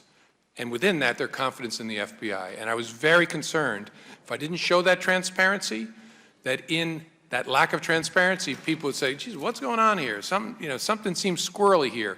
And so I said, I will do something unprecedented, because I think this is an unprecedented situation. Now, the next director, who is criminally investigating one of the two candidates for president, may find him or herself bound by my precedent. Okay, so if that happens in the next 100 years, they'll have to deal with what I did. So I decided it was worth doing. Mr. Cummings. Director, I have just one question. You know, I've been sitting here listening to this, and I really, this is something that bothered me in the Lois Lerner case, and it bothers me in this case. And I'm just wondering your opinion. Ms. Lawrence talks about this, the chilling effect of your having to come here and justify your decisions. And I know that you've been really nice, and you just explained why you did what you did, and I'm glad you're doing it. But, you know, do you at all, and I mean, taking off, I'm just talking about, here you've got people making decisions and then being pulled here in the Congress to then say, okay, to be questioned about the decisions. At what point, or do you even think about it becoming a chilling effect? Because most people, you know, when their decisions made, don't get this kind of opportunity, as you well know. There are no statements. You know, they either get indicted or they're not. So I know that you see this as a special case, and I wonder whether you agree with Ms. Lawrence that we may be just going down a slippery slope. That's all I want to ask. And my honest answer is, I don't think so. When I talked to the chairman, I agreed to come because I think the American people care deeply about this. There's all kinds of folks watching this at home or being told, well, lots of other cases were prosecuted and she wasn't. I want them to know that's not true. And so I want to have this conversation, and I actually welcome the opportunity. Look, it's a pain. I've had to go to the bathroom for about an hour, but it is Don't really worry, important. we're halfway done. So. It is really important to do because this is an unprecedented situation. Transparency is the absolute best thing for me and for democracy. And I realize, Mr. Chairman, my folks told me I screwed up one fact that I should fix. I was misremembering. In the Petraeus case, we didn't find the notebooks in the attic. We found it in his desk. So I wanted to make sure I was fair to him about that. But I really don't think so. I don't think it has a chilling effect. Again, if there's another presidential candidate being investigated by the FBI, maybe they'll be bound by this. Lord willing, it's not going to happen again. Certainly, I have 2,619 days left in this job. It won't happen on my term, but if it does, I won't be chilled. Thank you, John. If we need a humanitarian break, just give me the cue. But No, I feel like we're almost done, though. We're on the right trajectory. Okay. Yes. But we do need to. We'd like to recognize the gentleman from Alabama, Mr. Palmer, for 5 minutes. Thank you, Mr. Chairman. Director Comey, your statement on Tuesday indicated that Secretary Clinton and her colleagues sent and received emails marked classified on an unsecured private email server that may or may not have been hacked by a foreign power. Are you aware that teenage hackers hacked the personal email accounts of CIA Director John Brennan, the Director of U.S. National Intelligence James Clapper, and FBI Deputy Director Mark Giuliano? I am intensely aware. They didn't hack in the way we normally think of it, but that they, by trickery, got access to their accounts. The point I want to make is that these were commercially protected personal email accounts that contained no classified information. Yet Ms. Clinton used her personal email, not a commercial account, on a server in her basement without even this basic protection and transmitted classified information through that account. If teenagers in England were able to hack the personal email accounts of the Director of the CIA, the Director of U.S. National Intelligence, and the Deputy Director of FBI, does it concern you that sophisticated hackers or hackers working for foreign interests never attempted? I mean, does it seem reasonable that they never attempted or were never successful in hacking Mrs. Clinton's personal email accounts or one of her devices? No, it concerns me a great deal, and that's why we spent so much time to see if we could see fingerprints of that. Well, you said in your statement regarding your recommendation not to prosecute, to be clear, this is not to suggest that in similar circumstances a person who engaged in this activity would face no consequences. To the contrary, these individuals are often subject to security or administrative sanctions, but that is not what we're deciding here. Do you stand by that? Yes. Yes. Okay, I thought you would. You also said you could not prove intent. I want to touch on a couple things here. One, a reasonable person would not have compromised classified information by keeping that information on inadequately secure private devices. In other words, such a person would be viewed as unreasonable and unsuitable for any position in our government that included any responsibility for handling and protecting classified information. Would you agree? I would agree it would be negligent. I can't prejudge a suitability determination, but it would definitely be stared at very hard. Well, let me tell you why I bring this up. I sat here next to Mr. Hurd, who served our country valiantly, put his life on the line. And I don't know if you could sense the passion and intensity of his questions, because he knows people whose lives are on the line right now. And in regard to his questions, if someone, a U.S. intelligence agent, had their mission compromised, or worse, had been killed or injured or captured because of the carelessness of someone responsible for protecting classified information, would intent matter at that point? In deciding whether to prosecute the person, of course. But yeah, that's the answer. Of course it would. The matter would be deadly serious, but the legal standards would be the same.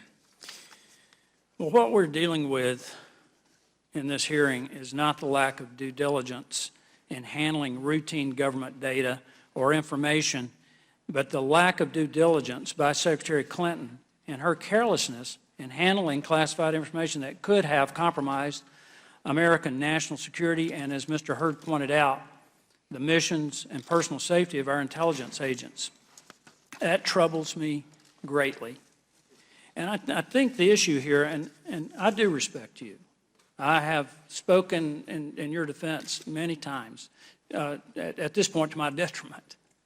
But I do believe that your answers are honest and factual, but based on your answers regarding Mrs. Clinton's use of email, and based on what we know, it seems to me that she is stunningly incompetent in her understanding of the basic technology of email and stunningly incompetent in handling classified information. I mean, you should never associate the Secretary of State and classified information with the word careless. It doesn't matter.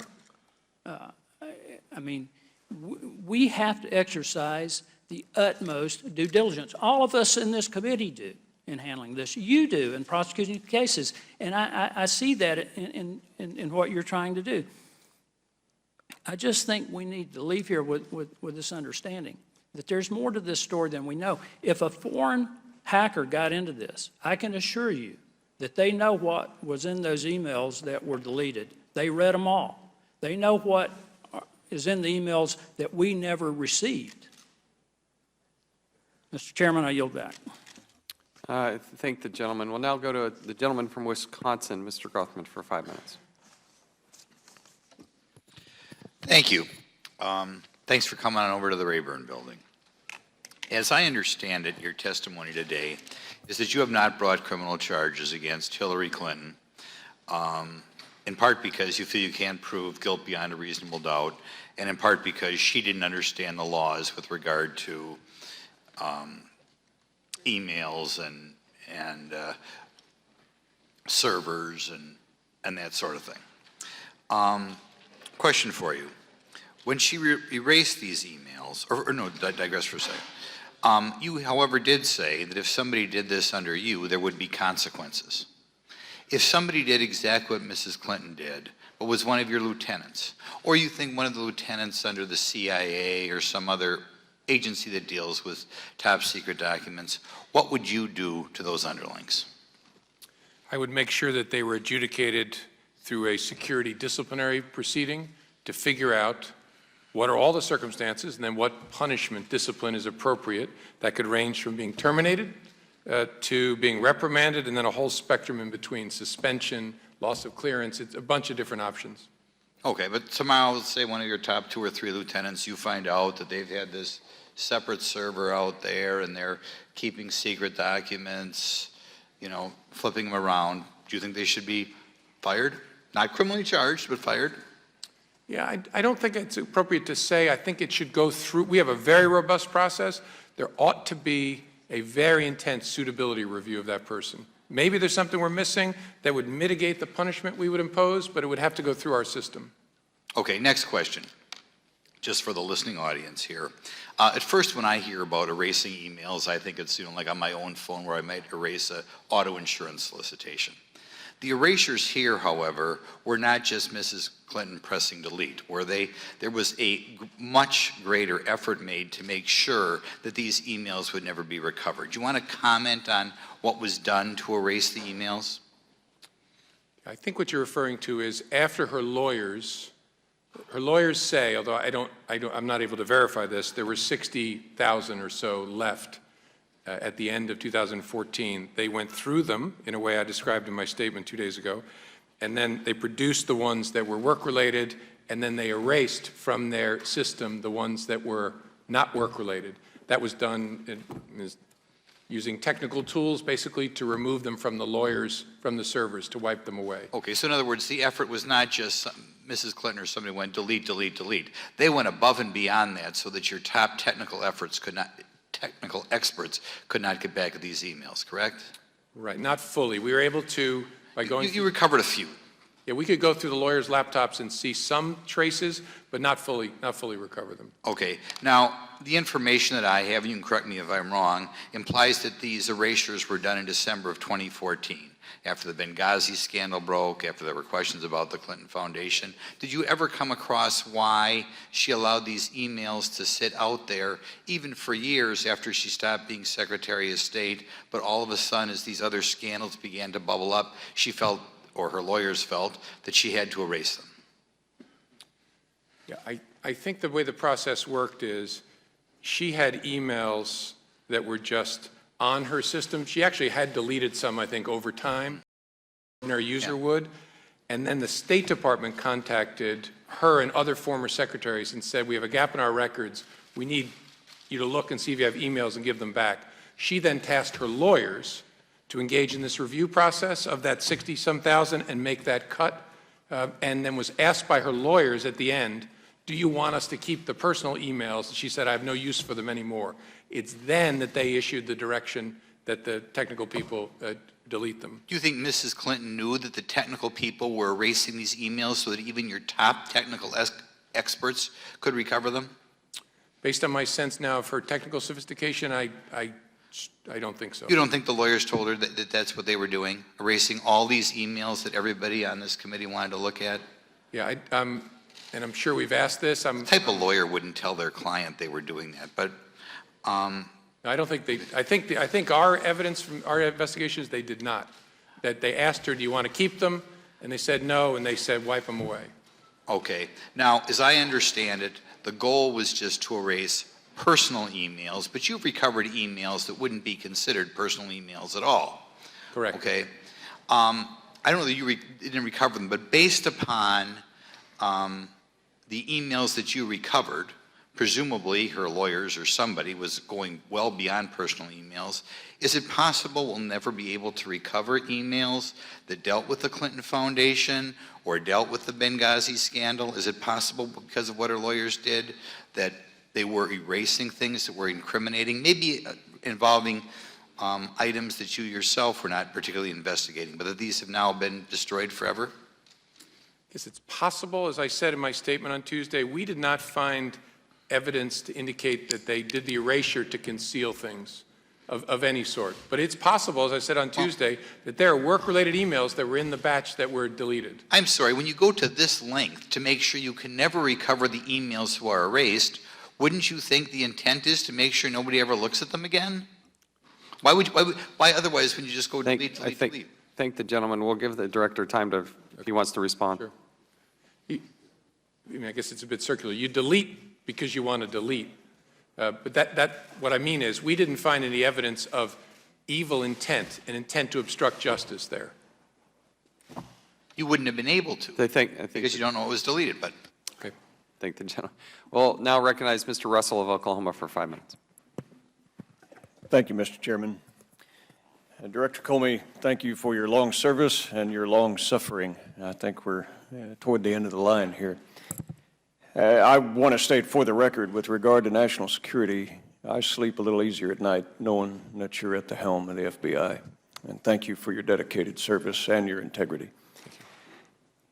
You have stated in your statement and also multiple times here that there should be consequences for the mishandling of state secrets. If I held a top secret SCI in the Bureau, and I did hold one when I was in the United States Army in a career of service, I handle classified information here, but if I held that in the FBI and you discovered that I mishandled state secrets on a private server in my basement, would I be trusted by the Bureau to further handle top secret SCI information? Maybe not. You would go immediately through a security process to review whether you should continue working for us, and if you do, what clearances you should retain.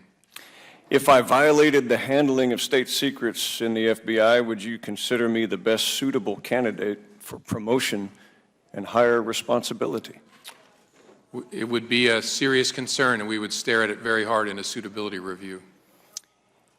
Although you have recommended to the Department of Justice that no criminal charges be brought to bear, are you recommending to to the Department of Justice that there be no consequences for the mishandling of state secrets? No, my recommendation was solely with respect to criminal charges. What would you recommend? I don't think it's for me to recommend.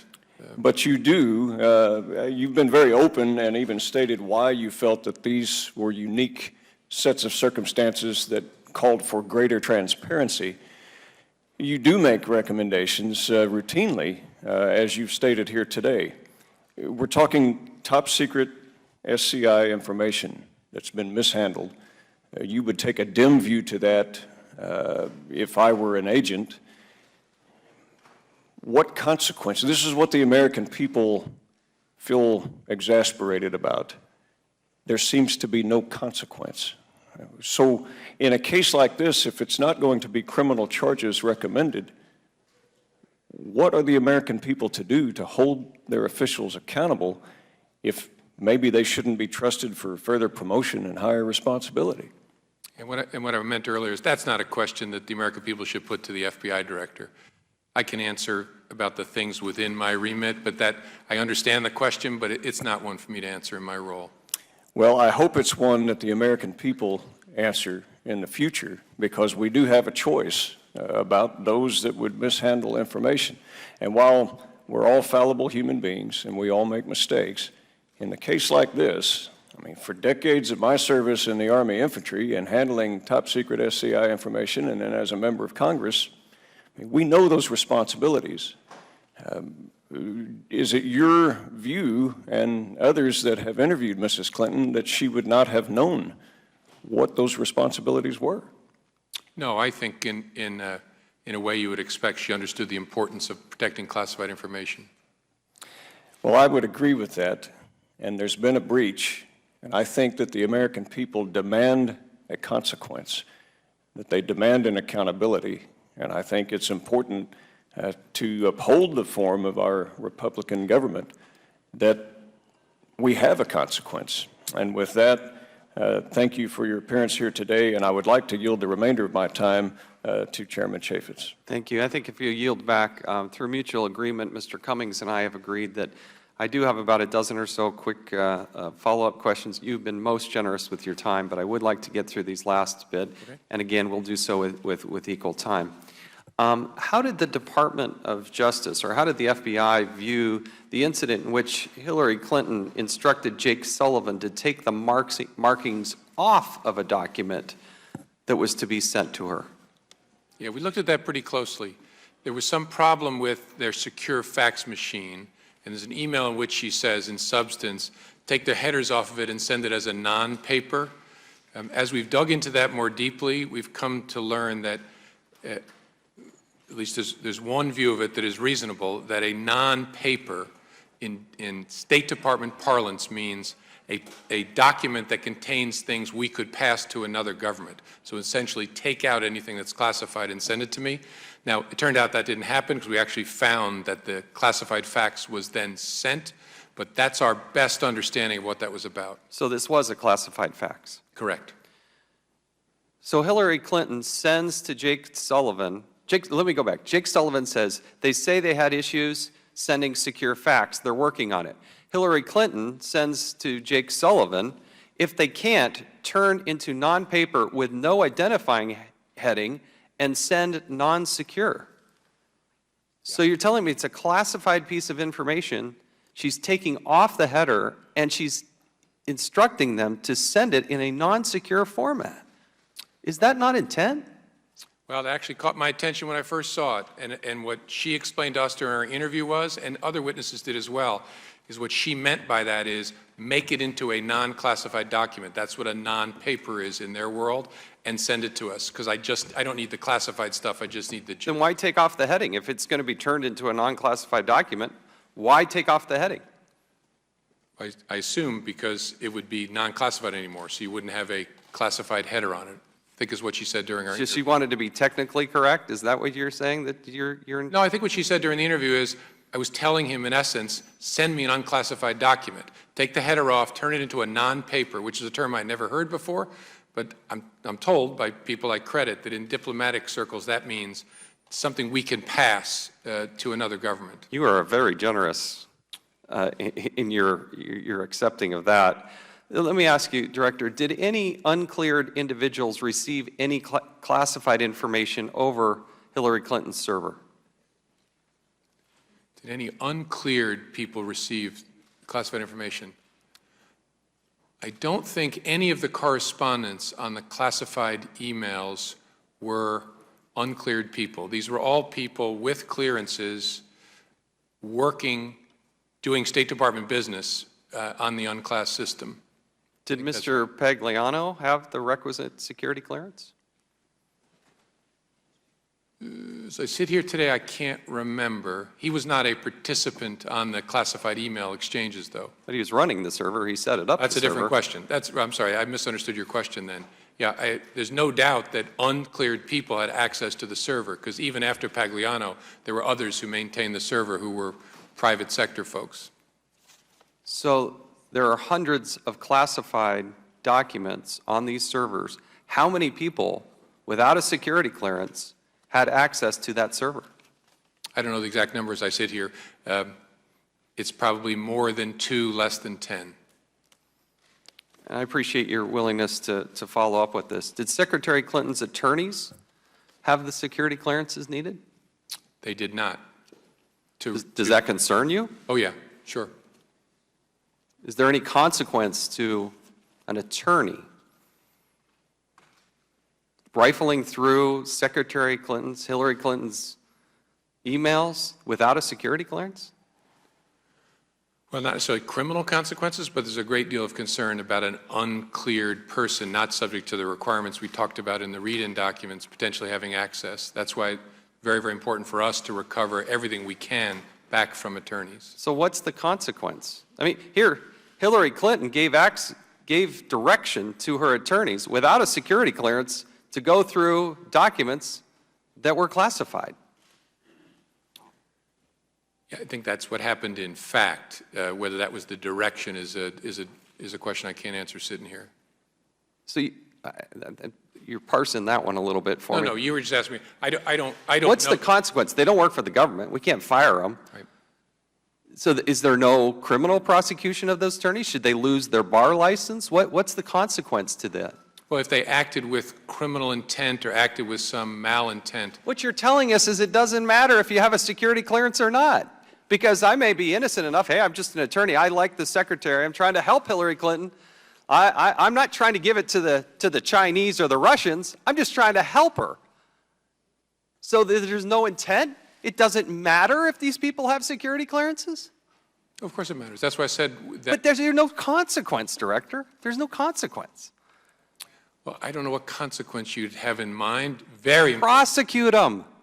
An attorney for receiving from his client information that ends up being classified. I asked you at the very beginning, does there a reasonable expectation that Hillary Clinton would send and receive, if not daily, hourly, if not daily, classified information? That's reasonable to think that the Secretary of State would get classified information at every moment. She's not the head of Fish and Wildlife. So the idea that she would turn over her emails, her system, her server to what it sounds like up to 10 people without security clearances, and there's no consequence. So why not do it again? That's a question I don't think you should put to me. You're asking, I'm talking about my criminal investigation. But how can that, there's no intent there? Does she not understand that these people don't have security clearances? Surely she understands at least some of them don't have security clearances. So if she understands they don't have security clearances, and it's reasonable to think she's going to be in classified information, is that not intent to provide a non-cleared person access to classified information? You're mixing it up, though. I don't think it's reasonable to assume, mixing me up, sorry, it's not your fault, that someone who is maintaining your server is reading your emails. In fact, I don't think that's the case here. There's a separate thing, which is when she's engaging counsel to comply with the State Department's request, are her lawyers then exposed to information that may be on there that's classified? So, and did they see any classified information? Did Hillary Clinton's attorneys, without security clearances, see classified information?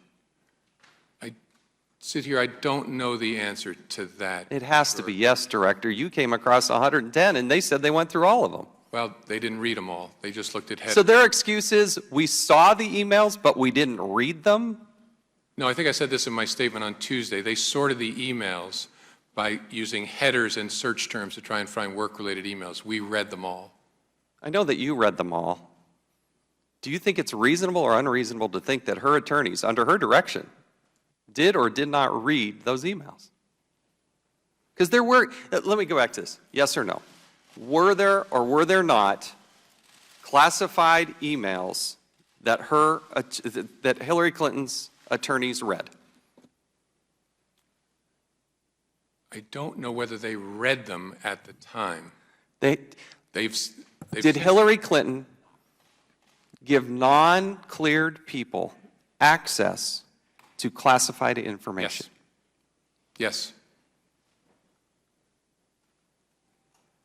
What do you think her intent was? I think then was to get good legal representation and to make the production to the State Department. I think it'd be a very tall order in that circumstance. I don't see the evidence there to make a case that she was acting with criminal intent in her engagement with her lawyers. And I guess I read in criminal intent as the idea that you allow somebody without a security clearance access to classified information. Everybody knows that, Director. Everybody knows that. I've gone way past my time. Let me recognize Mr. Cummings for an equal amount of time.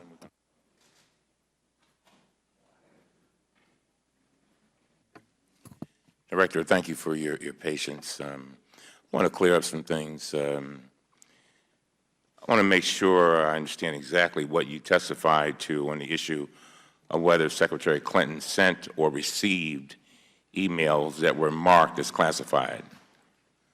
On Tuesday, you stated, and I quote, only a very small number of the emails containing classified information bore markings,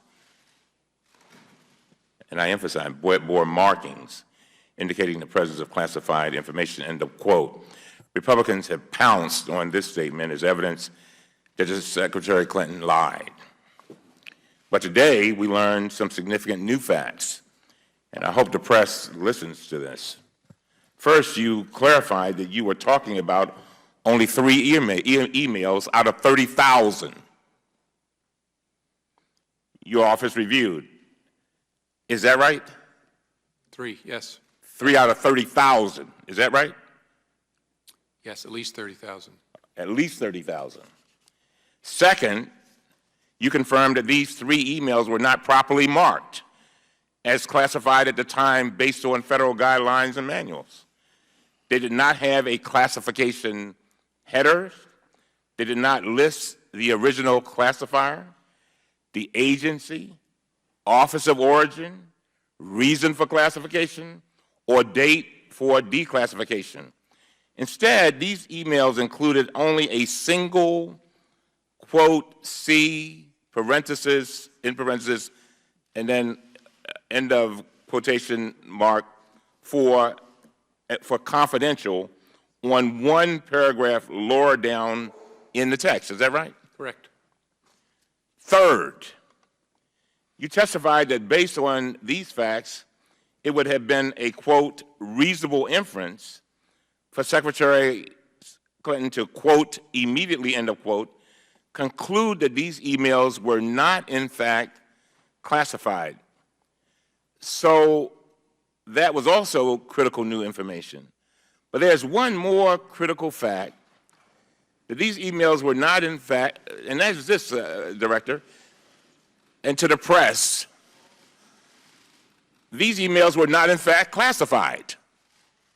The State Department explained to us yesterday, they reported that these emails are not classified and that including the little c on these emails was a result of a human error.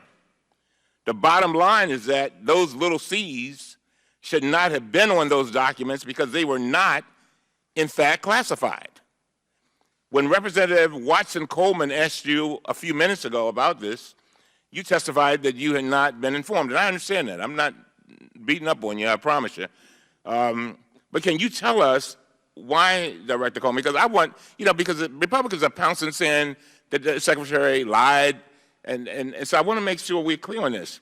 Can you tell us why, Director Comey, did you consult, and we're just curious, did you consult with the State Department about these 3 emails out of the more than 30,000? Or did this just not come up? What happened there?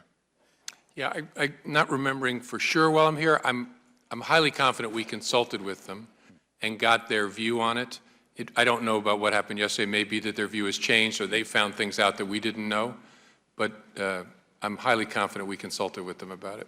So this is totally different than what we understood yesterday. Today we learned that these emails were not in fact classified. They should not have been included. They should have not included those stray markings. They were not properly marked as classified, and the director of the FBI believes it was reasonable for Secretary Clinton to assume that these documents were not classified. Chairman, you raised a question about whether Secretary Clinton's attorneys had security clearances. It is my understanding that they did. We can double-check that, but that is my understanding. And we'll double-check that. Going on, let me move to the next topic. You explained on Tuesday that you were providing, quote, an update on the FBI's investigation of Secretary Clinton's use of a personal email system during her time as Secretary of State.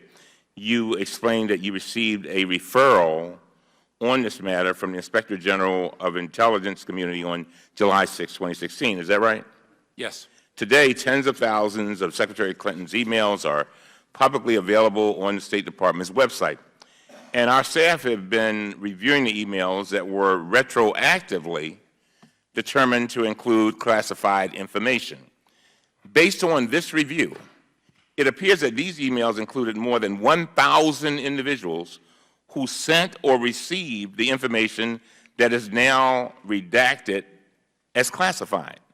Let me make that clear. About 1,000 people sent or received the same information that was contained in Secretary Clinton's emails and retroactively classified. Were you aware of that? No, the number doesn't surprise me, though. Why not? Because they were doing the business of the State Department on this email system, so I don't know how many thousands of people work at the State Department, but it doesn't surprise me there'd be lots of people on these chains. Would you agree that we need to, there's something needs to be done with regard to this classification stuff? Because things are classified, then they're not classified, then they are retroactively classified. And, I mean, does that go into your consideration when looking at a case like this? Yeah, I don't pay much attention to the up-classified stuff because we're focused on intent. So if someone classifies it later, it's impossible that you formed intent around that because it wasn't classified at the time. I know that's a process. I wasn't familiar with it before this investigation, but I don't spend a lot of time focused on it in the course of a criminal investigation. I understand. We also reviewed who these people are, and they include a host of very experienced career diplomats with many years of experience. So let me ask you this. When you received this referral from the Inspector General about Secretary Clinton's emails, did you also receive any referrals for any of the other 1,000 people who sent and received those emails? Did you? No. I understand well, I should stop there. Within the scope of our investigation was a group of people closer to the Secretary. We looked at their conduct. Probably, I forget what the number is, 4 or 5 of them. But then the hundreds of others who may have been on the chains were not the subjects of the investigation. I think I have 30 more seconds. I understand that the Secretary Clinton is the only one running for president, but it does not make sense that she was singled out for a referral to the FBI. Do you agree with that? I don't think I agree with that. Okay, so now let's go back to Colin Powell. Do you think you ought to look at his situation? Or Condoleezza Rice? Well, there's been no referral on them. I know only sort of a superficial level their circumstances. This case strikes me as very different from those and not an inappropriate referral from the Inspector General. Very well. I thank the gentleman. Who was Hillary Clinton emailing that was hacked? Yeah, I don't want to say in an open forum. We can get you that information, but I don't want to, again, I don't want to give any hostile adversaries insight into what we figured out. Fair enough. So I know the names. Understood. Was there any evidence of Hillary Clinton attempting to avoid compliance with the Freedom of Information Act? That was not the subject of our criminal investigation, so I can't answer that sitting here. It's a violation of law, is it not? Yes, my understanding is there are civil statutes that apply to that. I don't know of a So let's put the boundaries on this a little bit. What you didn't look at. You didn't look at whether or not there was an intention or the reality of noncompliance with the Freedom of Information Act. Correct. You did not look at testimony that Hillary Clinton gave in the United States Congress, both the House and the Senate. To see whether it was perjurious in some respect? Yes. No, we did not. Did you review and look at those transcripts as to the intent of your recommendation? I'm sure my folks did. I did not. So, okay, and this is an important point, because I think those of us in Congress, knowing that you got a criminal referral from an inspector general, thought that you were also looking at whether or not Hillary Clinton had provided false testimony, which is a crime, to the Congress. But you didn't look at that. Correct. Right. As I said, I'm confident my folks looked at the substance of the statements, trying to understand the circumstances around the entire situation. Can you confirm that? I just want to make sure. We'll confirm that. But, and also, again, maybe I'm missing this, but I don't think we got a referral from congressional committees, a perjury referral. No, it was the Inspector General that initiated this. Yeah. Did the fact that Hillary Clinton refused to be interviewed by the Inspector General, what did that say to you about intent? Not, at least for our criminal investigation, not particularly germane. Are you familiar? There's a website. I mean, lots of government agencies have websites. The State Department has a website, state.gov, and they have a YouTube site. Videos that are uploaded to a YouTube site, would those be considered federal records? I don't know. So they're paid for by federal dollars. They're maintained by federal employees. Would that not be a federal record? Yeah, I just don't know. I'm sure there's an expert who could answer that in 2 seconds, but I'm not that expert.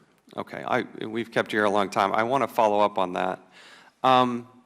Is the FBI still investigating Hillary Clinton's aides? No is the answer. The Department of Justice declined on all of those who were subjects communicating with her through that email system. What recommendations did you make about her aides? Same. We didn't recommend that anybody be prosecuted on those facts. And if you can help us understand who precisely had been ruled out for prosecution, that would be... Sure. Did you look at the Clinton Foundation? I'm not going to comment on the existence or non-existence of any other investigations. Was the Clinton Foundation tied into this investigation? Yeah, I'm not going to answer that. The server that was set up in her home was originally set up by, you said, former President Bill Clinton. Correct. Do you know who paid for that? I don't, sitting here. Okay. I'll allow some equal time now for my colleague and friend, Mr. Cummings. I'm going to yield 2 minutes to my 3.43 to Mr. Lynch. Thank you, Mr. Director. We're talking about hacking, and so on this committee, we're very much interested in cybersecurity, and we review a lot of the major hacks that are going on. So just recently, and I would say in the last 18 months, we've had a major hack, February of 2016 at the Department of Homeland Security and the FBI. We had a hacking group, the Site Intelligence Group reported that a group called Crackers with Attitude had hacked 9,000 employees' data from the Department of Homeland Security, including names, email addresses, locations, telephone numbers. Also, 20,000 FBI workers. We had another hack, direct evidence, obviously, of those. Another hack at OPM of 4.2 million current and former federal government employees. Their information had been stolen, including Social Security numbers, which were not redacted. We had IRS in May 2015, millions, no, I'm sorry, 200,000 attempted and 100,000 were successful. We had State Department announced a breach of its computer systems after an infiltration forced the agency to temporarily shut down its classification system. We had United States Postal Service, 800,000 postal employees, 2.9 million customers. The White House, Washington Post reported this is back in 2014, that the White House computer was hacked. National Oceanic Atmospheric Administration.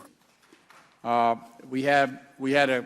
on another committee for financial services. We had Verizon, UCLA Health Systems, thousands and thousands and thousands of employees. Anthem Healthcare, Sony Pictures, Staples, Home Depot, J.P. Morgan. It gets into the millions. Community Health Systems, Target, TJX. So all these we have direct evidence, millions and millions and millions of people, their accounts being hacked. Any direct evidence that Hillary Clinton's emails were hacked? No. Okay. I have no further questions. I yield back. Mr. Director, we are about at the end. I'm going to do a concluding statement, and then I think the chairman will. I want to, first of all, I want to go back to something that Ms. Watson Coleman said a little earlier. As an African-American man in this country, 66 years old, moving towards the twilight of my life, we cannot allow black men to continue to be slaughtered. This morning, I woke up to my wife literally crying, watching the tape of this guy, Anton Sterling, in Baton Rouge, and then she looked at the one for Philandro Castle near Minneapolis. And I hope you watch them. There's something wrong with this picture. And don't get me wrong, I am all for, I've supported police, I am a lawyer, and I know how important police are, and I know there's so many great folks. But, Mr. Director, if you do nothing else in your 2,000-plus days left, you have got to help us get a hold of this issue. It is so painful. I can't even begin to tell you. And so I've been fortunate in my life. I've been very fortunate that I have not been harmed by the police, but I've been stopped 50 million times.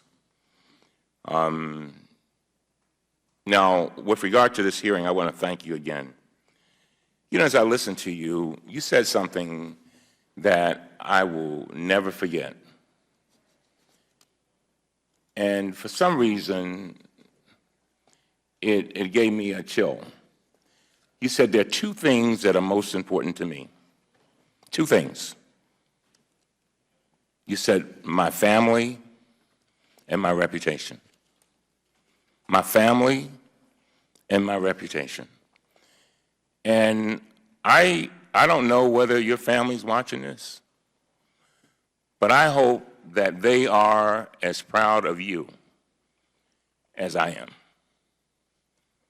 Because you are the epitome of what a public servant is all about. Sacrificing over and over and over again, trying to do the right thing, sometimes coming under ridicule, but yet and still doing the right thing. And so I hope that they are proud of you. The second thing I hope is that no matter what has happened in this hearing, I hope that you know that your reputation is still intact. And so I conclude by summarizing that I think some of our key findings today. First, the director testified that his entire team of 15 to 20 FBI investigators and analysts unanimously agreed on the recommendation not to prosecute Secretary Clinton. Second, Director Comey made crystal clear that Republican claims, some of the talking heads' claims of bias are completely false. He testified that he would treat John Doe the same way he would treat Hillary Clinton, and that he was very forceful on that point. Third, on the claim that Secretary Clinton sent or received emails that were marked as classified, that claim has now been significantly undercut. Those documents were not classified, and those markings were not proper. Finally, Republicans have repeatedly cried foul about a double standard when it comes to Secretary Clinton's emails. But Director Comey testified that the real double standard would have been to prosecute her with this completely inadequate evidence. Again, Director, I thank you, but I thank somebody else. I thank, and having practiced law for many years, and having dealt with the FBI on many cases, I want to thank the people who work with you, because this is not just about you. This is not just about Secretary Clinton. When we are addressing you, there are a whole cadre of people who give their blood, their sweat, and their tears to protect us as Americans. And I just want to thank them, because sometimes I think they are forgotten, unseen, unnoticed, unappreciated, and unapplauded. But today I applaud them, and I thank you. Thank you very much, and I yield back. And I thank the gentleman, and I concur with the idea that every FBI agent I have ever met has just been above reproach. And they make us proud, and they work hard. They put their lives on the line. They serve overseas. They serve domestically. Can't thank them enough for what they do. And I hope that is part of the message that we carry back. I cannot thank you personally enough, you on a personal level, for your accessibility, your ability to get on the phone with me the same day that you make your announcement, and then in rapid fire when I said to you, what day is best? We're going to have to do this, so which day is best for you? And you said Thursday, and here we are and doing it. I can't thank you enough. I wish all of the government employees would have that attitude and approach, and I really do. And I can't thank you enough. I look forward to working with you and your staff as we move forward and getting this documentation, things that you can't share publicly, and others. It is the intention of the committee to, I had told Mr. Cummings here that we would come back after votes. Votes have been pushed back now a bit, so what I'd like to do is to go into recess for 5 minutes, and then we will start with our second panel. Committee stands in recess until 5 minutes now. Thank you again, Director Comey.